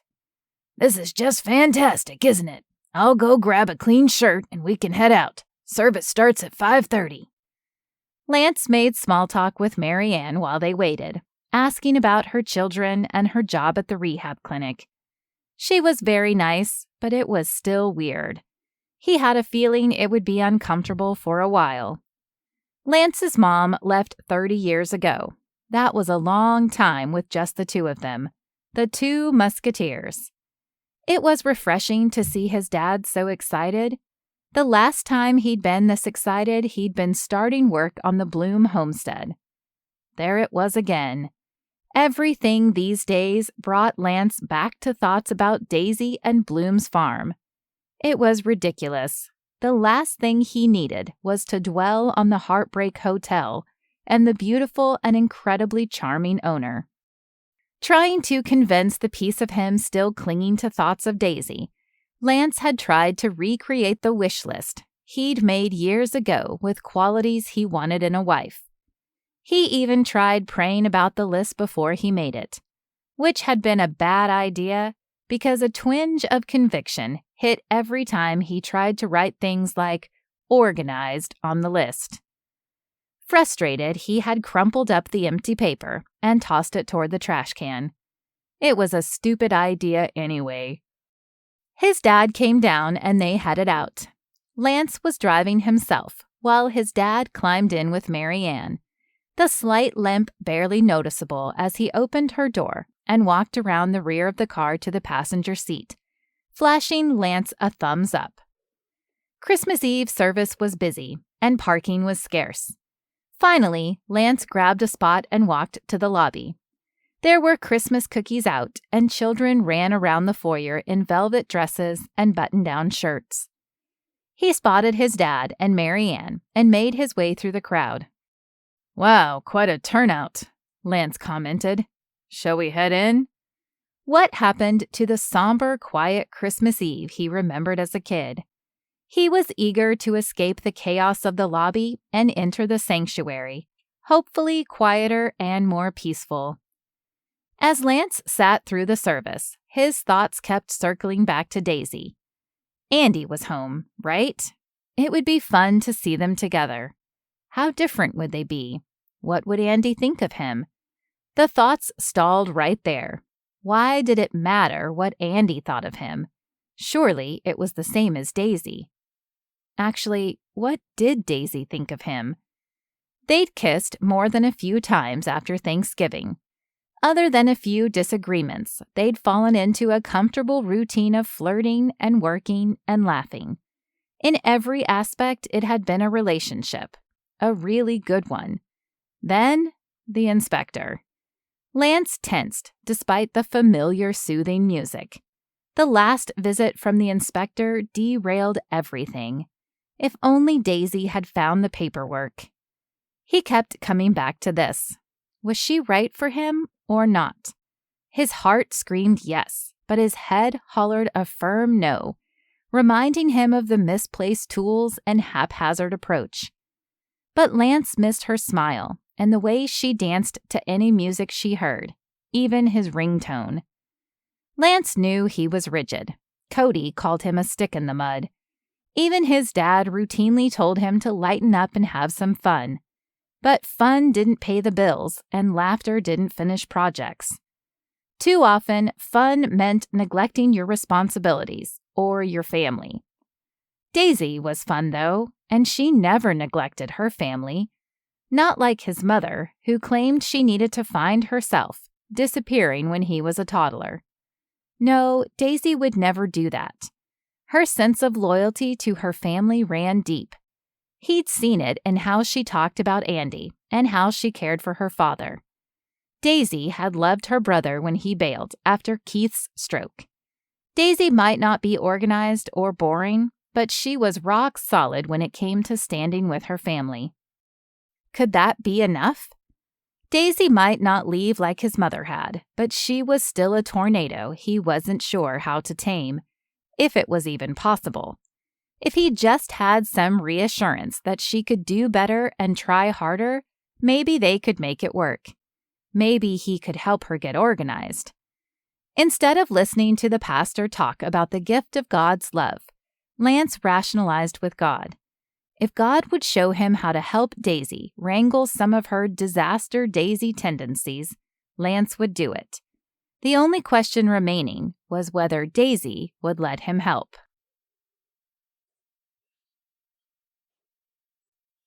Chapter 23. Andy leaned over, grabbing Daisy's phone from her hand. "I can't believe he texted you last night." "Hey, that's mine." Sometimes sisters were so annoying. "Just let me read it. You know you'll tell me everything anyway. This will just save us time," Andy said. And Daisy sat back with a frown. It was probably true, but that didn't mean she was happy about being bossed around. Andy was staying in one of the finished guest suites since Daisy had filled her construction downtime by assembling furniture and decorating. It was still early on Christmas morning, and soon they needed to go up to the main house for brunch. They'd tried to talk Mom out of it, but she'd insisted. Weekly brunch hadn't been a priority with Dad in rehab. Thankfully, he came home 2 days ago. Christmas was an honorary Saturday anyway, made for all-day pajamas and cocoa. And in the Bloom family, brunch. Andy's mouth fell open, and Daisy closed her eyes. Andy was reading the text message. The one that had her twisted up in knots and had followed polite but impersonal Christmas wishes. "I can't believe he said this." Andy quoted the message. I miss you, Daisy. I would love to see you again and see where things go from there. She looked up from the phone. What is he thinking? Daisy shook her head and grabbed the phone. I don't know. The man can't make up his mind. First we should date, then we were all wrong, then we should try again. Then the inspector shuts everything down and he bails. It was infuriating. Of course, it didn't help that Daisy was in exactly the same place, unable to decide if losing her heart to Lance would crush her spirit or make her happy, or if it was even fair to him to be stuck with her. Maybe she just needed to talk to him, like he said. Maybe they could work it out. She was still trying to fix the whole inspector issue. Daisy didn't know how much impact it was having on his business, but it definitely couldn't be good. It was an unplanned schedule snafu, and Lance didn't do well with unpredictability, which was unfortunate because Daisy's existence was almost entirely composed of forgetfulness, rescheduling, and misadventures. That was a very big reason they were all wrong for each other, despite the obvious chemistry and the sizzling kisses. Deciding to ignore that particular text message for today, they headed over for the Christmas celebration. Daisy caught her mom in the kitchen for a rare moment alone. She hugged her deeply, reveling in the comfortable embrace of someone who loved her unconditionally. I love you, Mom. I love you too, Daisy girl. You doing okay? She studied her mom, seeing new wrinkles between her eyebrows and gray hairs streaking her mom's natural blonde, only noticeable if you looked closely. Mom gave her a kind smile, genuine but strained. I'm okay. It's been hard, but I know God's got me. What about you? Daisy glanced toward the living room, her eyes instinctively finding Andy in the midst of the group. I'm good. I'm just glad Andy is here. Everything has been so crazy with the B&B, and the whole thing with Lance just... What's going on with the B&B? Her mom asked. Daisy told her about the inspector and the negative reviews. Oh, I'm so sorry. I didn't even know, Daisy. Do you need me to reach out to some friends? Daisy shook her head. Her mom's willingness to help was not unexpected. No, but thank you. I've got this. Her mom had enough on her plate. I understand, but if you change your mind, let me know. Now tell me more about this Lance. What's going on there? How much should she tell her mom?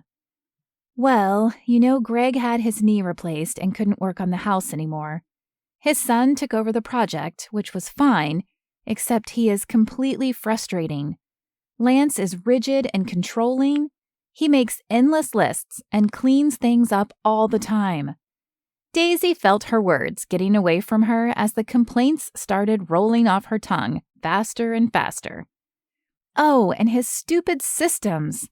Daisy spit out the word. And then he goes and kisses me in the crawl space? Laura's eyebrows shot to the ceiling, and Daisy gasped and covered her mouth. Whoops, did not mean to mention that. Come again? Her mom asked. Well, he sort of kissed me. Then we decided we weren't right for each other. It's been this whole thing, and I definitely do not want to talk about it. Daisy shut down the conversation and ignored the surprise on her mom's face. Rose walked in, asking her mom a question and providing the perfect distraction. Time to duck back into the living room. Daisy walked to the oversized armchair, and her twin moved to make room without looking away from the television. It had always been that way between them, no words necessary. This Christmas looked radically different from any before. With Dad just moved back home and Mom doing everything she could just to hold it together, Christmas decorations fell down the priority list. At least Lily put up a tree a few days ago, with help from Rose and Lavender. Instead of her dad's usual attempts to get everyone singing along to Christmas carols, Keith sat in the corner of the couch, in festive pajama pants 2 sizes too big after the weight he'd lost in the hospital. But he was home. 30 minutes later, after they all filed into the kitchen, her mom asked Hawthorne to pray. Usually her dad prayed before big meals, but he still couldn't speak clearly. Hawthorne gave thanks for their father being home and for their mother's love and devotion. Andy squeezed Daisy's hand 3 times in the silent signal from when they were kids. Thankful for you. When Hawthorne finished, they passed dishes of food around the table. It had been 4 weeks since their last family brunch, but it felt like a lifetime. You know, we need to start up Saturday brunches now that Dad is back home, Daisy said. Absolutely, Lavender said. I'll help cook, Lily offered, silencing the objections their mother was starting to add. Yeah, I know we all live and work around here, but I still miss you guys, Hawthorne said. Aw, girls, did you hear that? He likes us. He really likes us. Poppy folded her hands together in front of her chest, mocking their brother's uncharacteristic soft side, and laughter broke out around the dining room. The gifts that often tempted families to let them become the center of the celebration became secondary to the joy at the Bloom house today. It had been a long, painful, exhausting month for each of them. There were things that had happened Daisy could only recall as a blur of activity. Since Thanksgiving, they'd pulled together in a way she hadn't honestly known they could. Hawthorne stepped up, big time. Daisy glanced at Avery and smiled, so grateful for the friendship they'd rekindled. Poppy was still keeping whatever was going on with Harrison completely under wraps, but Daisy knew her sister was there for her 100%. That's what family was for.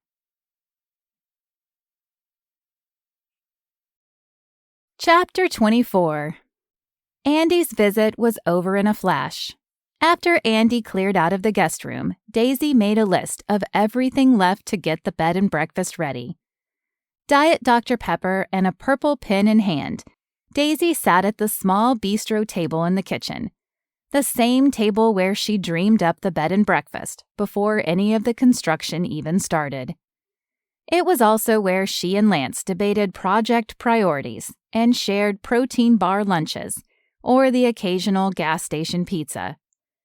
Daisy glanced around, studying the kitchen. Bright cabinets and open wood shelving contrasted nicely with the large commercial appliances she had insisted on. In the dining room, through large French doors, a rustic farm-style table dominated the space, providing bench seating for 12 or more. With some centerpieces and pretty place settings, it would be the perfect place for gourmet breakfasts. The to-do list was growing. Daisy wrote a few completed items and checked them off for the sole satisfaction of having them marked out. What is happening? Daisy wasn't a list maker, yet here she was, voluntarily making one and following it. Lance would be proud. Draining the last sweet sips of her soda, Daisy stood and tossed the empty can into the trash can across the room. When it missed, she considered leaving it where it lay. Instead, she walked over and placed it in the trash. The top priority on her list was emptying the bedrooms and painting. She'd lived here for about a year and thought she was living pretty sparsely. Yet the process of packing revealed more things had accumulated than she thought. In fact, she found an entire box of knickknacks and decorations in the back of her closet, buried under a pile of not quite dirty but not quite clean clothes. Daisy had picked up the items at a thrift store and promptly forgotten about them. They would be perfect for the mantel in the parlor. There was still so much to do, though, and without a contractor, would she complete everything? It seemed impossible to get the bed and breakfast finished in time to open before the busy spring and summer travel season. This was her dream, and it was getting harder every step of the way. First Greg and his knee, then the reviews, the inspector, the work stop order. If God wanted Daisy to start a bed and breakfast, he sure had a funny way of showing it. Daisy wandered through the house, examining the familiar features she loved.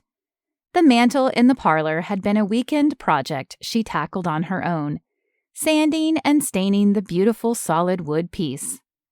In the living room, boxes of supplies and the temporary workbench still cluttered the space.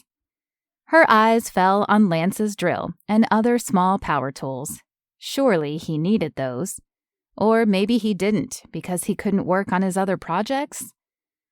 With a sigh, Daisy found an empty box and gathered the tools, grabbing his screwdrivers, drill bits, extra batteries, and hammer. At some point, Lance would want his tools back. Better to get them ready now. Were some of his things still upstairs? Just to be sure, Daisy jogged up the stairs and took a pass through the bedrooms, hallway, and bathrooms. The only thing she found was a pair of safety goggles and a flashlight under the sink in the blue bathroom. It was the last major project on their list. She turned the goggles over in her hands, remembering the first day he came to work, when he lectured her about worksite safety. There were repeated moments after, when he'd reminded her again with a wordless tap of his finger on his own glasses. Daisy usually rolled her eyes, but lowered her goggles from her head to her nose. Lance always waited to turn on the saw or drill until she was protected. Maybe he was more patient than she gave him credit for. Daisy glanced around the blue bathroom with a sigh. It was a daunting task to tackle. If it didn't get done, though, it would be the most memorable thing about the bed and breakfast, and not in a good way. The online trolls would have a heyday if she booked reservations and guests used the atrocious 60s bathroom. It had been over a month since Daisy looked online for reviews. Lavender hadn't been too forthcoming about anything she'd seen. Part of Daisy wanted to stick her head in the sand and ignore the internet entirely. The other part needed to read every single word that had ever been written about her inn. Daisy pulled her phone out and dismissed a few unimportant notifications. Her thumb hovered over the internet app and finally tapped the button, pulling up a blank white page with an empty search bar in the center. Should she? Could she handle it right now? The temptation to check the web for mention of Bloom's Farm Bed and Breakfast was too great, and Daisy finally typed her own business name into the search bar. Results flooded the page in familiar blue ink. Sponsored ads dominated the top, websites declaring they could provide the best deals on booking a room. She scrolled to find websites splashed with the reviews she'd already seen. Do not stay here. Terribly disappointing. Waste of money. It was her worst nightmare. In the words hiding behind blurry eyes, Daisy saw yet another one of her dreams going up in smoke, due to something she couldn't control. Was God playing some sort of cruel joke on her? Daisy clicked through to a website she knew featured reviews on all types of businesses. Reading each lengthy review, bashing her beloved project, threw her deeper into self-pity with a healthy dose of anger. Daisy had watched one dream die, her professional dancing days ending far too soon. It had taken years before she uncovered a dream buried in the potential of the old, weathered homestead. The house had come so far, it was on the verge of being something incredible. All she needed to do was redo this bathroom and wrap up a few smaller projects downstairs. Could she do it on her own, though? Only one way to find out. First step, she had to get this ridiculous permit issue resolved. But Christmas had given her an idea. That's what family was for, right? Daisy brought backup for her meeting with the inspector. Poppy was her ace in the hole. Everybody loved her. Plus, other than their father, Poppy had the most influence because of her produce operation and orchard events. She'd turned their small farm into something of a tourist attraction and worked with the county on multiple occasions for special permits. When the polite secretary led them into a small conference room, the inspector greeted them apathetically, except for a small hint of surprise at seeing someone else with Daisy. Poppy smiled with closed lips and pulled her skirt under her to take a seat. "Let's get started, shall we?" the inspector started. "I understand you aren't happy with—" Poppy cut him off sweetly. "Let's just wait a moment. I believe we are expecting someone to join us." The inspector's confused look made Daisy want to dance with glee. He had no idea what was coming, and it was glorious. Just then, the door opened, and Daisy recognized Harrison Coulter talking with Gerald Ruiz, the county commissioner. Like old friends, they bantered and laughed as they came through the door. Harrison smiled at Poppy and gave Daisy a nod before greeting the inspector coolly and introducing himself. Daisy gave Poppy a questioning look. She knew Poppy had called in a favor with the commissioner, but what was Harrison doing here? Poppy mouthed, "I'll tell you later," before turning back to the stammering inspector. Gerald came over, and Daisy stood to shake his hand. "Miss Bloom, your sister has told me all about you. It's a pleasure to meet an upcoming entrepreneur. Rogers County is eager to help encourage business growth here." Daisy nodded. "Thank you, sir. Unfortunately, the process hasn't included as much support from the county as I'd hoped." She glanced across the table. Gerald frowned and looked at Mr. Haversham. "What's she talking about, Larry?" Larry sputtered. "I'm not sure, Mr. Ruiz, I assure you." Daisy rolled her eyes and tried to stifle the simmering frustration. Harrison's confident voice cut through the inspector's protests. "From my understanding, your inspector has been intentionally placing roadblocks to prevent Miss Bloom here from successfully completing her project. As someone deeply involved in the Indiana Senate Committee for Economic Development, I have to say this is very disappointing. Small businesses are the heart of the economy, and we should do everything in our power to aid." He glanced at Mr. Haversham. "Not hinder their progress." Gerald nodded enthusiastically. "I couldn't agree more, Senator. I can assure you we here at Rogers County place small business success as a very high priority." Daisy snorted. "You should probably tell Mr. Haversham over there." The commissioner frowned at Larry. "What's going on?" Larry's face turned bright red, and he sputtered. "There were complaints, and Poppy chimed in. "Bogus complaints, Mr. Commissioner."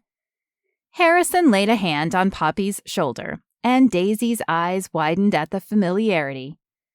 "I had my people do a little digging, and I am confident there has been an egregious conflict of interest by Mr. Haversham." Gerald narrowed his eyebrows. "Why don't you explain now, before I have to hear it from the esteemed senator?" Larry stood up, pushing his pudgy hands into the table. "My sister runs a bed and breakfast only 5 miles away from Bloom's farm. This will destroy her business, and what was I supposed to do? Just let this harpy ruin everything she'd worked for?" Daisy gasped at his insult. "Excuse me?" Spittle flew from Larry's mouth when he spoke. "Oh, I saw you with that contractor, practically falling all over him. Absolutely shameless." Daisy's eyes bugged, and she felt heat travel up her neck to her cheeks in embarrassment and anger. This guy was unbelievable.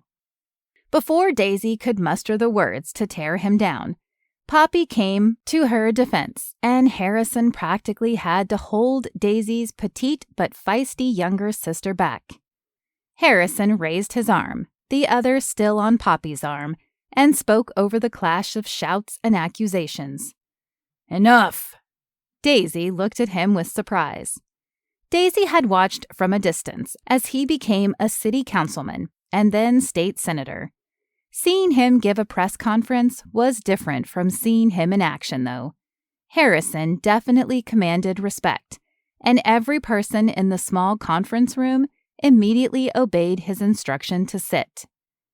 Harrison pulled a chair out for her sister, and Daisy narrowed her eyes.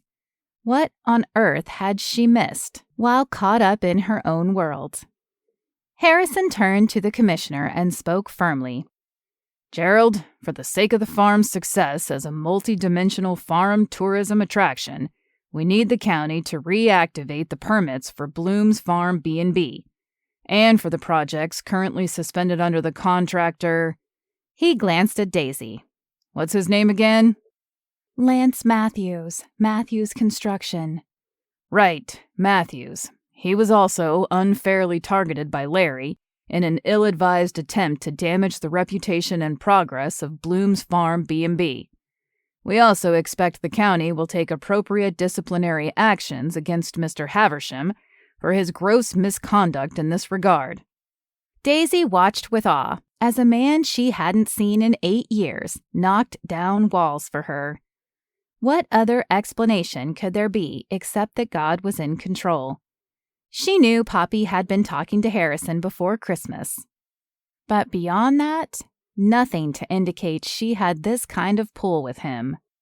What had it taken for a busy state representative to come to the Rogers County offices to fight her little battle? Larry tried to speak, but the commissioner held up a hand to silence him and said, "We will discuss this later, Mr. Coulter." "Senator," Harrison corrected, and Daisy saw the familiar roll of Poppy's eyes in response to his ego. "Senator Coulter," Gerald corrected apologetically. "I can assure you this was a mistake, and we will do everything in our power to make it right for Miss Bloom and the Bloom family." "Wonderful. I guess we are done here. I've got to head back to Indianapolis for a meeting this evening." Harrison stood, and the group followed. Daisy shook Gerald's hand blankly, still trying to process everything. Her sister swooped in, brought in the man who could be the next Indiana governor, and completely saved the B&B. Daisy now had a pretty good idea who was to blame for her bad reviews. The Butterfly Inn was an ancient B&B not far from Bloom's Farm. It had been around forever and was everything Daisy hated in small private inns. Creepy antique dolls, itchy bedspreads, and too many doilies made you feel like you were in your great-aunt's house. She'd actually booked a room when the idea of opening a bed and breakfast had first entered her mind. After a few hours in the room with no television and a particularly unnerving life-sized doll in a rocking chair staring at her from the corner of the room, they had checked out early and went straight home. Lavender had never forgiven her for that particular adventure. Could all the reviews she'd seen online have come from Larry Haversham's sister, just because she felt threatened by the competition? Surely there was enough business for both of them, especially with the weddings being held at Bloom's Farm, miles away from the nearest large hotels. Instead of working together, the owner of Butterfly Inn tried to take her down. Now the question remained, what was Daisy going to do about it? Daisy left the meeting with more questions than answers. First and foremost were burning questions for Poppy. Harrison Coulter had shown up at the dinky offices of Rogers County as a personal favor to her sister? The three of them walked out, and Daisy turned to Harrison. "I don't know how to thank you." Harrison flashed the campaign-winning smile that landed him on the front page of the Indy Star more than once. "It's my pleasure, truly." He glanced at Poppy and then his watch. "I'm sorry, but I really do have to run." Daisy's mouth dropped as he touched Poppy's arm gently and leaned in to kiss her cheek. Color rose in Poppy's cheeks as Harrison whispered something to her before striding away, his phone already halfway to his ear. The instant they were both in Poppy's truck, Daisy turned to her sister. Poppy stared at the steering wheel, avoiding her gaze. "Anything you need to tell me, sis?" Her sister sighed and twisted in the seat. "I meant to tell you a long time ago, then Dad had his stroke and everything got complicated." Daisy frowned. It wasn't like her sister to keep secrets. "So, what is it?" "Harrison and I are together." Daisy's gasp filled the small interior of the truck. "Are you serious?" At Poppy's small nod, Daisy covered her mouth. When? He called me in September and asked me to go to a dinner with him. We've been talking and seeing each other since. Poppy's warm brown eyes filled with tears. I'm so sorry I didn't tell you. Daisy reached across the center console and patted her sister's arm as she continued. It's been a bit confusing. No big surprise there. Between their history and the fact that Harrison was in politics, oh yeah, it could definitely get complicated. But you like him? Watching them at the meeting, Poppy and Harrison hadn't been overtly affectionate. He'd been attentive and stood up for Daisy, but there was the kiss on the cheek before he left. Poppy bit her lip and nodded. Yeah, I think you'll be seeing him around a lot more.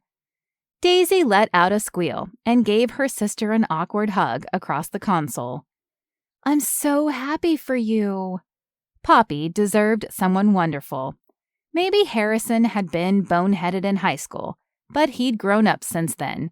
From everything Daisy saw in the local news, he was a good lawyer and senator. Honestly, it was a bit surprising he wasn't married yet.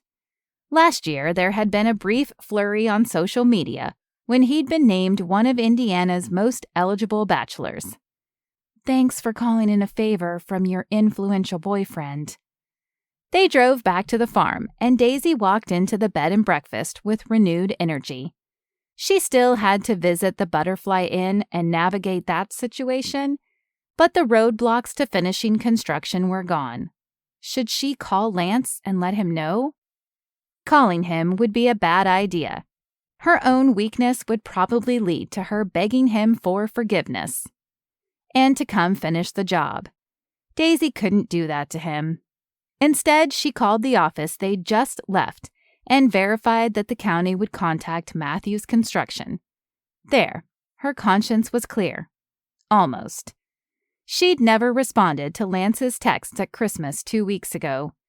It was still her fault everything had gone down the way it did. It wasn't even all that surprising.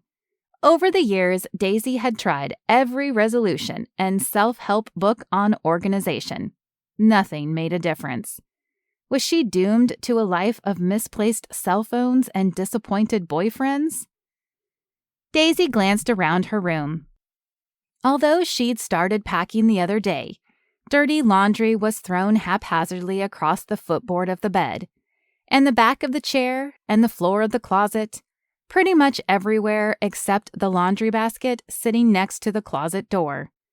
She didn't want to live this way. Most of the time, she barely noticed the clutter. Since working with Lance, the disarray caught her eye more often.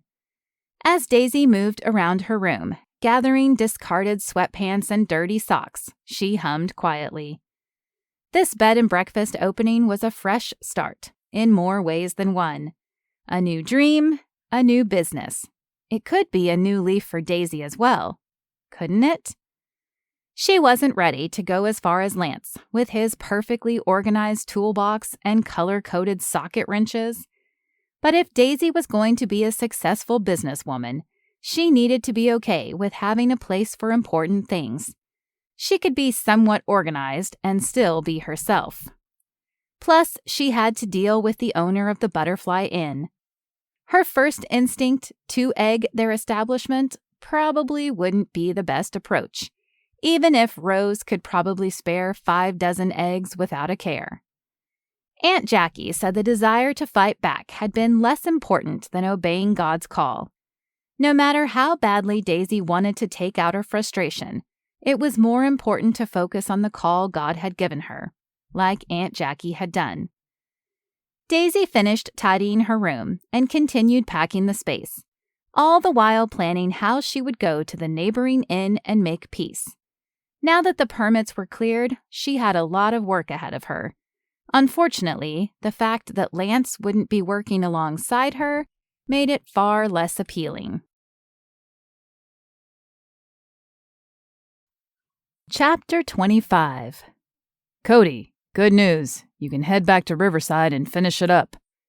Finally, Lance was able to get his other job sites up and running. Actually, He was pretty sure it had been a God thing.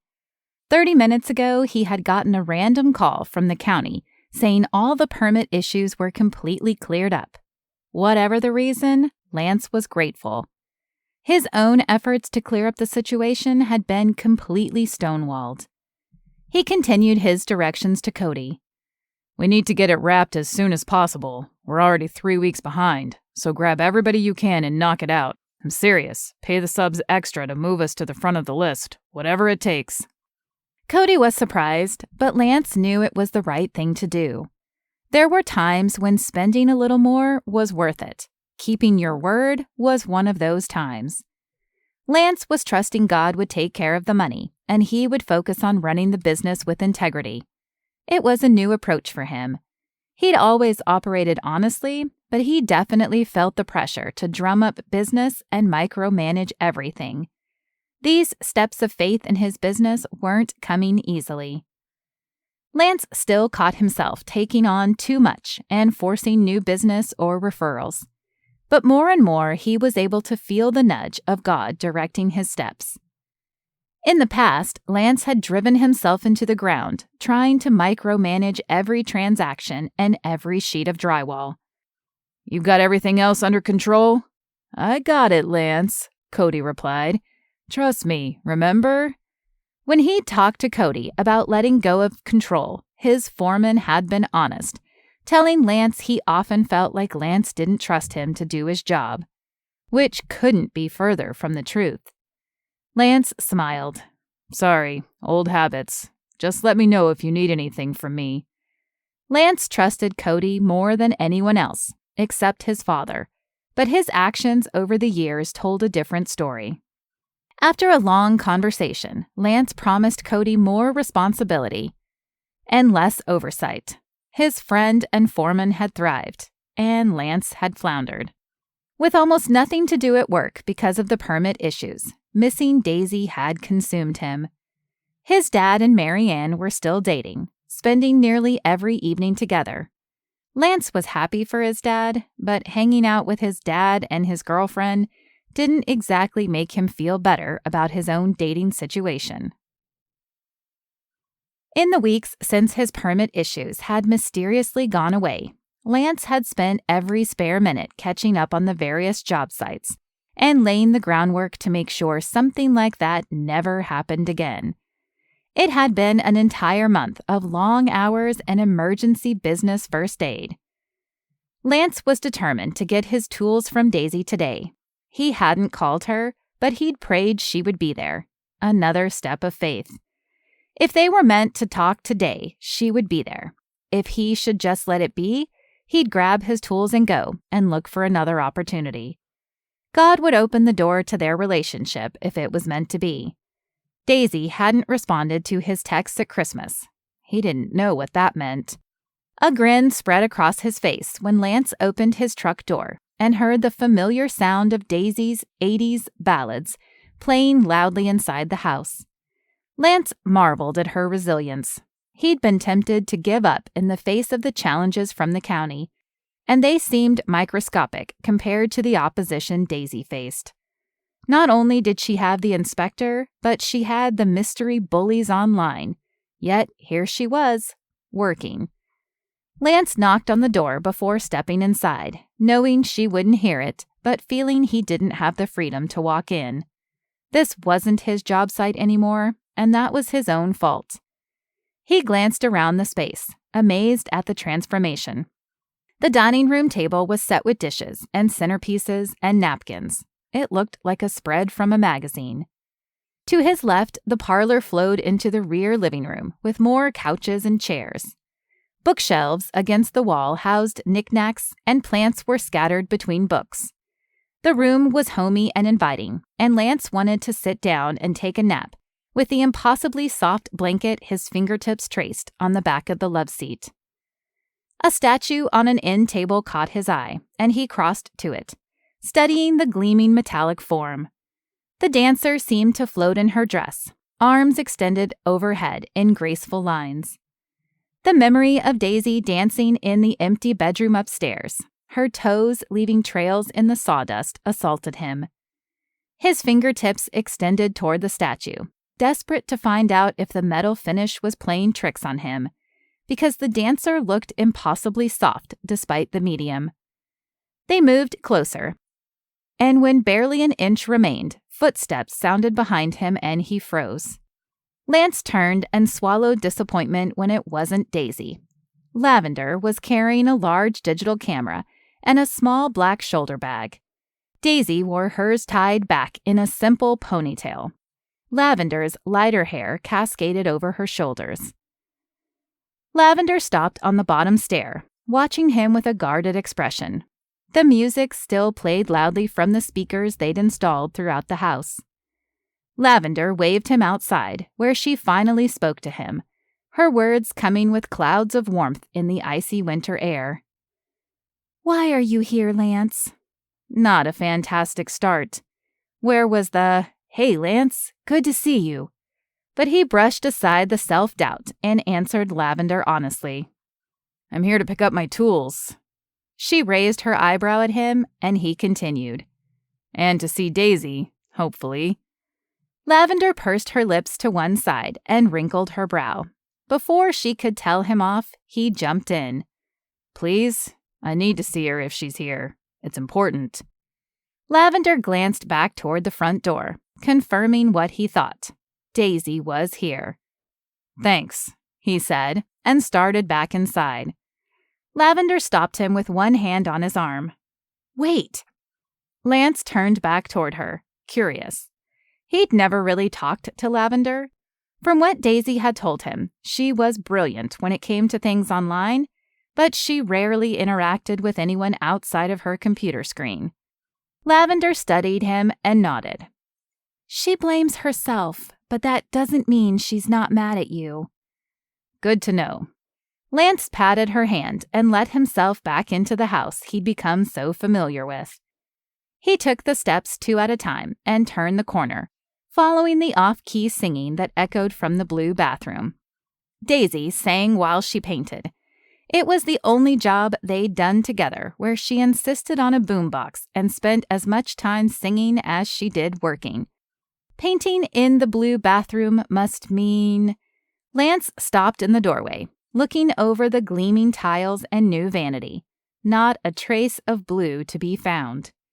While he studied the space, from baseboard to ceiling fan, the singing stopped and brought his focus to the centerpiece of the room. Daisy stood on the lid of the toilet tank, trimming the line where the ceiling meets the wall with the relaxing blue-green she'd been so proud to show him. Lance watched, wide-eyed, as Daisy turned sharply toward him and lost her balance.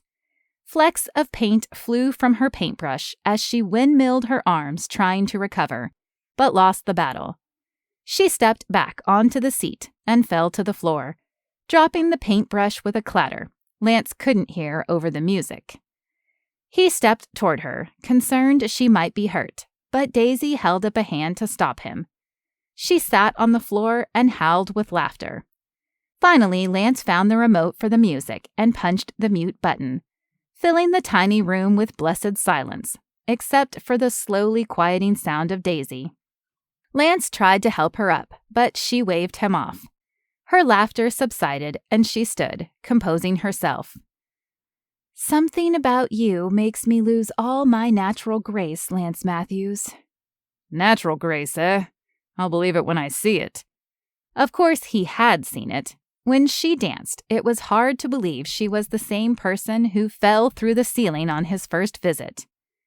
She smiled politely and asked, "Are you here for your tools?" Lance nodded. "Yes, but I also thought we should talk." Nearly 2 months had passed since the inspector had stopped everything in its tracks, the construction and the relationship. Daisy set the paintbrush on a paper towel and wiped her hands on a rag dotted with splashes of the paint. "It's fine, Lance. I understand why you left, and I'm sorry my problems made things difficult for you." Picking at a drop of dried paint on the side of her finger, Daisy refused to meet his eyes. Finally, he could see her face and understand. He'd hurt her by leaving, and thinking a text message or 2 would fix that was underestimating how much. "I shouldn't have left. I panicked." Daisy nodded. You had a business to take care of. I understand. Lance shook his head and stepped closer to her, forcing her to meet his gaze.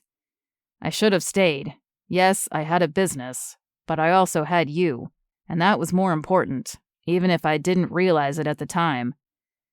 Color rose in Daisy's cheeks, and she stepped back.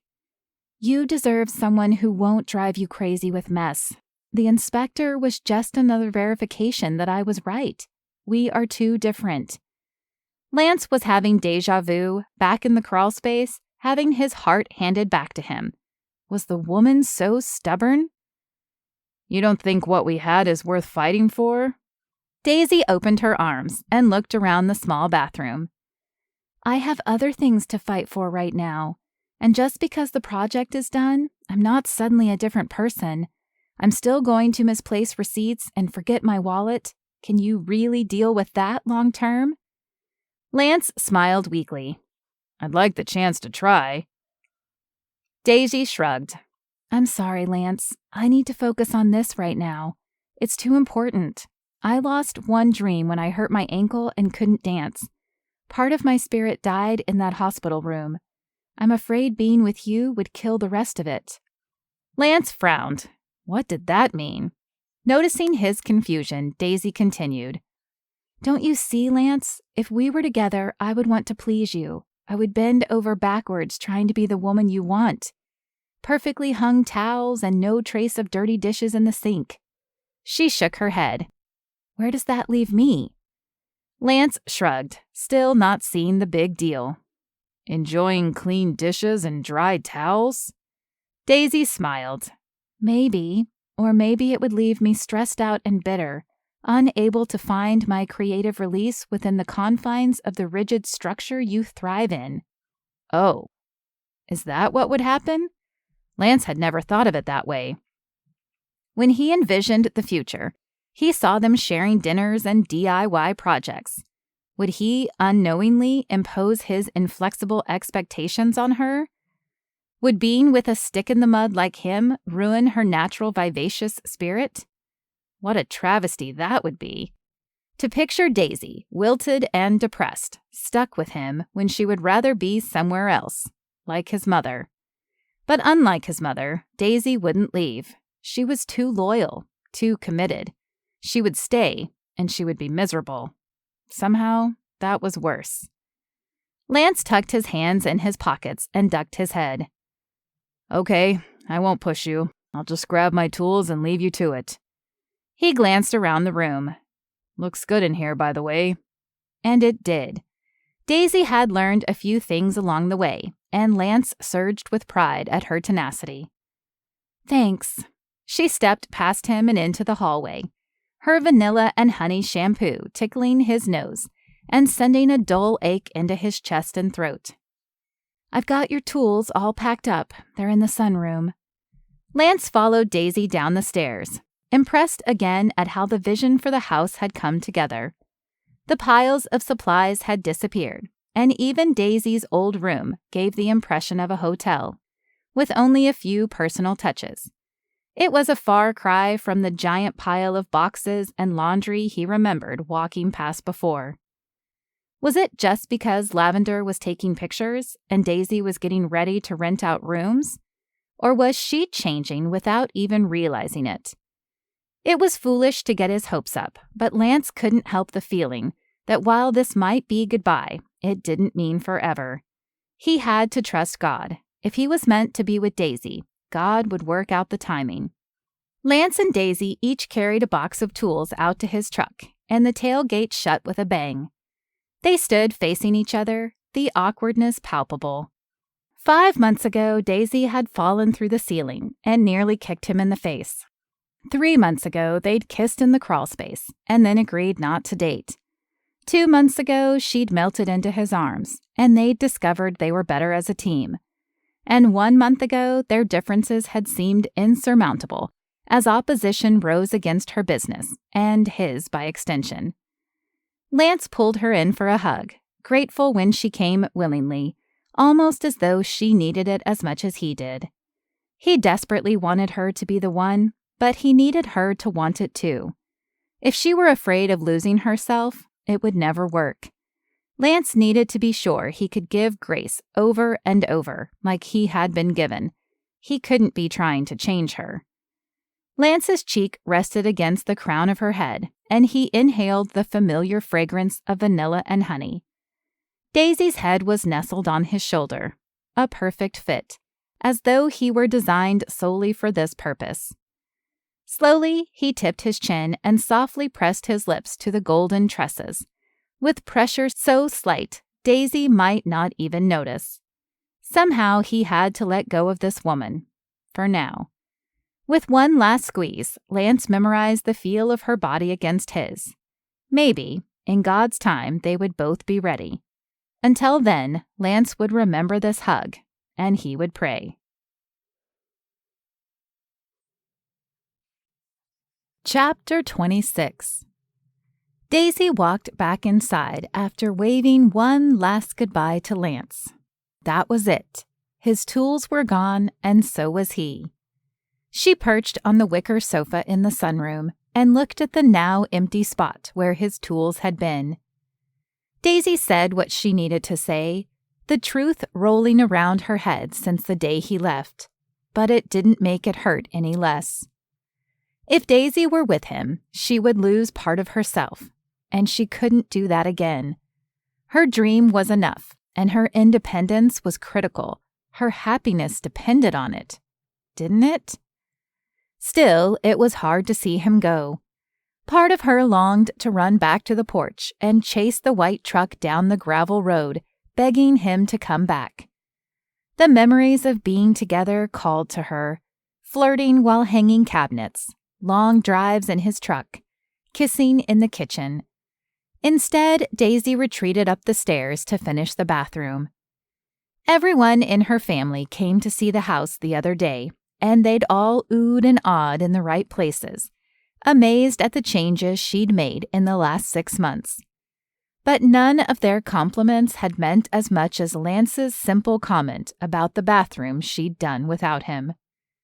Daisy had finally earned the approval of the nitpicky slave driver she paid for months to teach her and work alongside her. Every contractor who had laughed or leered at her, they could eat dirt. The bed and breakfast opened in a month, just in time for beautiful romantic spring getaways.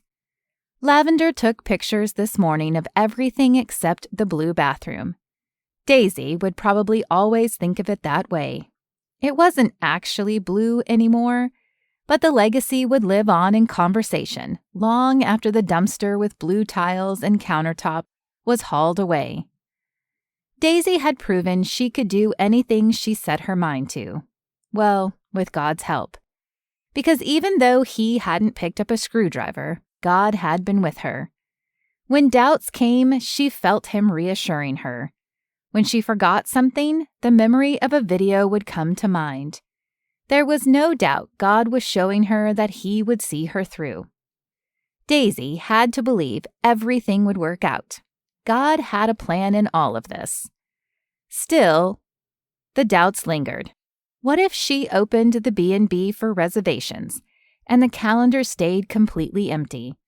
All her hard work would be for naught. Sure, this house was beautiful now. She glanced around the inviting, cozy space. It was ready to be filled with laughter and love. For nearly 30 years, it sat empty on the property. Now the historic home was ready to show off for the world, as long as people came. 4 weeks later, the sponsored ad on Lance's social media feed stared back at him. The familiar staircase and gleaming hardwood floors mocked him. The comfortable and airy seating area he remembered from his last visit to Bloom's farm called to him from the background. "Go back," it said. Lance clicked on the advertisement, unable to resist. The website was fresh, professional, and full of impressive photos on a slideshow. A video prompt invited him to press play. Behind the triangle icon, he saw the familiar silhouette of Daisy. Hesitantly, he tapped the mouse, and soft music overlaid with Daisy's familiar lilting voice greeted him through the speakers. A lonely ache clenched his heart, and he closed his eyes. How could he miss her this much? Even the sound of her voice was overwhelming. Lance forced his eyes open and watched as Daisy pointed out the features of Bloom's Farm B&B as she took him on a tour. Instead of looking at the rooms, Lance studied her face. At first glance, she seemed relaxed and confident. To anyone else, she would be the perfect vision of a successful business owner, inviting them to come and stay. But Lance wasn't just anyone. There was strain around her eyes, despite the makeup he'd never seen her wear before. She pulled her hair over one shoulder, as though tempted to pull it into a ponytail, instead of the soft, straight, golden waterfall. Daisy looked happy, but were those circles under her eyes or just shadows? Was Lance imagining problems where there were none? What about the fake reviews? Lance found the search bar and typed in Bloom's Farm Bed and Breakfast. 5 stars. No matter which review site he clicked on, he couldn't find any trace of the negative reviews claiming that patrons would get food poisoning. He didn't know how Daisy or Lavender had done it, but they had. Lance shouldn't have doubted. Daisy would go after her dreams with everything she had. Her methods might be different from his, but God had given Daisy a call, and she was being obedient. That was admirable. Lance was doing his best to do the same, to be obedient and surrender his own tight grip of control. Trusting God didn't come easy to a man who worked tireless to ensure his own desired outcomes. Stability and financial success. Was it time to follow up with Daisy again? He prayed about it, trying to listen, unsure if the surge of hope was a sign from God or just his own desires screaming at him to pursue the woman he loved. He loved Daisy. It shouldn't come as a surprise, but it did. When they were together, even before they were together, he would do anything for her. His days were better when he saw her, even when she did things that irritated him. Lance wanted to be the one she leaned on after the hard days and celebrated with on the good days. He wanted to dance with her, despite his own clumsy feet. Agreeing to work on the house had started with a promise to his father and turned to professional interest at the site of the historic property. When he discovered the heart of the project, Daisy, it had become so much more. Getting to know Daisy and falling for her had turned a simple side project into something important. Lance was personally invested, not because he wanted to see the project completed, but because he needed to see Daisy achieve her dream. Now he needed to see it in person. With one last prayer that his timing was right, he clicked the Reserve Now button. Then he grabbed his notebook and started a new to-do list, perhaps the most important one he would ever write.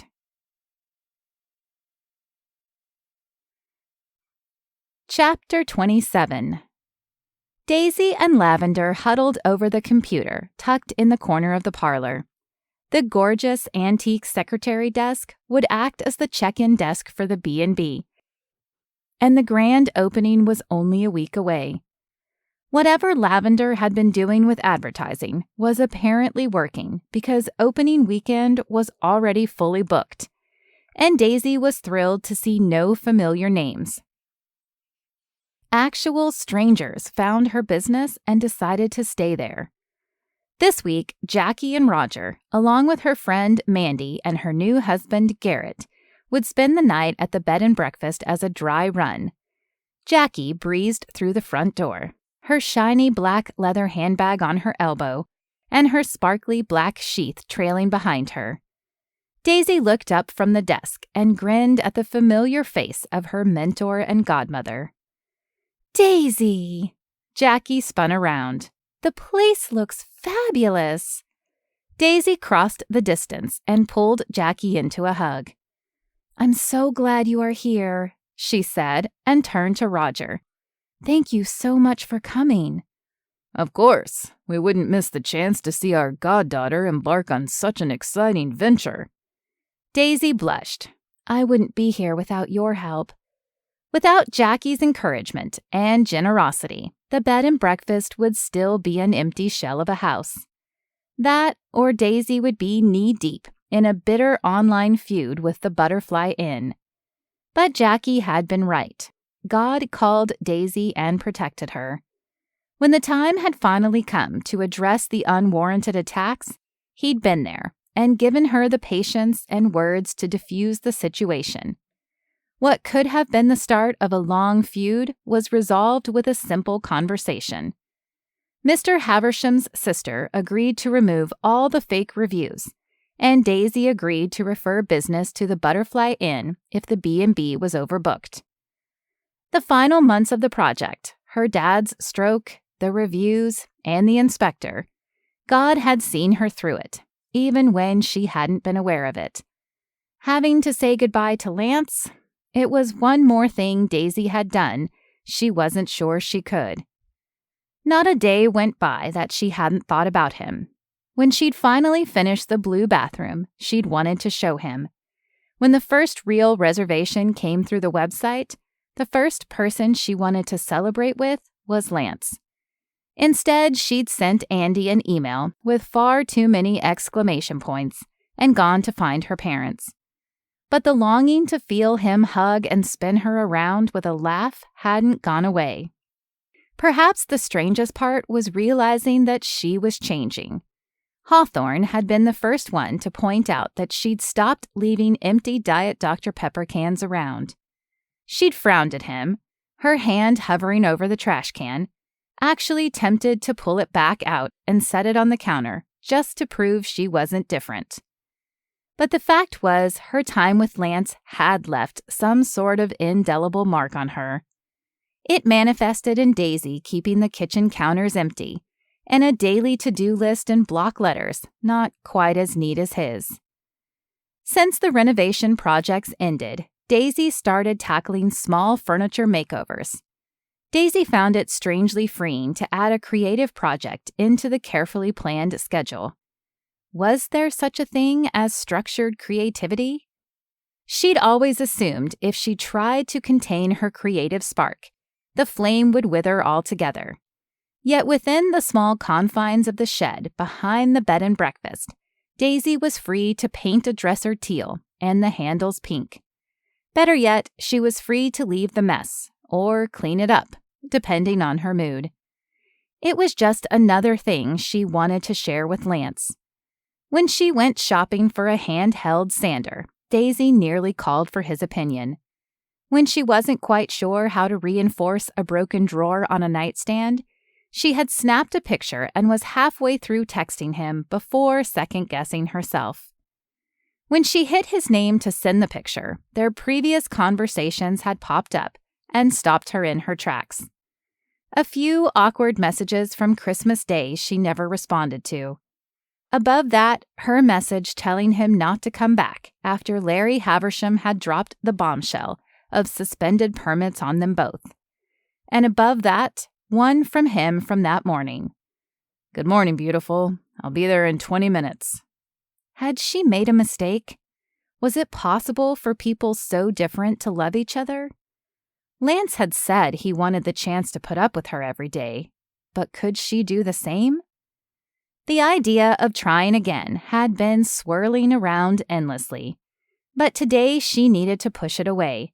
She had guests to take care of, and right now there was nothing more important. Daisy gave Jackie and Roger a tour of the property, talking about the changes she had made and the pieces of the original house that remained. Daisy showed them to their room, her eyes instinctively finding the unnoticeable place where the ceiling had been patched after her first encounter with Lance. Would every corner of this house always remind her of him? After leaving her first guest to get settled, she walked back downstairs. Her chef hadn't started yet, but Poppy had whipped up a few small appetizers for an evening reception, and she knew most of her siblings, plus Avery, would be coming by to celebrate with her. Her mom was confident Dad would be there too, which was a testament to how much he had recovered in just 3 months.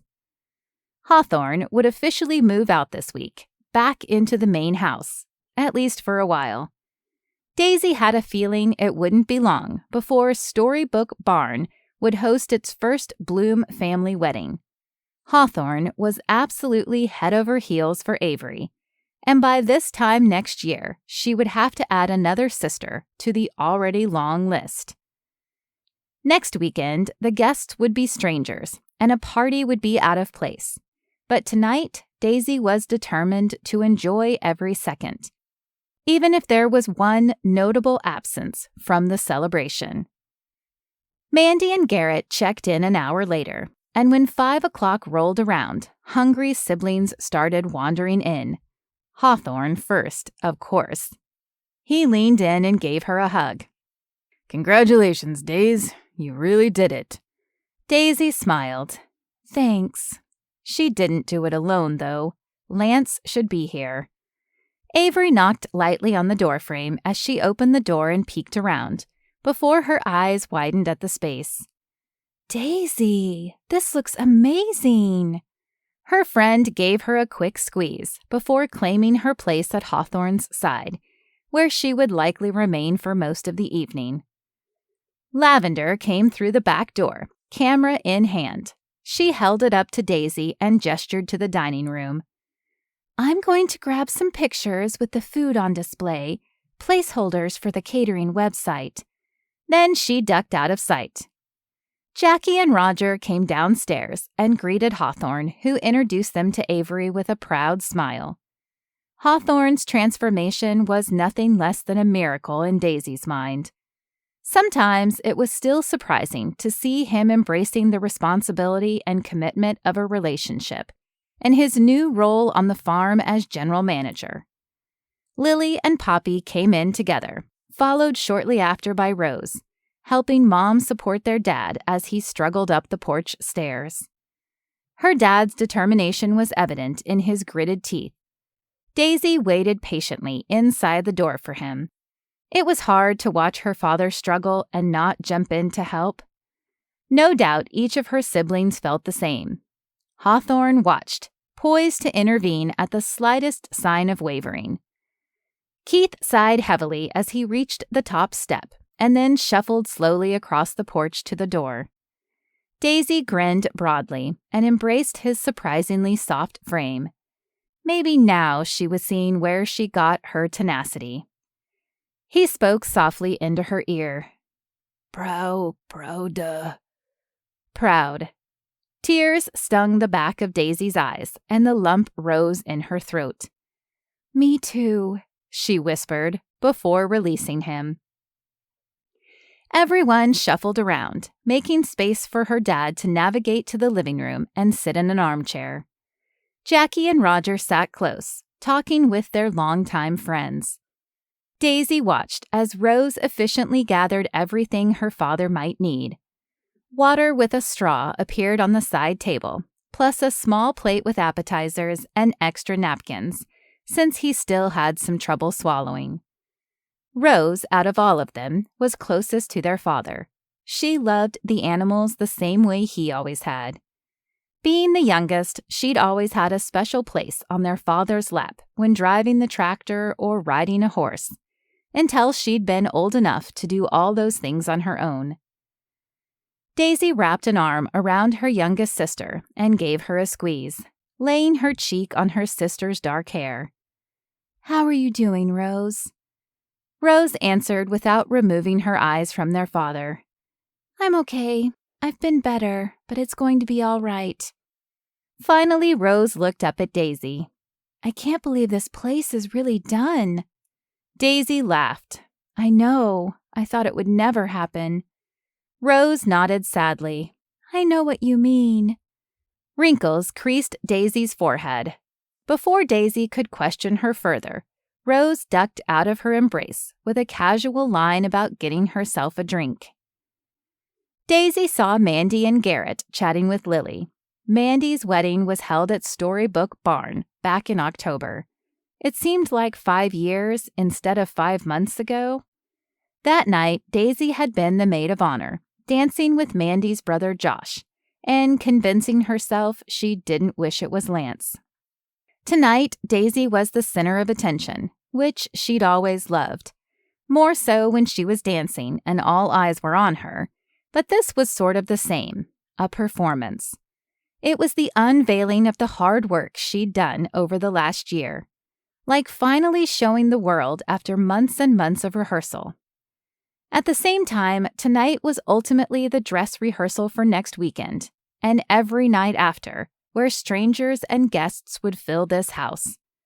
Still, she couldn't help but wish there was a different set of eyes watching the show tonight. Chapter 28. Lance packed his small duffel bag. He had 2 days to convince her they were right for each other and that he could coexist with her creative spirit, which was another word for disorganized mess, but he was trying to reframe his attitude. Waves of heat washed over him and his hands started to sweat. Lance wiped the clammy skin on his jeans and sent a quick prayer heavenward. This had to work. Visions of the gorgeous oak door being slammed in his face brought his eyes open wide in an instant. Check-in started at 3 p.m. He pulled into the gravel parking area at 3:15, pleased to see no other cars there. He had Daisy all to himself for at least a minute. When he made the reservation a month ago, it was impulsive. Temporary insanity, right? Wasn't that a legal defense? He'd considered canceling it a dozen times, even pulled up the confirmation email and clicked the button.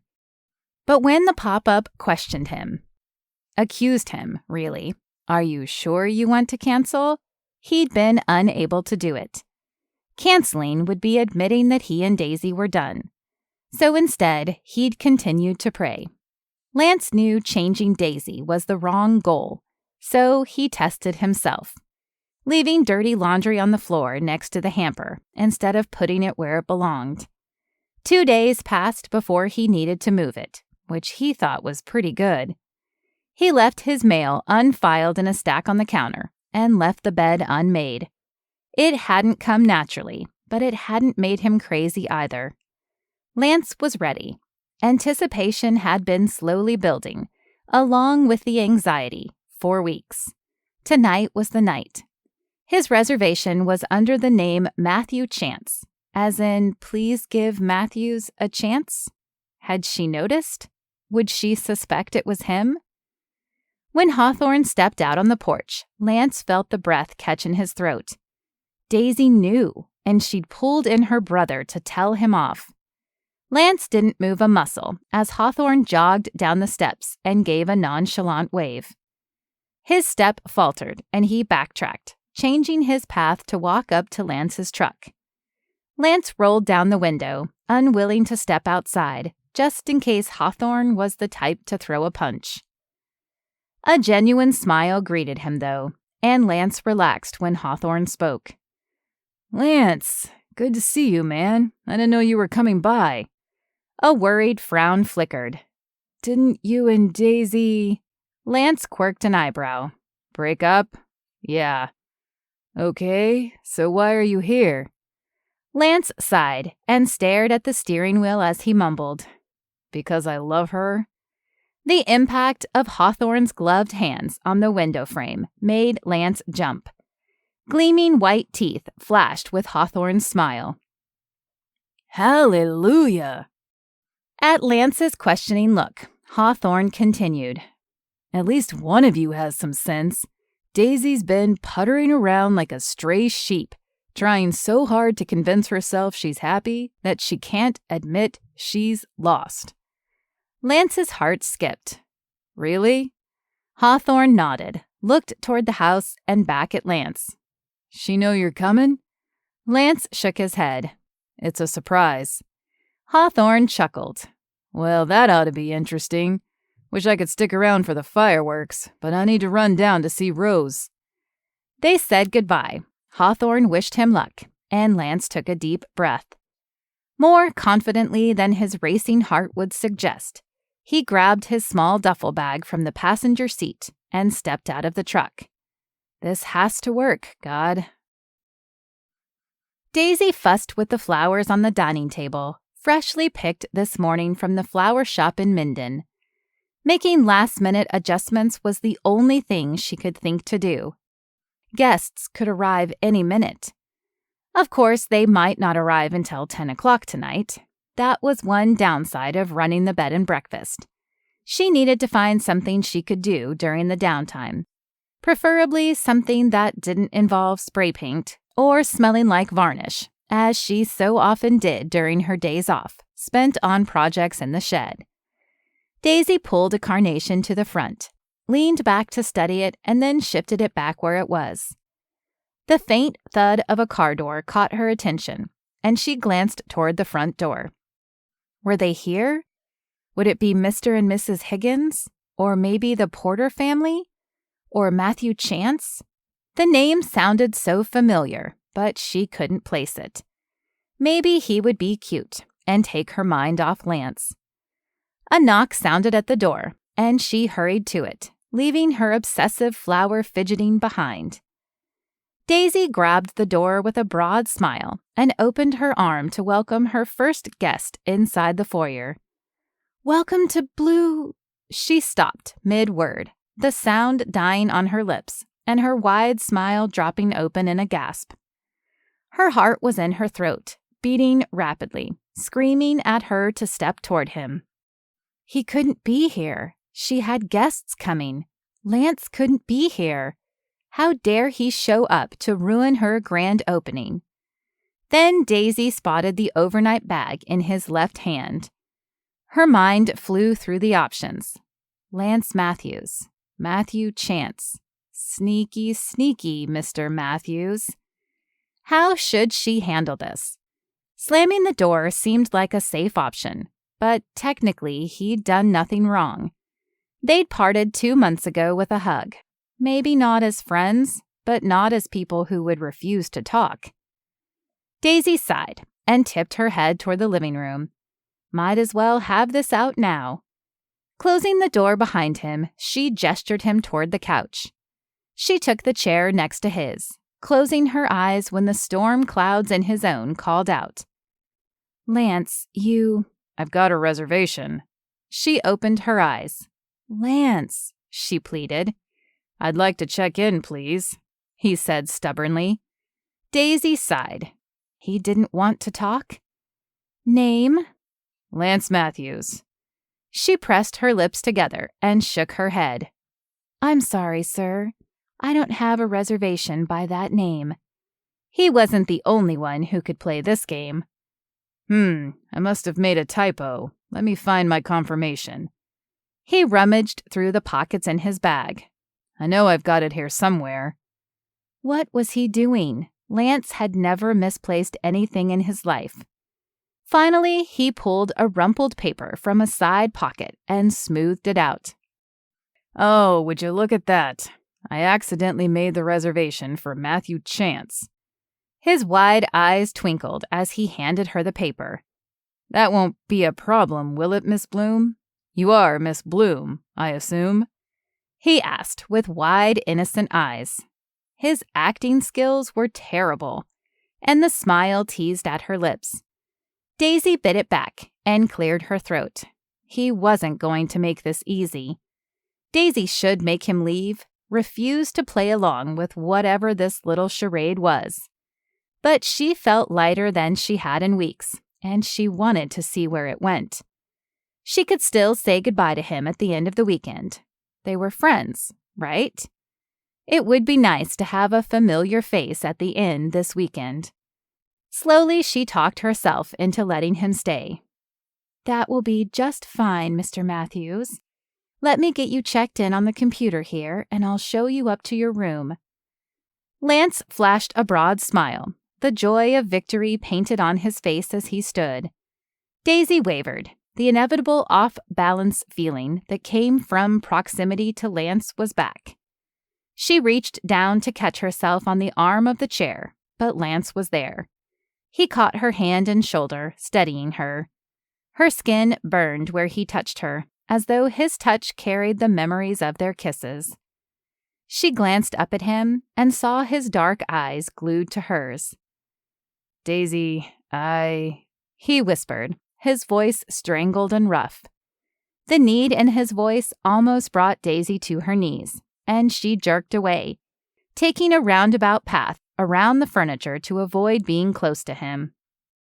Daisy cleared her throat and blinked after turning her face away, as though she could reset her internal awareness of him and start over.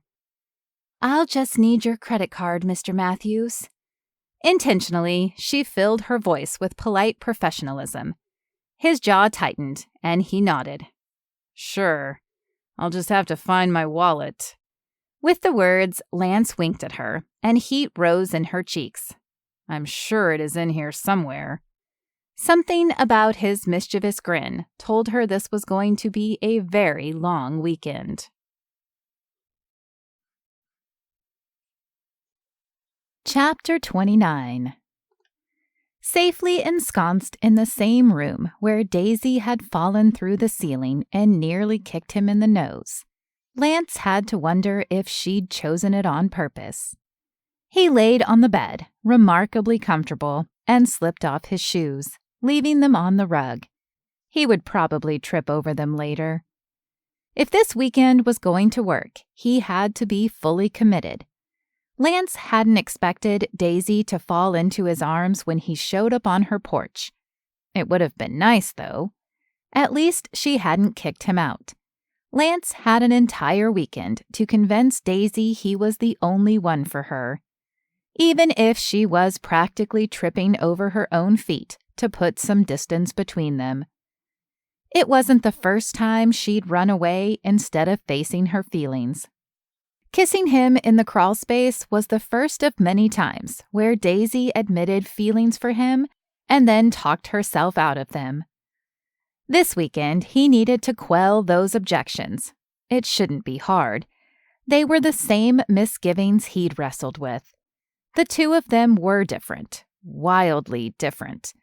When it came to tackling a problem, he and Daisy had radically different approaches.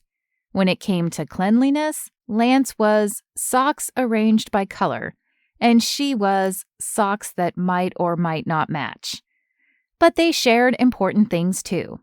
Faith, loyalty to family, a love of restoration, irresistible chemistry. With important things like that unifying them, the rest seemed terribly unimportant. When he admired her sense of adventure, her confidence, and her vivacious spirit, it seemed foolish to dismiss a future because she sometimes forgot to turn off the lights. He just had to convince her of the same thing, starting today. Lance flipped through the welcome packet, which highlighted the amenities of the bed and breakfast and nearby attractions, along with local state parks, restaurants, wineries, and the tourist-centered dairy farm an hour away. Bloom's Farm invited the guests of the bed and breakfast to explore the farm on horseback, visit and taste the offerings of Poppy's Winery, or bottle-feed baby goats. He skimmed the note page, making note of one sentence in particular. To arrange farm excursions, contact Daisy Bloom or the host for your stay. An idea began to spark, and Lance smiled to himself. He knew Daisy wouldn't want to leave this evening, at least not until after all the guests were checked in. But tomorrow? He was going to shamelessly guilt her into spending the day with him. He grabbed a book from his bag and made his way downstairs again. Daisy might hope he would stay in his room all weekend, but he had other plans, starting with seeing Daisy as much as possible. Daisy ran the feather duster over the already clean shelves, stealing glances at the man who seemed to dominate the space in the parlor. Lance looked far too comfortable in the cozy room, casually reading a book. She tried to peer around a lamp to read the title on the cover, extending to her tiptoes and leaning over to one side. Lance hadn't even looked up from the book since he sat down, despite her flitting around the room. Daisy wasn't exactly trying to get his attention, but wasn't he there for a reason? What book could possibly have him so enraptured?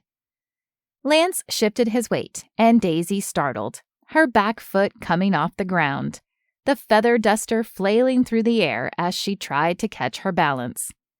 Why did this always happen around him? She had been a professional dancer, for crying out loud. She caught herself, her foot coming down loudly on the wood floor. Daisy winced and opened one eye to see if Lance had reacted. He flipped a page, and she narrowed her eyes. He was doing this on purpose, right? Ignoring her? Should she say something? Daisy walked around in front of him and fluffed the pillows, already perfectly staged. Finally, she caught a glimpse of the cover of the book that had him so entranced. Who moved my cheese? A snort escaped before she could stop it, and she covered her mouth. Piercing brown eyes shifted up toward her, his expression teasing, even as his words betrayed nothing. Have you read this book? He held up the cover so she could see it clearly. Daisy pressed her lips together and shook her head. Not exactly something I struggle with. Lance nodded and placed a finger on his chin, as though she'd said the most philosophical thing in history, and he needed time to properly digest the wisdom. You know, he said after a long pause, I've been told I'm too rigid. You don't say. Daisy couldn't help but respond sarcastically, hearing him quote her own words about him. Lance nodded. I know. Hard to believe, isn't it? A chuckle escaped from Daisy, and he continued. But I'm learning that perhaps my way isn't always the best way. Thus the book? She replied skeptically. It was one thing to say the right words, or even to read the right book. But what about the reality? Yes, the book, and other things. Oh? I'm finding that the more I surround myself with people who operate with more flexibility, the more my own way of thinking changes. Daisy couldn't respond. A faint glimmer of hope flickered inside her, and she desperately tried to squash it. For example, there was this woman. Daisy raised her eyebrows. She taught me a lot about the merits of creative thinking. Daisy needed an escape and looked around desperately for a way out, but Lance kept talking. The more time we spent together, the more I wanted... The knock on the door interrupted him, and Daisy's heart clamored at the intrusion. What did Lance want more of? Lance disappeared while she checked in the Porter family. While she was charmed by the 9 and 11-year-old brothers and their friendly parents, Daisy hadn't appreciated the interruption and wanted to continue the conversation. Daisy thought she would be happy for him to get out of her sight. He'd been lounging around like he owned the place since he checked in, and her awareness of Lance's presence was making it impossible to concentrate. Not that there was much to concentrate on. Everything had been ready for days. Washing sheets and cleaning up after the previous weekend had taken up her Monday, but beyond that, she'd been pacing and trying not to be anxious about the grand opening. Daisy needed everything to go well, if only to prove to herself that it could. She knew there would be hiccups along the way, and that sometimes guests would cancel or complain, but the first real weekend needed to be a success. And then Lance shows up on her front step and derails the whole thing. What was he thinking? Daisy needed to remember why she and Lance hadn't worked in the first place. He had walked out, frustrated, and blaming her for shutting down his business, which had been her fault. Getting involved again would only lead to trouble for both of them. Clearly, Lance had forgotten. It was up to her to remember for both of them. She didn't have time for philosophical discussions about how Lance thought his rigidity and her carefree attitude could coexist. When she'd walked past his room to take the Porter family to their rooms, she spotted his open suitcase on the bed and a dirty pair of socks on the rug. It seemed uncharacteristic of him, to say the least, but she'd never been to his house. Maybe he was a slob. Even as she had the thought, she laughed at it. Lance could be called many things: inflexible, demanding, intense, driven, thoughtful, handsome. She shook away the list of increasingly positive attributes. Lance was many things, but slob was not on the list.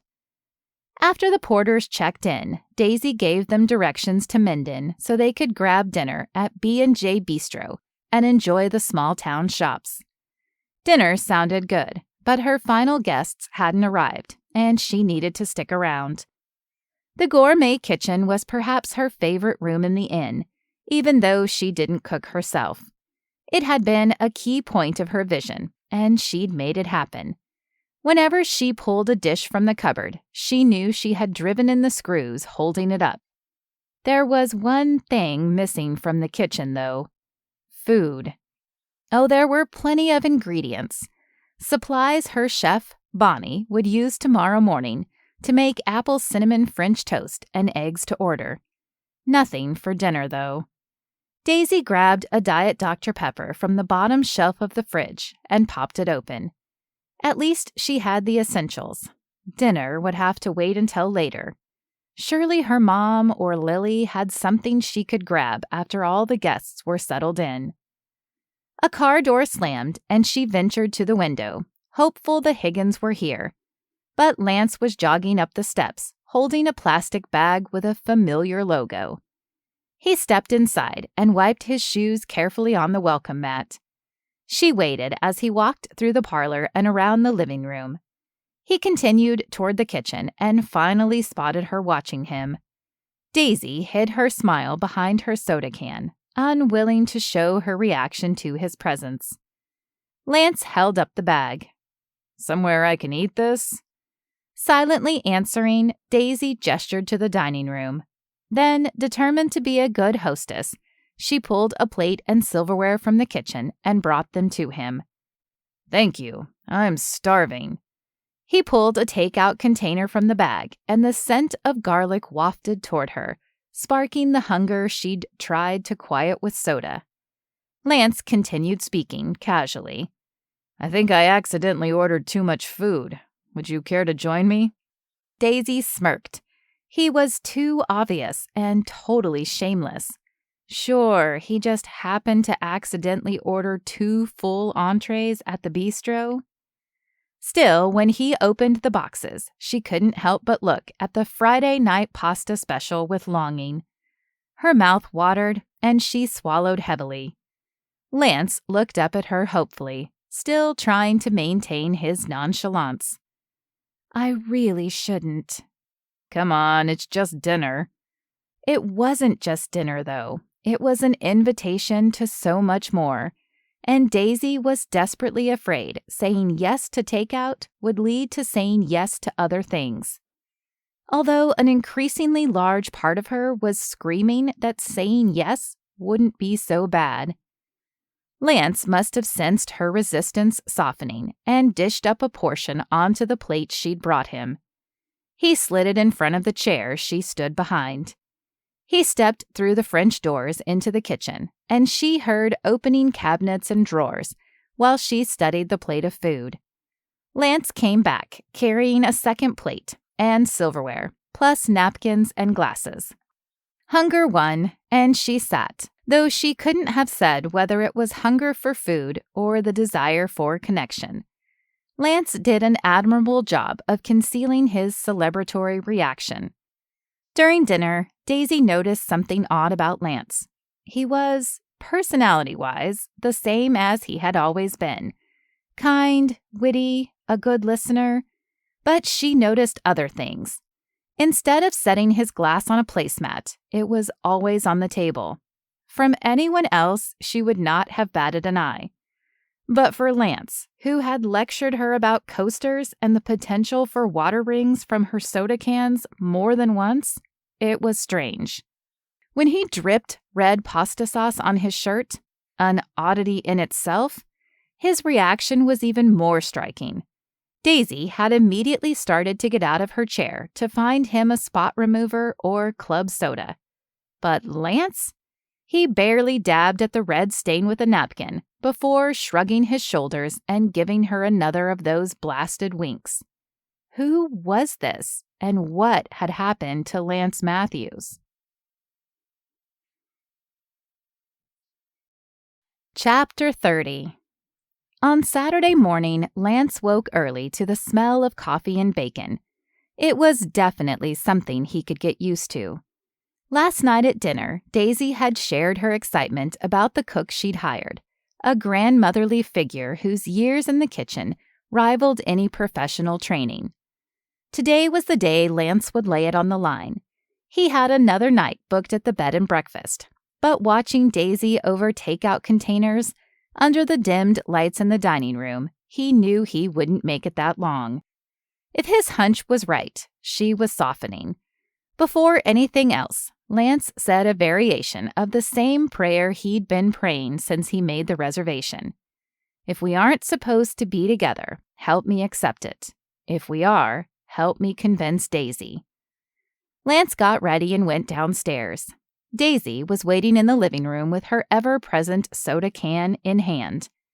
She greeted him without making eye contact and directed him to choose whichever seat he'd prefer. A short, pillowy woman with white hair and leathery wrinkles bustled through the kitchen doors, carrying a basket lined with fabric. She smiled at Lance, and he couldn't help but return the friendly greeting. "Lance, this is Bonnie. Bonnie, this is Lance Matthews. He was my contractor for most of the project on this house."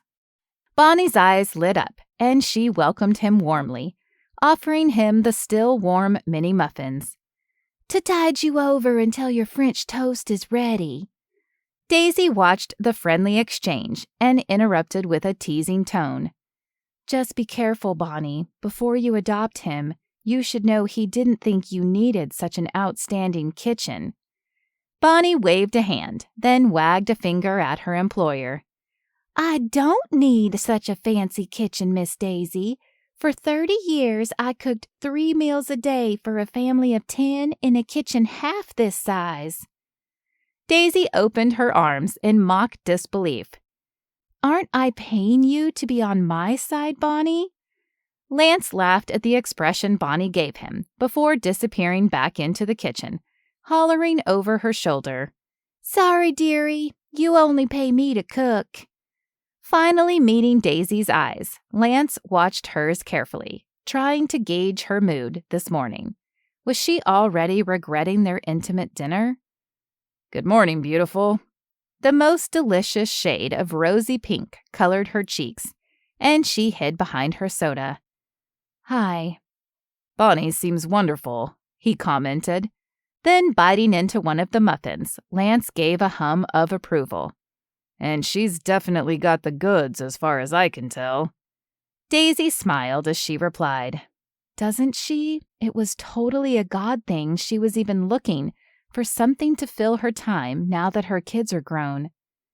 Lance had been around Daisy for less than 20 hours, but he'd do whatever it took to convince her to let him stay.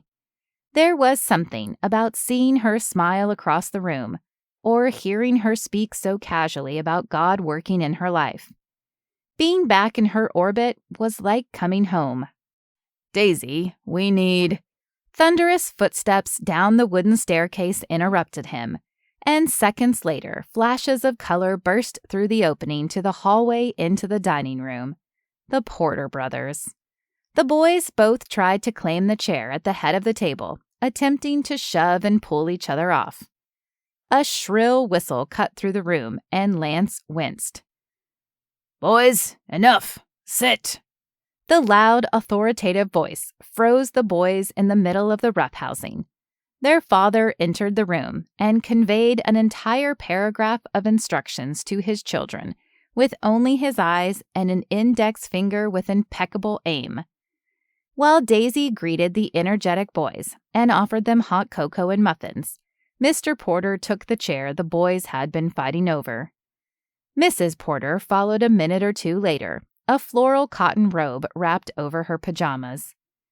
"Good morning," she yawned. "Coffee?" Daisy pointed her to the coffee pots set up on the sideboard, neatly arranged with mugs and everything anyone could want in their coffee, tea, or hot chocolate. Daisy had certainly anticipated everything. Pride swelled at the woman standing across the room from him. This was her element, and he felt privileged to experience it. "Help yourself, or take a seat and I'll be happy to bring it to you," Daisy said cheerfully. Bonnie pushed through the French doors once again with a bright smile. "Good morning, friends. I'm Bonnie May, and I'm so pleased to cook for you this morning." After verifying food allergies and taking orders for eggs, Bonnie disappeared into the kitchen once more. Mr. and Mrs. Higgins came down 20 minutes into breakfast, after Lance had devoured 3 slices of apple cinnamon French toast. The elderly couple ambled across the room. Lance watched, trying not to be too obvious, as Mr. Higgins gently helped his wife into the chair before locating the coffee and fixing his wife a mug. He brought it to her before returning to the sideboard to get his own cup and take the chair beside her. Conversation flowed amongst the guests, never a dull moment as the Porter boys chattered through any silence, talking about their plans to go hiking today. Though Lance nodded and asked them questions about their adventures, his attention lingered on the tenderness of the couple at the other end of the table. He watched as Mr. Higgins retrieved his wife's napkin from the floor, not once, but 3 times, and repeated himself several times so she could hear him. There was a powerful tug at his heart when Mrs. Higgins laid her weathered and pale hand on top of her husband's and squeezed gently. Curiosity niggled, and he finally asked, "Mr. Higgins, how long have you been married?" The old man laughed and patted his wife's hand. "Oh, it's going on 60 years now." Wow. When Lance congratulated them, Mr. Higgins smiled warmly. "It's not easy, but it's worth it." Though she'd been running back and forth, delivering plates for Bonnie and refilling beverages, Daisy watched the exchange between Mr. Higgins and Lance with interest. Apparently, Lance had noticed the same thing she had. The love between the 2 aged souls was so thick it was palpable. 60 years? But it was Mr. Higgins' last words, simple as they were, that echoed in her mind. It's not easy, but it's worth it. Daisy leaned back against the wall and listened as he continued. "You have someone special, son? Someone you love?" Lance glanced up at her for a split second, and heat rose in her cheeks again. Then, in an instant, his eyes were back on Mr. Higgins, with a glimmer hidden in their depths. "Well, sir, I'm afraid it's a little complicated at the moment, but I do love her." The serious tone of Lance's voice and the words he'd uttered made Daisy's breath seize in her chest. She stood up straight in surprise. Did Lance actually just declare his love for her to an old man at the breakfast table? Mr. Higgins gave a toothy grin and glanced at Daisy. "Well, that certainly makes things more interesting around here." He looked back at Lance and spoke again. "Let me give you both some free advice." Daisy heard his words, but her eyes were on Lance, whose gaze was fixed on her. Lance's brown eyes darted to Mr. Higgins, and he nodded, before looking back at her. Her heart fluttered. "Don't let small things get in the way of what could be the biggest thing, the best thing." Daisy shifted her gaze to the old man as he gently patted his wife's cheek, his voice full of emotion. "And once you decide to love someone, you must make that same decision every day after that, until it is unimaginable to do anything else." Daisy's heart lurched. Is that how Lance loved her? Enough to choose it every day for 60 years? Could he love her enough to choose it when she forgot to buy milk or left her clothes on the floor instead of the hamper? And even if he could she do it too? Could she love him when he was driving her crazy with lists or his stubborn refusal to consider another approach? What if he was the kind of man who got lost and refused to ask for directions? Could she love him even when their differences made her feel unloved or misunderstood? Unbidden, her eyes locked with Lance's once again. From across the room, his stare burned into her so intensely she thought she might actually burst into flames. Still, this wasn't the right time. The thought was punctuated with the sudden shouts and name-calling erupting from the Porter children. A river of orange juice flowed across the rough-hewn dining table and dripped rapidly to the floor, creating a small puddle that grew with each drop. Daisy ducked into the kitchen for a towel, returning to sop up the sticky liquid. As she lowered to her knees to wipe the floor, she couldn't help but register the acute absence of Lance from the room. She'd assumed he'd be waiting for her, eager to start and finish the conversation they obviously needed to have. Lance said he loved her. That couldn't be right, could it? How could an organized, methodical, driven man like Lance love a hot mess like Daisy Bloom? More than anything, she wanted to believe it would work. Sending Lance home tomorrow and never seeing him again would hurt more than any broken ankle. Even the homestead seemed homier when he was in it. Like the house itself was convinced it owed Lance Matthews some debt of gratitude for restoring it. And Daisy? Being around Lance had her unsettled and jittery, off balance. Except when it didn't. Like over dinner when she finally let herself relax and enjoy his company.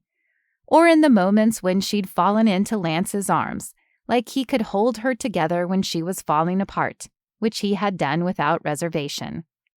Loving Lance Matthews would be terrifying. Loving him would be frustrating and exhilarating and wonderful. Admitting to herself what she'd known all along was perhaps the hardest part of all. Loving Lance Matthews was terrifying, but she did love him, and she would love him tomorrow. She would love his lists and his systems and plans. She would love his spotless truck cab and his annoying insistence on drinking only water. Someone kneeled next to her, grabbing the towel she was using and replacing it with a clean, damp one. Warm brown eyes met hers under the table, and she melted once again into a pile of ooze. At the sight of Lance, always willing to help, her heart puddled in her chest like spilled orange juice on the refinished wood floors. And there, on her knees, wiping up the last drops of spilled juice, Daisy accepted the fact that maybe loving Lance Matthews wasn't so terrifying after all. After breakfast, when the Porters had left for their hiking trip, Lance was lounging on the wicker sofa in the sunroom with a book, when Daisy knocked lightly on the doorframe. Happy to be interrupted, he sat up and dog-eared the page with a flourish before closing the book. Daisy raised her eyebrow at him. "Need a bookmark?" He gave her a wink. "Nope, I've turned over a new leaf." "Oh, yeah?" She stepped closer, and his heart hammered. Lance swallowed heavily. This was it, wasn't it? He wiped his suddenly sweaty palms on his jeans.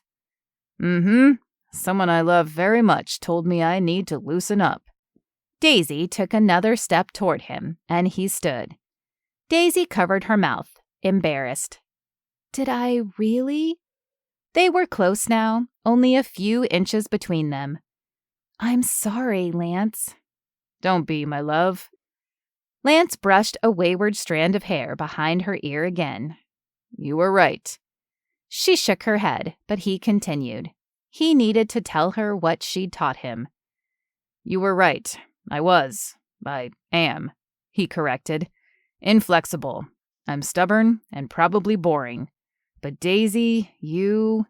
Lance prayed for the words to explain adequately. You are life and joy and spirit. The way you grab hold of moments makes me want to do the same. Every day I spend with you is better for your presence. Daisy sniffed and closed her eyes, moisture brimming at the edges. Lance placed his hands on her upper arms and ducked his head to look in her eyes. You are amazing. You are stubborn, too. She choked out a laugh through her running nose. But I would rather fight with you than live in perfect harmony with someone else. Daisy, can we try again? I've been asking God for an answer since I booked this reservation, and he hasn't given me the big fat yes I was looking for. And now every time we get close to talking, something interrupts us. He glanced at the door. I keep expecting Bonnie to barge through the doors demanding your attention. He waited, but the rest of the house was silent. But he hasn't said no either, which is why I came. Is that why you left dirty clothes out in your room, or intentionally put your water on the table instead of the coaster? Her smile was growing, and she continued. Or why you dripped sauce on your shirt, just to prove you could do it? Lance ducked his head. Apparently, he wasn't as sneaky as he thought.